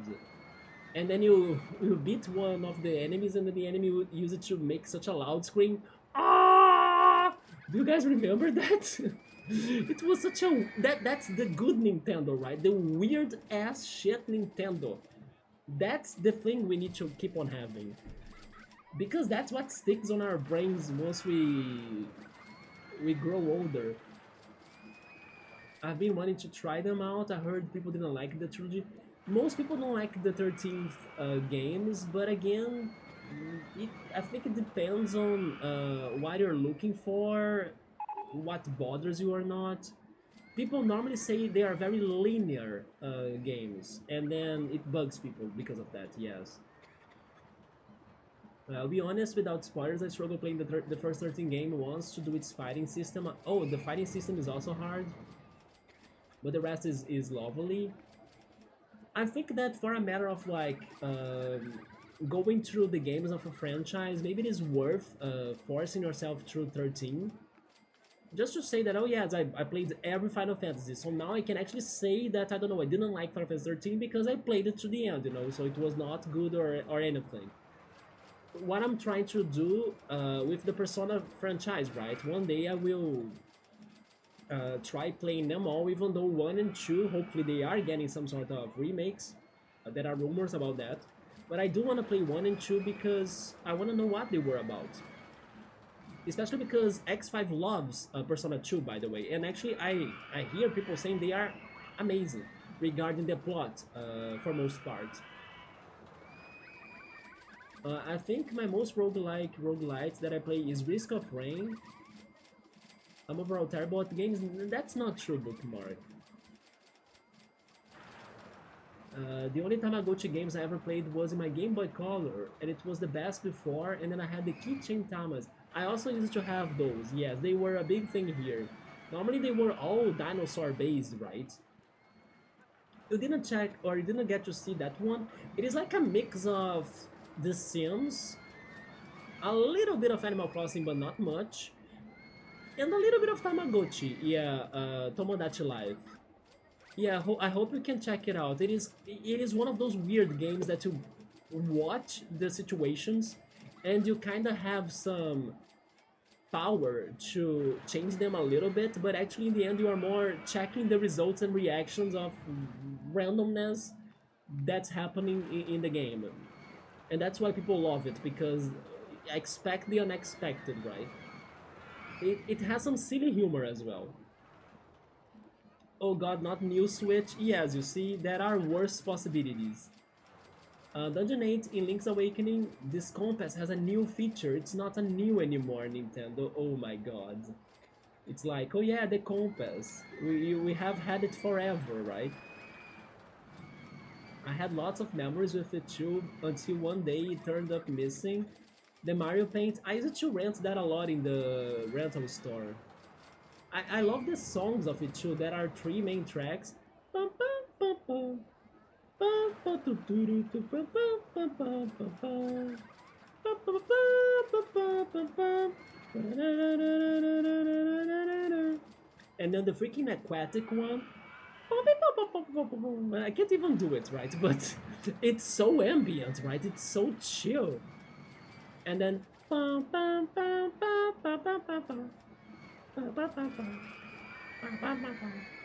we need those games. Yeah, Anna. You like Anna, Bookmark? Anna was so tough. Jesus. She beat me up like so easily in Tekken 3. Although I'm bad, right? I can't play fighting games, but she was the one character that I don't remember getting through in the career mode of the game. I like Anna too. You guys play with the OP characters then, because she was broken, right? She's rigged. My main has always been Hyoarang. Okay. I remember Yoshimitsu as well, right? There was a panda, wasn't it? A king. King was a tiger one. There was Eddie, the capoeira fighter, right? There was also an old man too. I remember that vaguely. It's been doing good on Tekken 8 online. Final Fantasy X started the linear hallway gameplay before 13. At least Final Fantasy X, from what I have played of it so far, almost everything though, but at least it had some side quests. Yeah, there were some mysteries I still could go after, and I can't say they were completely easy, but it was not entirely just straight linear. What bugged me the most regarding its linearity actually were the cutscenes and the interruptions. Yes, I did feel like it was a game that they interrupt us a lot. Maybe they could have allowed us to have more free space to just go, you know, and not like start cutscenes or dialogues or things like that, or even random encounters. The random encounters were also very slow animated, so it used to take a lot of time for you to get out of a battle or something, or finish a battle. Yeah, that was my biggest complaint. The linearity itself was fine by me, definitely worse than the other games, but I didn't complain over it that much. It was more how the rhythm was getting interrupted so many times. Let's see, my favorite and main has always been Michelle. I don't know which character is that one though. Sadly, I got to adopt using Julia until the tags. But I also do use Anna for so much fun. Anna had a sister, wasn't it? I kind of remember that from the Tech Country game. I think Anna had a sister. I don't remember the sister's name though. Either a sister or a family member. Somebody else of her family, if I'm not mistaken. It was Anna and somebody, but then I forgot the name. Nina. Okay, Anna and Nina. She's mean, really? Nina is mean and Anna is the good one? Wait a minute, am I mistaken? Am I thinking of Nina? Give me a second. Is Nina the one that wears blue? She used to... Wait, Nina Williams? That sounds so familiar. Tekken 3. No, that's not her. It is Anna. Yes, I remember this right, isn't it? It is Anna, the freaking... I don't even know how to describe this one. She doesn't wear blue, by the way. I kind of thought she would wear blue, but she wears red. Oh, wait a minute. There is one picture in here that she does wear blue, right? But yeah, the freaking... I don't know how to say this haircut, but I remember that still, yeah. You guys are making me curious. Like, I want to know more about the plot of Tekken. Oh yeah, there was a panda, Kuma, right? Michelle and Anna are good and are a lot of people's fans' favorites. Again, I would say, in my defense, it's because they are broken. Right? They destroyed me. Michelle was amazing, was funny because had the name of my eldest sister too, Michelle. I miss her in the active series, which is just not there, boo. They are just waiting to bring her back, right, Bookmark?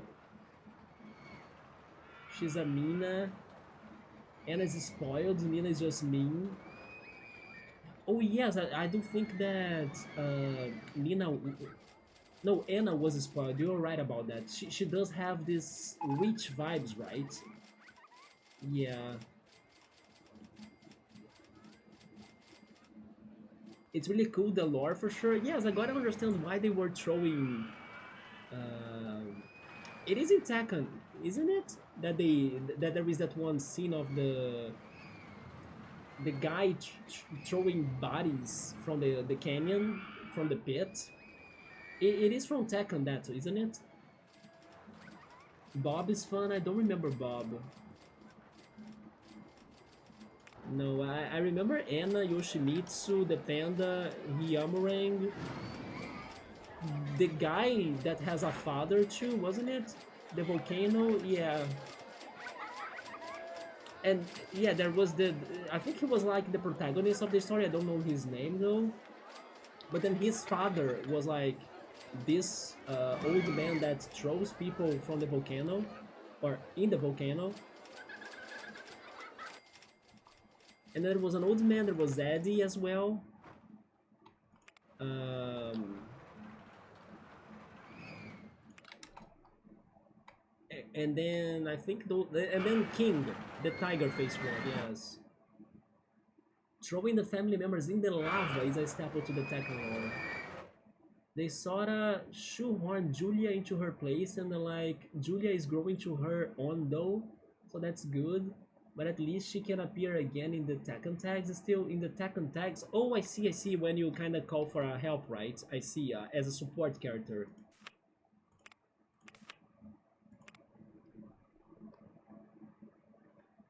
So this didn't work.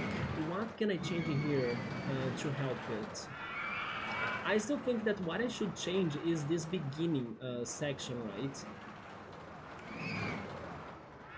So let's try this again.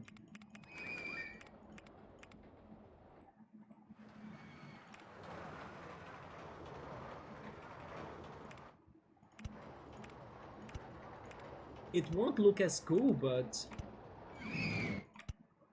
I guess it is what it is, right? I think I will finish this coaster. Oh, there we go. This is an option. But I'll finish this coaster and then that's going to be it. Can I make this? With two S-bands, maybe? Wait. Okay, I think I can. One more. Yeah, there we go. Is it it's not connecting, right? It is not connecting. Okay, I could not do it. Maybe if I make a shorter turn. Okay. Then S-band left. And then you need to go up once, right? No? Okay, so just go straight ahead then. And this coaster doesn't have a photo section, so I'm adding one right there. And then you go up, isn't it? Okay, I think it connected now. Let's test this out.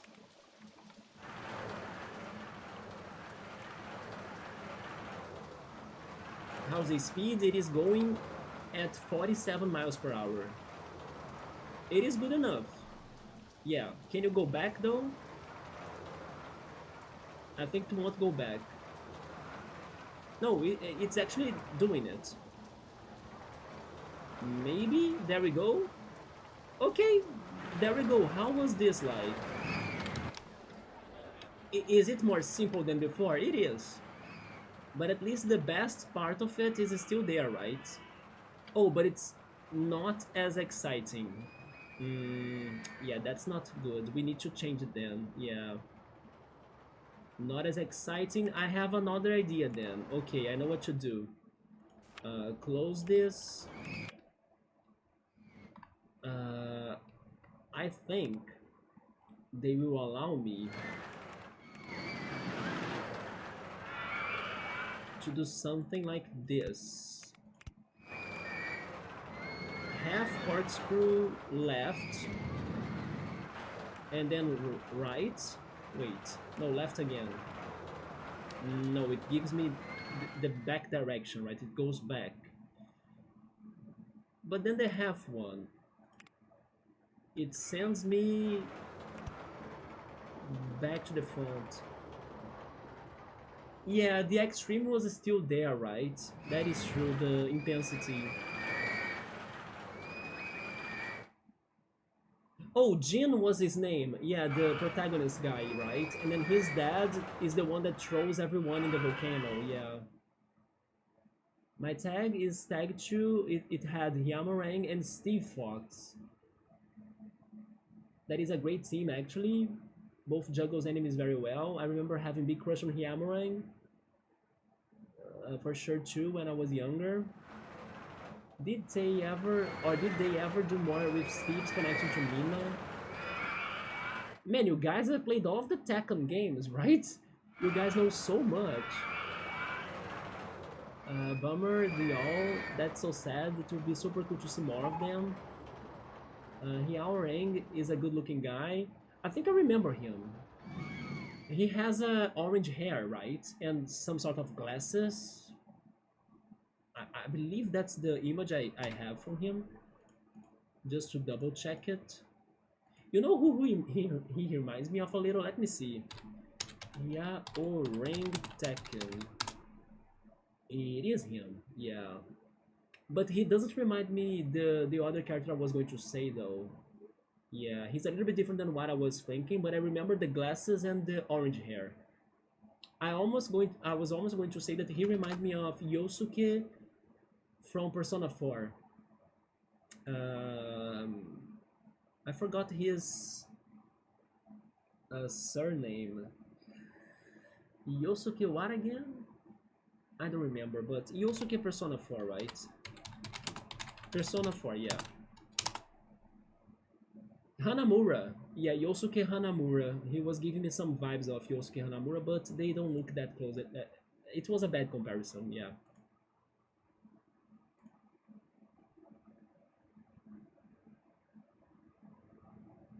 Kazuya, yeah, that's the dad. He was the original poster boy, main character for Tekken, but they killed him off, which is the crazy thing Namco did. His hair was red, actually, okay. I kind of thought it was... He kind of had some pilot glasses, though, in my Google search. Just like the Digimon protagonists, you know, that glass, or maybe to say those glasses. You have Ginpachi, Heinachi, Kazuya, and Jin. And I also know, thanks to Smash Brothers, that there is some sort of demon thing going on in Tekken, which is kind of like, what? But sure. It's the 4 generations. I believe he probably did some pact with the devil, you know, that's what I'm expecting. This also doesn't do it, right? Can I make this turn? Oh, never mind, it does it. How about this? I'm only missing the on-ride photo section. But I think it's going to be easy to add it later.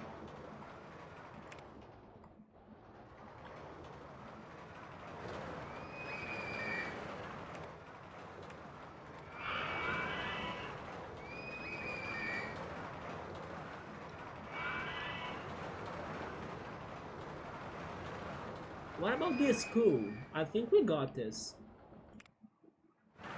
Oh wait, max positive vertical G4? Okay. No. Yeah.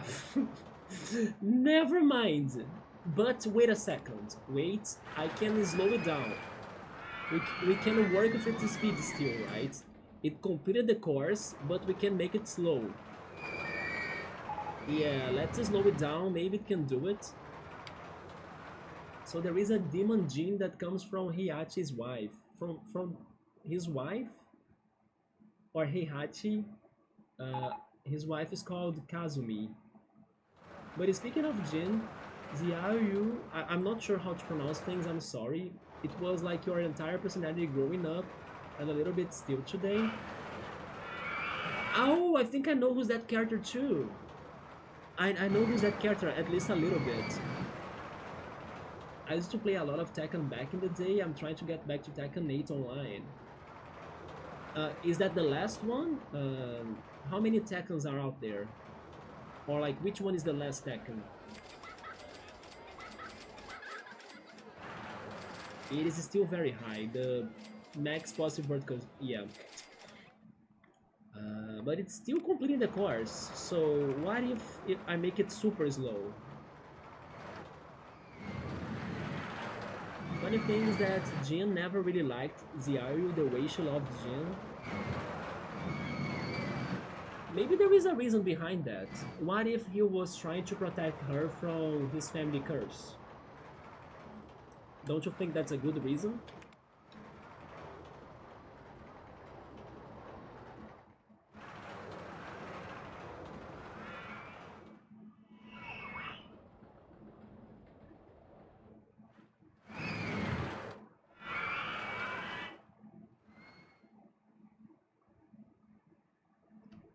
No, it is still completing the course, even though we lowered the speed a lot.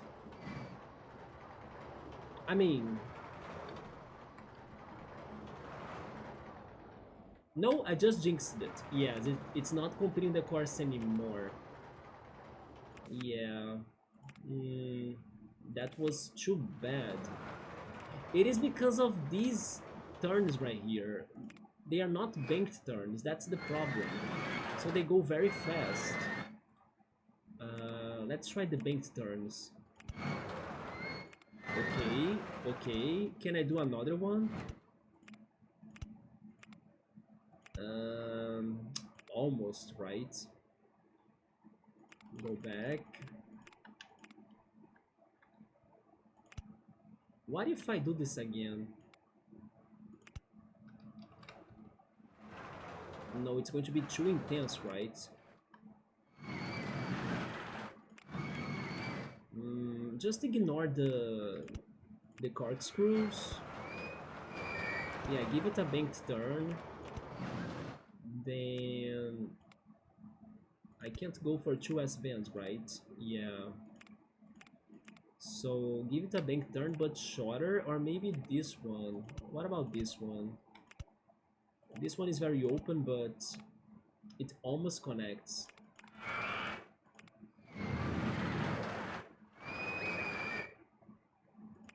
You know what? Maybe it can connect. Let me try that again. Go straight ahead, banked turn. Okay. Oh my god, it's so close.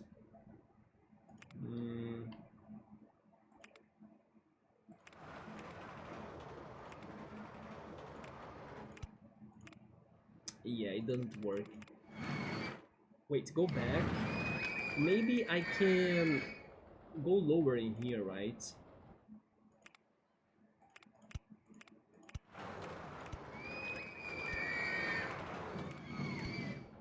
Is this different?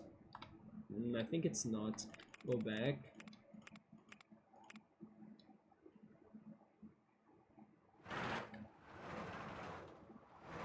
What if I change everything, like...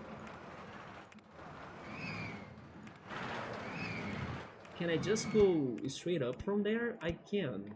Oh, you know what? We can start this different. We can go above the blue coaster, right? And even go banked turns in here.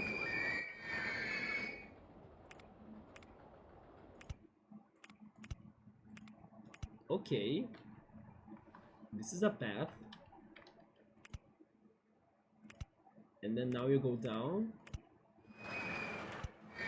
But it needs to get to level 10.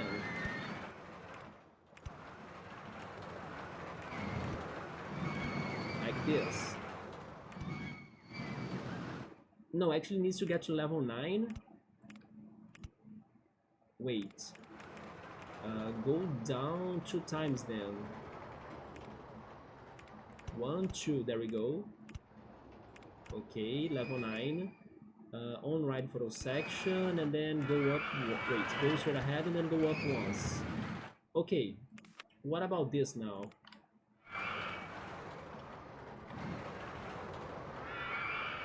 I already think it won't have enough speed, so let me raise that.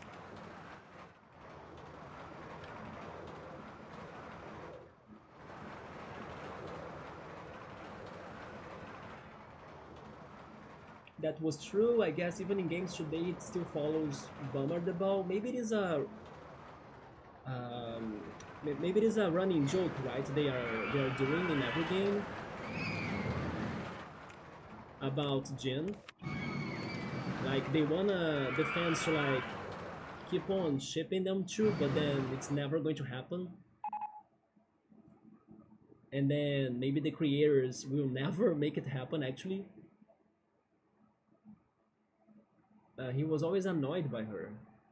In the other games, Xiao always fangirled over Jin, and he didn't like that.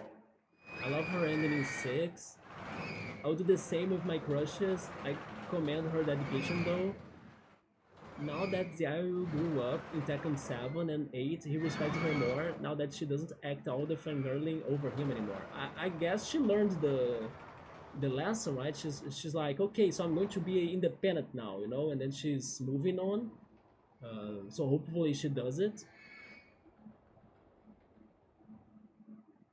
I was a half shy and half bright and cheery personality. The other sticks with me, hence my net idol work. Those troops were insane crazy. Wait, where is my coaster now? Did it finish it? Or is it stuck? I can't see it. Oh, I didn't test it. There we go. I'm kind of glad that she grew up from fangirling. That was annoying you too. It's a good character development, right?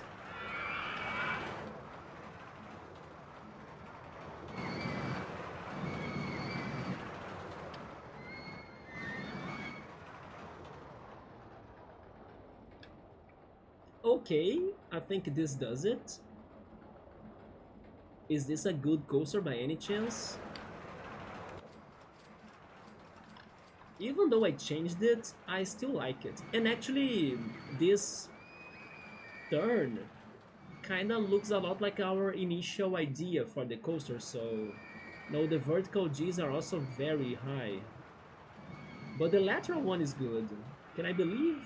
No, it's a little bit better, but the intensity is still too much, right? I cannot drop the speed because it was stuck right there, right? So it was almost stuck, so I cannot drop the speed. But it's still too intense. Man, what a hard coaster this one. I had such an easier time with the other two.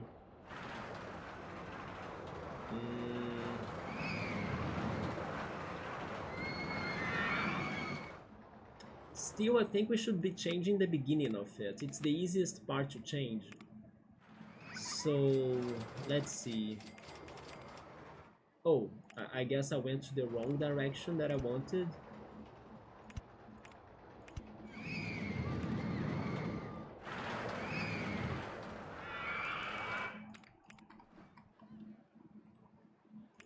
Maybe don't go up that much, right?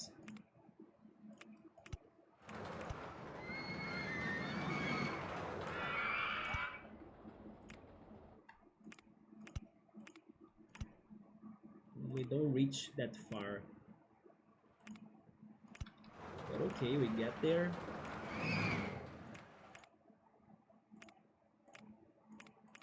Oh, never mind, but we can't go out. Short turn. Okay. Then this one, alright, alright. Then go there, fine. Take this out here. Make another turn. It almost connects. Go straight ahead, turn, then go down. But I'm still far from it, right? Dang it. Yes, I'm still too high. In that case, go back there, yeah. But then do it like this. Okay. It is aligned, yes. So go down. Level 9, then on right photo sections, and then connect. What about this now?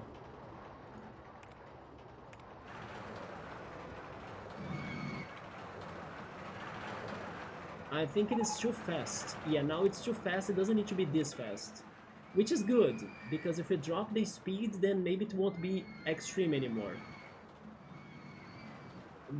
It doesn't need to be as fast because now this height is lower than before, right? Yeah, it doesn't need to be going too high when it's returning. But let's see. Maybe this is good? I'm not sure. It turns a lot there. Yeah, the positive vertical G is still high. The max lateral G got higher too. Okay, but then I can make this lower, right? What about 40 miles per hour? Let's see.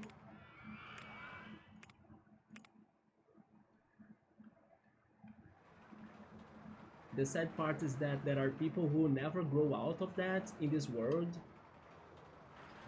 Yeah. Sometimes not even when their friends tell them, right, the reality, but they kind of refuse to look at it the way things really are. But I guess it's part of life, right? It's part of falling in love, I guess. It kind of makes you blind for some things.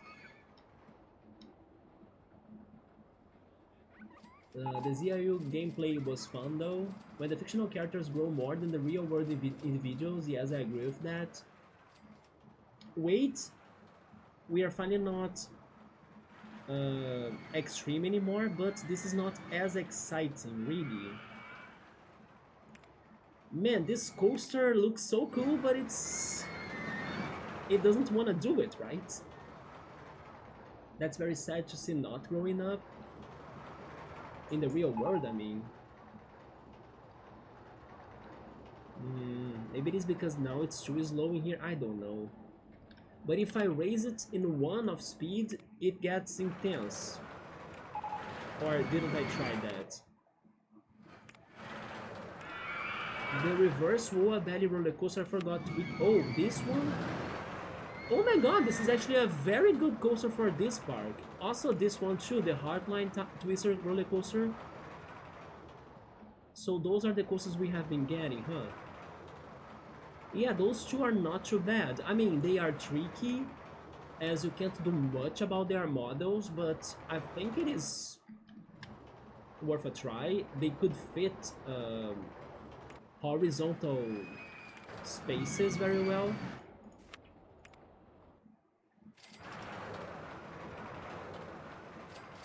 Yeah, I'm not sure what to do in here anymore. And it's getting late, right? This coaster is just not going for it.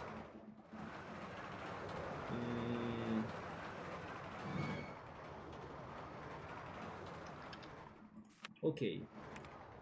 Let's try something else then. I still don't want to give up.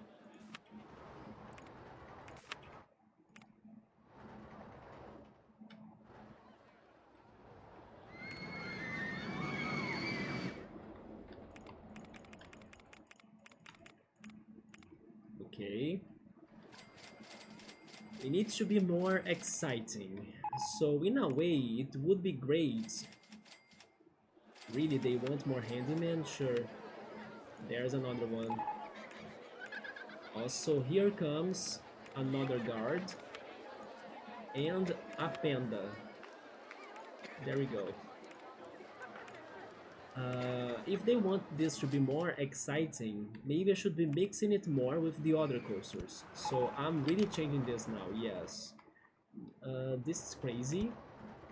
Interesting, they allow me to keep on going. I appreciate that, and I'm taking it. You know what? I'm taking it. Sure, if you want to turn that direction, why not? We can go up. And then can I find a tunnel, a path or something in here? I think I can. Go up one more. Banked turn. Okay. But the swinging ship is going to be in the way. It's not. Alright. I'm glad about that. Maybe we can go up a little bit more. There we go. Then banked turn again. Okay, I like this as well. Now let's see. Go straight ahead. You can start going down a little. Then you can make a passage right there. Then you can do this, sure. Then we can turn again. Go straight once. And start going down, but then it's not going to connect because I'm on a diagonal, right? I got some good roller coaster designs. I like it. Yeah, sometimes I test things out and then they look great, right? Look at this. I like this. I just never thought that they would allow me to like go to this section of the park, right? It's sometimes confusing for me to know where I can place the coasters and where I can't. But as they allowed me to go in that direction, I take it. Why not? Now I just need to connect them in here, but...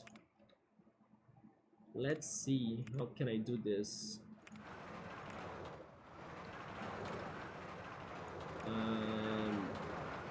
If only I could go down, but also making a turn. But this coaster model doesn't allow me to do it, right? Do a long turn maybe? No, that's worse. Wait. Go back.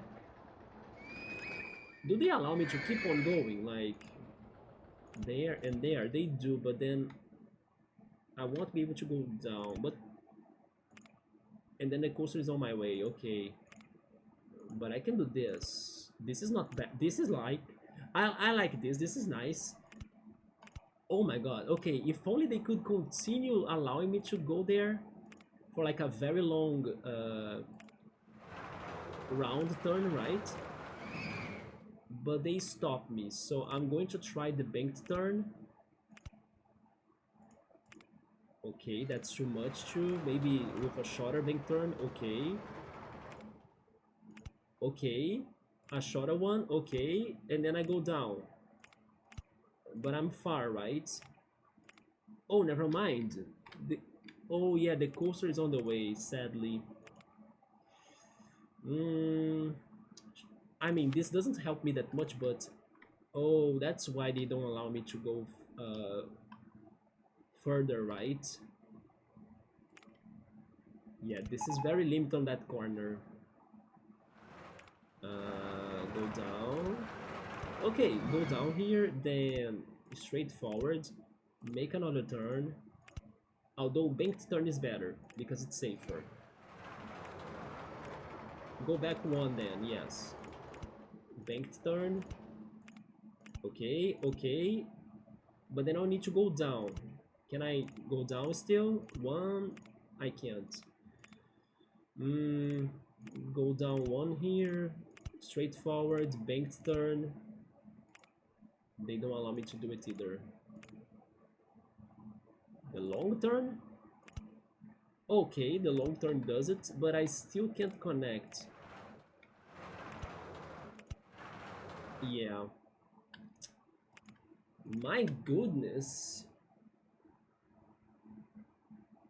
What a hard one. And then the problem is that by working too much on this red coaster, I'm also getting the area that should have been to the last coaster. This one is going to be yellow, right? Yeah, the yellow coaster won't have a lot of areas left for it, right? Because the red coaster is getting everything and then I cannot connect. Go back again. Let me try something else. I need to go down. Can you go down there? S-band to the right. Yes, now go down. You liked Brian Fury? He's funny in Tekken 8. He's brutal. He has a lot of good bounce resets. Yeah, I also don't know who's that character. Okay, level 9. Actually, this did it, right? It's simple, but it did it. Then the long turn, although wait, banked turn is better. Okay, then S-band, please. Oh, I don't need, because I can just go straight ahead. Nice. What about this now? Honestly, I like this a lot. Yeah, the back track that this coaster got now, it looks nice. It gives it some, I don't know, bigger area for the coaster, you know? It looks more massive. I do like that. Do I have speed to return? Or will I need to increase it? I'll need to increase it. Okay, so 51. Let's try 51.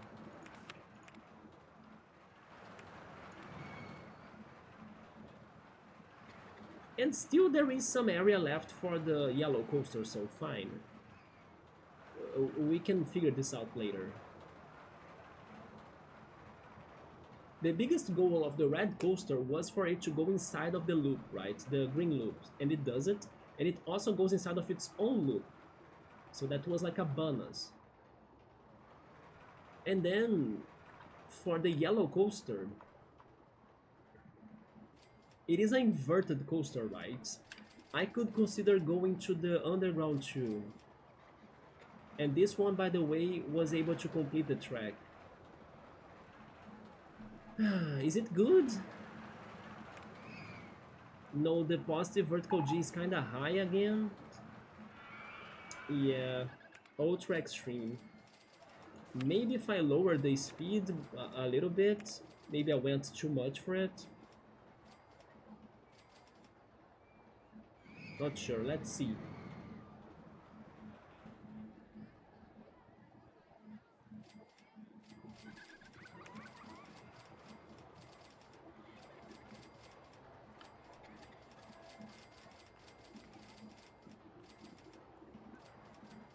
Wait, the gas? Oh yeah, they are still going to that coaster, nice. Because the queue was empty, right? Why is it empty?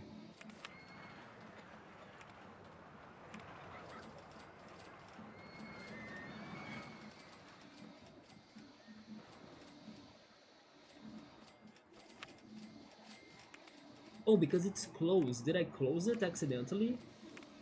I think I closed it accidentally.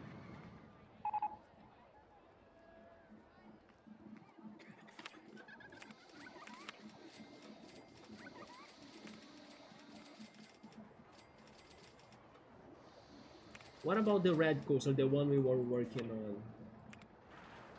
It completed the track, but it's still ultra extreme. Can I drop its speed again?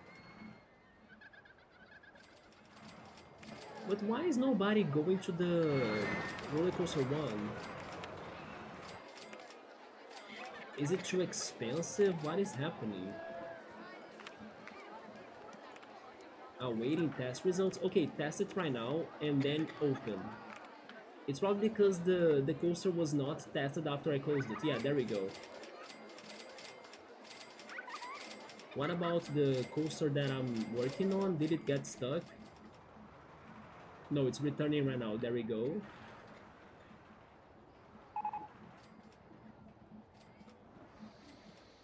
Come on. Nice. They don't like the crowdiness? Yes, right? But it's funny that if I add like a path next to it, they will start complaining of getting lost. So I was criticizing the AI for RollerCoaster Tycoon 3, but the AI of this game is also not the best. What about this? It's either extreme or, you know... but it's because it is extreme. If I can lower this a little bit more, the intensity, it is going to get more exciting points, right? Because they are kinda... One is the reverse of the other, so if one goes down, the other one goes up. Although, I think that if I go slower, I'm scared of the coaster not completing the track. You're going to sleep? Cool, alright man, take care, thank you so much for stopping by. I'm not sure if I'm streaming tomorrow, I still wanted to play Sable, but I have been kinda busy in the rest days, and I still have a lot of work to do. I even forgot to mention, but I was listing the games that I have on all sorts of platforms to see which games I could be bringing for us to play on Fridays, right? Which will be like the indie, crazy, fast, wholesome and cozy and different and unique games, right? So I was kind of listing my games and also updating the Rank 1 website, but I'm still in the Epic games. So I could do that work tomorrow, for example. But in any case, Friday I'm back, and I'm thinking about playing one of those cozy, wholesome, indie, crazy games. That is going to be Yono and the Celestial Elephants. It's like a Zelda-like game, I think. I'm not sure, but I think. That you play as an elephant. So we're going to play that silly one on Friday, and hopefully it's going to be fun. But yeah, I talk to you next time, and have a good night. Yes, an elephant. It is called Yono and the Celestial Elephants. Friday is my day for us to play the silly games, the crazy games, the wholesome games, the short games, I'm hoping. I decided to go for this one this Friday. Last Friday we played Journey, which was beautiful, and yeah, Journey was very beautiful. Like I was expecting it to be like that, but not as much, right? But it was like mind-blowing beautiful. And it was somewhat short too. I was actually thinking I would still need to play it for one or two more streams, but we beat it in a single stream, right? So for what I wanted to be, it worked very well. And then it could show me why people praise that game so much and how it influenced influenced the industry so much. And it's because of its amazing graphics, how it had this one atmosphere as well, and how it could really tell a narrative by, I don't know, the progression. It was not like a game that was very loud or that had a lot of lines or things to be said. It's more about observation. It's the details. It's the cutscenes.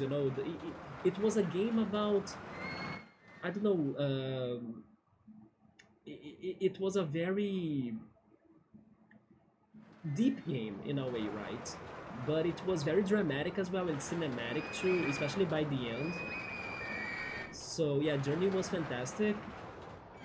And next, I'm planning to go on an adventure game. I think that will also be a little bit of a platform puzzle too. I'm not sure.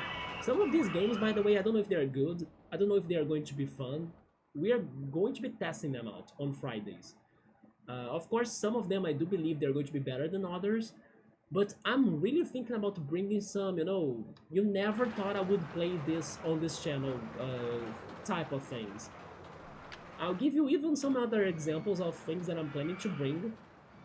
Um, just because, I don't know, I also want to have somewhat variety going on in here. You know those games that people play sometimes just to like pass on time, that they just need to find the hidden cats? I'm also thinking about playing something around those lines that we can try to find the hidden cats. Because it's short, it's distracting, it's like different, it is easy, it is somewhat cozy, wholesome. Yes, there are some simple puzzle games like that that I'm also thinking about bringing. So yeah, like expect anything on Fridays in here. It sounds good. Yeah, we are going to experiment some games that could be very positive or that could be also a disappointment. But I'm actually hoping they do surprise us positively. Yeah. I wish I had a fight stick for your PS5. A fight stick? Is that a controller like? Mm, this is still kinda... Did I drop the speed? I think I did, right? Let me drop it again. I now kinda regret of picking this coaster model because it is very hard to work with it. Oh, arcade top controllers, I see, I see. But then, the one you wanna get, is it official? It sounds maybe not official. I don't know if Sony works on those controllers.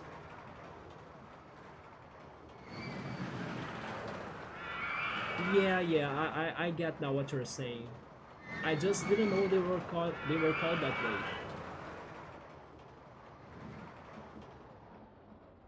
Okay, this speed doesn't do it. Oh my god. What a coaster, right? What is it doing wrong? It is either too intense and not exciting.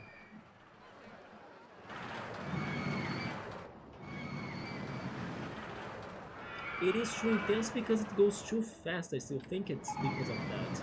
But it could also be this combination right here of like the loop and the corkscrew. And then that combination adds a lot of intensity to the ride. Together with the turns that are not banked. That's banked. These right here are not banked. Neither this one.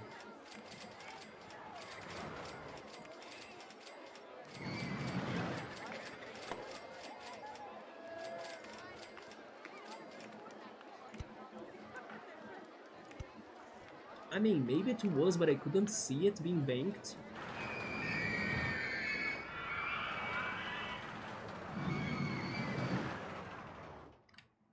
But I really didn't want to change this design, right? Hmm.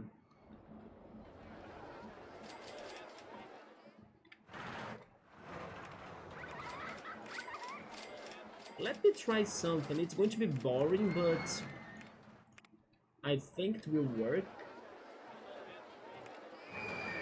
I think that it is having all of those problems because I'm making a lot of turns.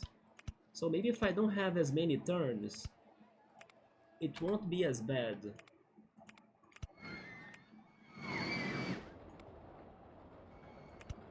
Really? I could go there? A half loop? Oh my god, I can also have the half loop in here? We haven't tried it. But I need more height for it, right?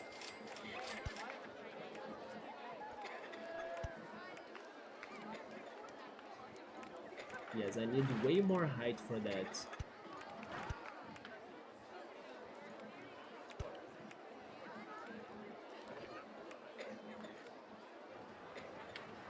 It doesn't do it. Wait, that's wrong. Okay, half loop? No, it can't go back.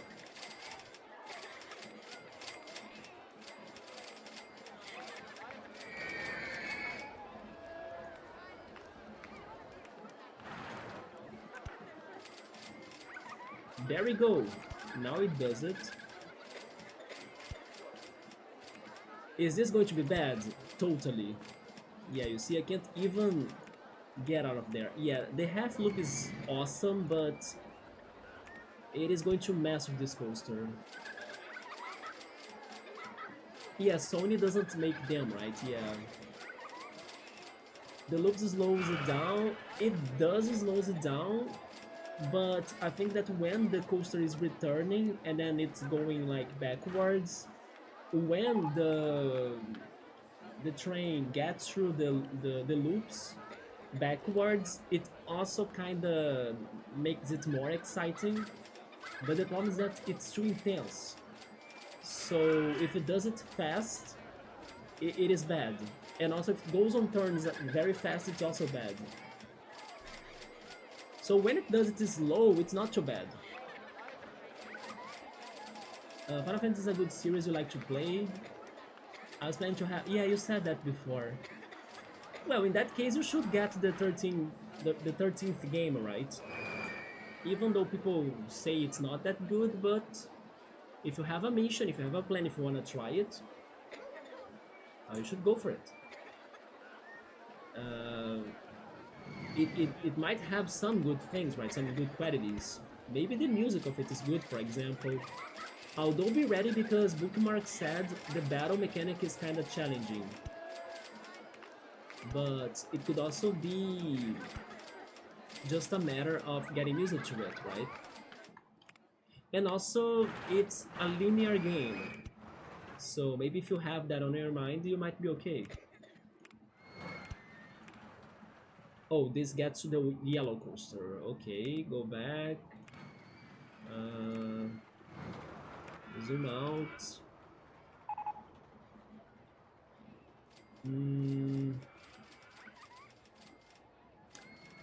You know what? I'm changing this again. Maybe I'm going too high here too, right? Let's just use the momentum from the power launch.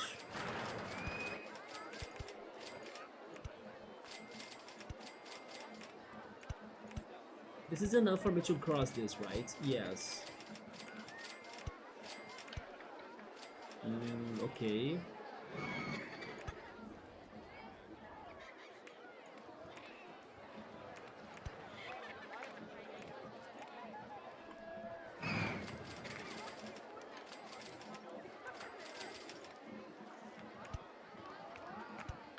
I kind of like this, yes.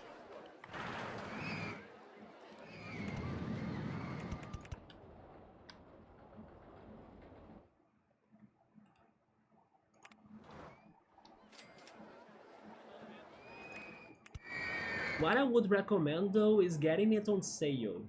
Like, don't buy it full price. In case you end up not liking it, at least you won't spend a lot of money to get it, right?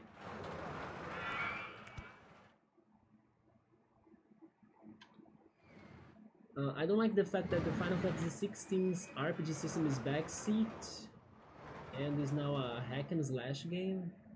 I hope they don't keep doing this for the future Final Fantasy games.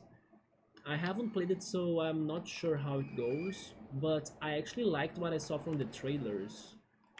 But again, I gotta play it so I can understand how it works, right? But the trailers kind of made me think that I would like it.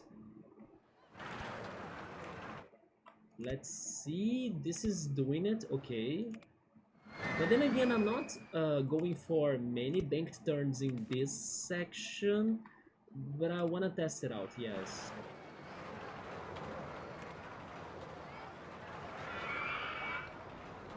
It is not too fast there, is it? Maybe 40? I'm not sure.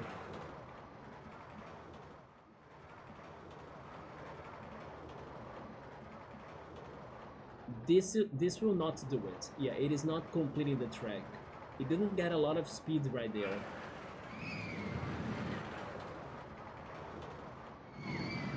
Yeah. 47.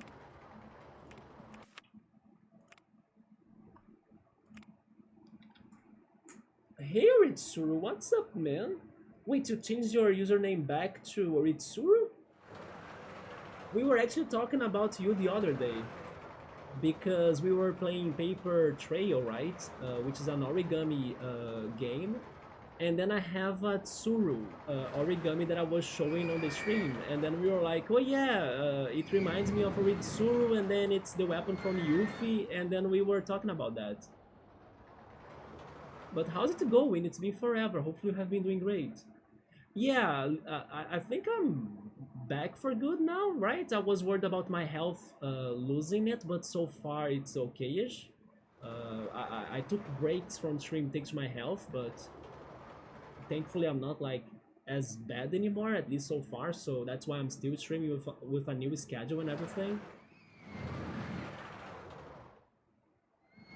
Yeah, I'm doing alright. Last year and also maybe the beginning of this year was a little bit complicated to me regarding my health. I had like stomach issues and then anxiety, and then in the beginning of last year I had a hernia to take care of on my lower back. Last year was completely like health problems year, right? It was super bad on my health. Thankfully not as like bad I'm dying, but I did have some bad moments, both physically speaking and also psychologically speaking, right? But overall, I started feeling better now, where my health kind of got to a more stable point, together with some neck pain that I was dealing with, both thanks to anxiety, maybe stress, maybe my pillow, maybe posture as well, of like, especially playing Pokemon Go a lot. So I'm kind of trying to find a balance between everything. And in the past weeks, like I think I returned in March, if I'm not mistaken, or was it in February already? Damn, I don't remember because it is April, right? Maybe I returned the streaming in February. Yeah, I tested out and then I was like, oh, okay, my neck is not hurting that much. My stomach is a little bit more normal. I also changed my food habits. I'm trying to avoid some fatty food, and then I mean I still eat it, but I'm kind of replacing some things into more healthy options, right? For example, I also stopped drinking milk and lactose. Not that I'm allergic, and sometimes I end up also eating or drinking something made of cow's milk. But when I go to the groceries, or when I do groceries, I actually buy now vegetable milk. And then I got used to that. I think it's a very good replacement. I don't miss the other milk that I used to drink a lot. So I'm kind of still, analyzing myself, my health, and hoping that I can stay like this. But yeah, mostly I was dealing with my own health when I was out or offline, right? I've been doing well, great to hear it. I haven't really been on Twitch much lately. I can understand that, yes. I think lots of people have either stopped streaming or they haven't been around that much. When I was offline, I was also not much on Twitch or even on Discord, so yeah. You switched to oat milk maybe 1 year ago. It's helped me a lot. Yes, and then I also got used to it easily. I kind of started liking it. Of course, there are some brands better than others, but I don't know. I thought that it was an easy thing to uh, change in my life, right? Easier than what I was expecting to be at first because I drank cow's milk since I was a kid. Like, it used to be my breakfast before going to school, so I was very used to drink that. And then once I stopped drinking it, and also I was seeing how it did help on my stomach and everything, I was like, you know what, I can take it. I can still eat my granola, my cereals, I can do milkshake with this new vegetable milk. I have been trying all sorts of them. There is one that they sell in here that it's a combination of lots of things. It even has pineapple juice, it has cabbage. It has a lot of things, but it's not tasting bad, believe me. So yeah, I tried cashew milk too, although I prefer almond milk. Um, I think I need to try the rice milk. Yes, I never tried rice milk. Oat milk was okay as well, but I still prefer almond milk out of all of those. Or soy milk. Yes, I also liked soy milk a lot. Yeah. I don't like milk, but you still drink it. I like milk, but then it was not doing something good to my stomach combined with other factors, right? Like maybe stress and anxiety. I don't know. I'm not fully sure what was happening to me last year. I did go to the doctor. I took some medicine as well in case it was a fungus or a bacteria, although the doctor suspected of a fungus more than a bacteria.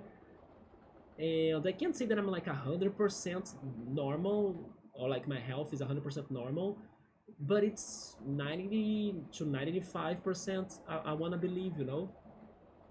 And I did get to some uh, health improvements. I have noticed them, yes, after I have been doing those changes. The last change I have been trying is like eating dark chocolate.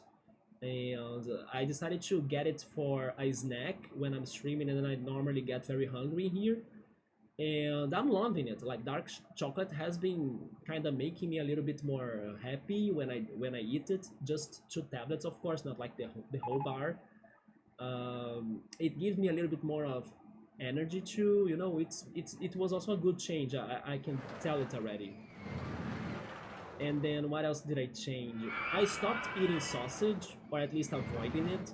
I used to eat sausage even if it were just a little bit, but I'm now not buying it anymore. I also changed my tomato sauce to my pasta. I have been avoiding the very acidic tomato sauce that I used to do, acidic and spicy, right? With like vinegar, ketchup. No, I'm now going for something more basic, like a garlic margarine pasta with oregano, and then I'm getting used to that too. I sometimes even cook a potato and then I mix it with the pasta too when I'm frying the baked potato on the frying pan to get the seasonings as well and the tastes and everything. So I'm doing some small improvements here and there, right? Now that I know that you're streaming again, I'll pay attention to Twitch a bit. Feel free to come again, Aritsu. Yeah, I have been posting on Discord, like when I'm online, and also let me give you the schedule that I'm trying to follow. Then I have been streaming on Wednesdays, like before, right, for RollerCoaster Tycoon.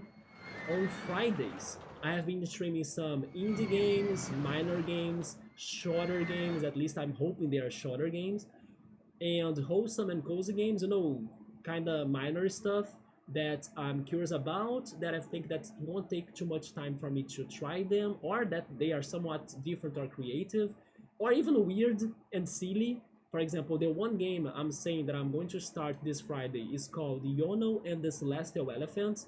It is like an adventure, cozy, wholesome puzzle platformer game, kind of like that has some Zelda vibes too, but you play as an elephant.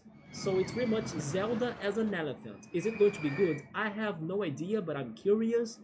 It got my attention, and we're going to test it out on Friday. Saturday, it is my Switch days because I could get a capture card to stream my Switch. And we have been playing Paper Trail, which is a puzzle game that's very unique with its mechanics. Yeah, that's the Saturday game so far, right? After it, we're going to play Ni no Kuni. Never mind, sorry, Ni no Kuni is even after another game. Yeah, after Paper Trail, I'm going to play Dross, which is another Zelda-like game. And then Ni no Kuni is after that a more longer game, right? A longer RPG. And then on Sundays, it's Golden Sundays, right? We are back to Golden Sun 2 trying to finish it.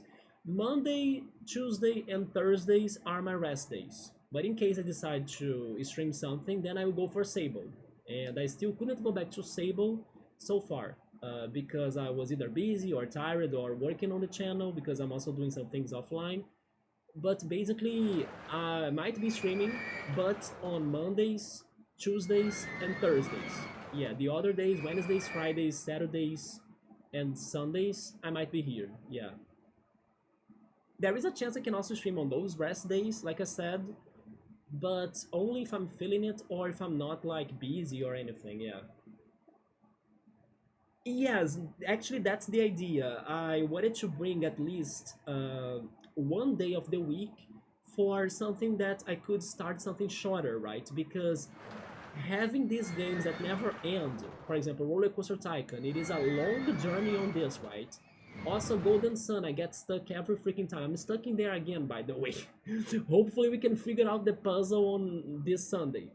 So, I was always playing the same things for a long time. So I at least found one day, Friday, to bring up something more quick, or at least in my mind, it's going to be faster and quicker. For example, the last Friday was the first one we started this up. And I brought Journey, which is like a classic indie game that's very well renowned. Wait, I'm not sure if that word is correct, but it's very well famous and rewarded. There we go, that word is better.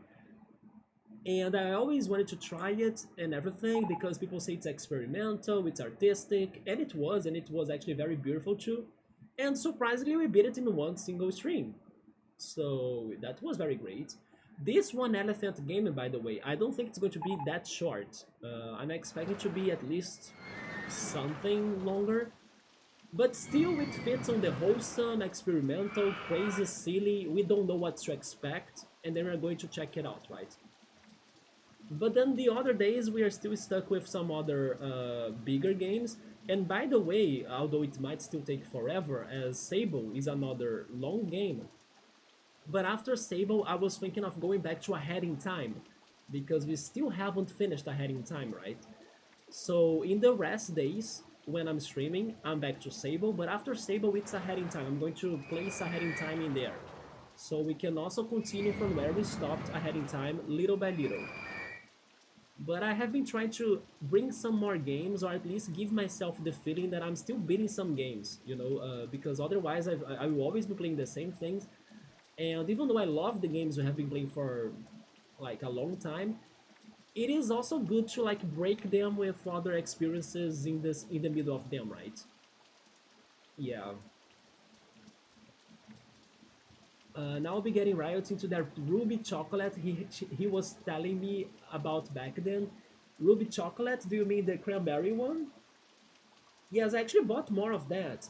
Surprisingly, this Sunday I went to the supermarket, and the Hershey's cranberry chocolate bar was a it was on sale. Like you could get three for paying for two, right? So I went for that sale. But actually, never mind. The one I had to buy under that sale was a new one. It was a toffee. Yes, a toffee tasting toffee and almonds, I think, flavor. Yeah, but I did buy another cranberry one before that. Yes, I looked for the one you said, the last stream bookmark, I don't remember the name of it anymore, but I remember the plastic of it, right? I remember the pack of it. I did not find it in the supermarket. Yes, the one you liked that had a specific pack. Yes, Symphony. That's the one I was searching in the supermarket. I did not find it. Yes, I searched them in the Hershey's options. I could not find Symphony one. How's the computer working out? Oh yeah, I now have the old computer as a secondary monitor. I also bought a support or a handle or a stand to a monitor, but I'm using it to my old TV that started breaking down or it's not working properly.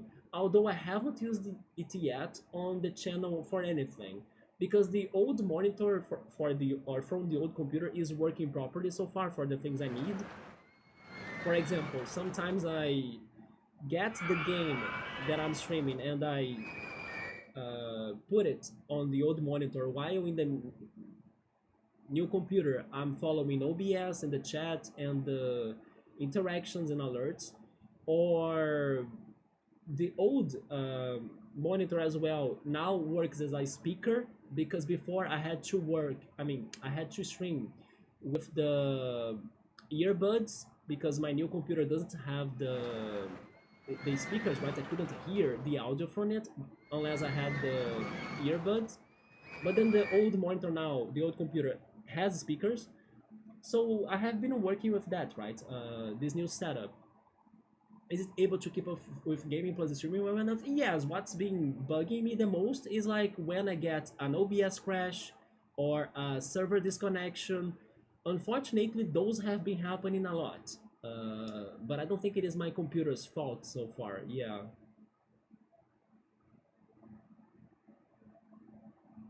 I need to go back to streaming. I stopped because of work. Same, I haven't streamed since January, either due to poor health. Yeah, thankfully, you guys are feeling better, right? From the health. All of us kind of got into health problems lately, right? Which was very unfortunate. We are playing many games at the moment. I'm trying, yes. We are still playing the long, never finishing games, as always. But I'm trying to add some faster games in the middle of them, right? Now that I have days for my Switch games and also for the experimental indie crazy games that I want to bring to the channel. Over the ball, yes, I could not find the Symphony one, but it's actually toffee and almond. Oh, you know what? So maybe it's going to be close to the one that I bought. It is a 73% cocoa level, right?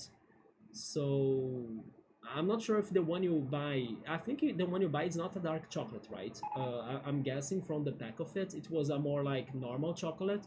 Yeah, this one that I'm buying, maybe it's the dark chocolate version of the one that you like. That it gets more cocoa, right? But by the way, guys, we could not complete this coaster. It's 2 a.m. already. I think it is better for me to actually leave because it is super late. I still gotta eat, and this coaster is really not wanting to be finished, right? Unfortunately. No, no, no, wait. I clicked on the second one. I almost... Yeah, this is the... Wait, this is two? No, no, no, there is something wrong. That's one. Yeah, that's two. This is three. Yeah, okay, okay, yeah. Three is not completed. There we go. That was kind of scaring me a little. Yeah, it's stuck right there. There we go. For some reason, I was getting the second coast. I think it's because I was clicking on the underground, right? It still sounds lovely. It's a normal one. You love more cocoa? Yes, I actually got very surprised that I didn't mind it at all that it was more cocoa tasting than sugar. I finally understood the bitterness. And it's funny to say it, like, now I know how bitter can be something good. It is a little bit mind-blowing actually, because bitter is normally like bad tasting. The dark chocolate bitterness is so good. But yeah, guys, I think I will leave this to next Wednesday. Because it suddenly got late, right? We were chatting super much and everything. At least we got 2 coasters down, we have 8 coasters left, and we kind of started planning, almost finishing the third one and started planning the fourth one. So you know what, maybe this park won't be as terrifying as I thought, mm, although its problems started happening right now, right? But hey, we got a lot of money, and we do have a large variety of coasters in here, especially now that they gave us this one and this one. I wanna work with them because I think they won't be too bad to fit in this park. Then we also have the Virginia Rio and the Mouse one. This one, the Wooden Crazy Rodent Roller Coaster. Those two, I believe they will be alright as well to add to the park. Maybe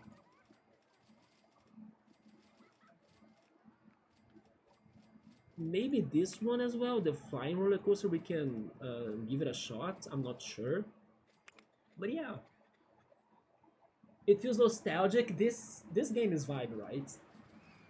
Lots of good memories of this game. By the way, have you noticed the new overlays and things? I don't remember if you were here when I changed all of the setup, right? But yeah, everything is different in the channel, right? Lots of upgrades. Becoming more in tune with your special defense stats with that like inhibitor. Oh my god, that was such a Pokemon um, Ruby, Sapphire, and Emerald reference, right? Bookmark the freaking Boffins, I believe that's how they are called, or Pokeblocks. Yeah, there we go. I have the overlays for all of the main games we play, right? Like the Chill, the Earn, the Riot, and also the Blind games. We actually played Super Metroid and Kirby games recently as well because I was trying the free trial for the Switch Online. Yeah, and then I finally got back to some The Earn streams, right? Because we were rushing through the Kirby games, and when I play many games in a row from the same franchise, it's The Earn stream. So it was good to see The Earn stream after so long, after Zelda games or something, or Top Gear. That hasn't happened in forever. He's so much more upgraded than me, it's so awesome. I mean bookmark, but it took time, right? Like it took me forever to work on some upgrades and also to learn them. I'm happy that somewhat they worked out. Just like those coasters that I'm building here, somehow they end up working out after we start. I don't know, trying things out. Like, of course, this one is giving us more trouble, but it's totally going to work out next stream. So, yeah, we will find an answer to them. But guys, that's it to me. It's 2 a.m. I wanna eat something and go to bed. Most likely then tomorrow I won't stream. I think I will try to rest. And I might be back on Friday then for Yono and the Celestial Elephants. So join me for this craziness, right? I don't know if it's good, I don't know if it is trash, but I'm hoping it's going to be fun. Because sometimes when we play those silly games, we have no expectations about them. Like Frog Detective. Frog Detective was so much better than what I was ready for. We ended up playing it as an alternative, thanks to the time we had available to try another game. And we were like, okay, let's see if we can beat Frog Detective. And I loved it. Like, especially by the last game, we had so much fun by playing silly games. So let's see how it goes, and maybe it's actually challenging, who knows, maybe the Zelda characteristics of it will give me some, some hardships as well, some puzzle to solve, I don't know. Yeah, we'll get it right, Bookmark, let's go.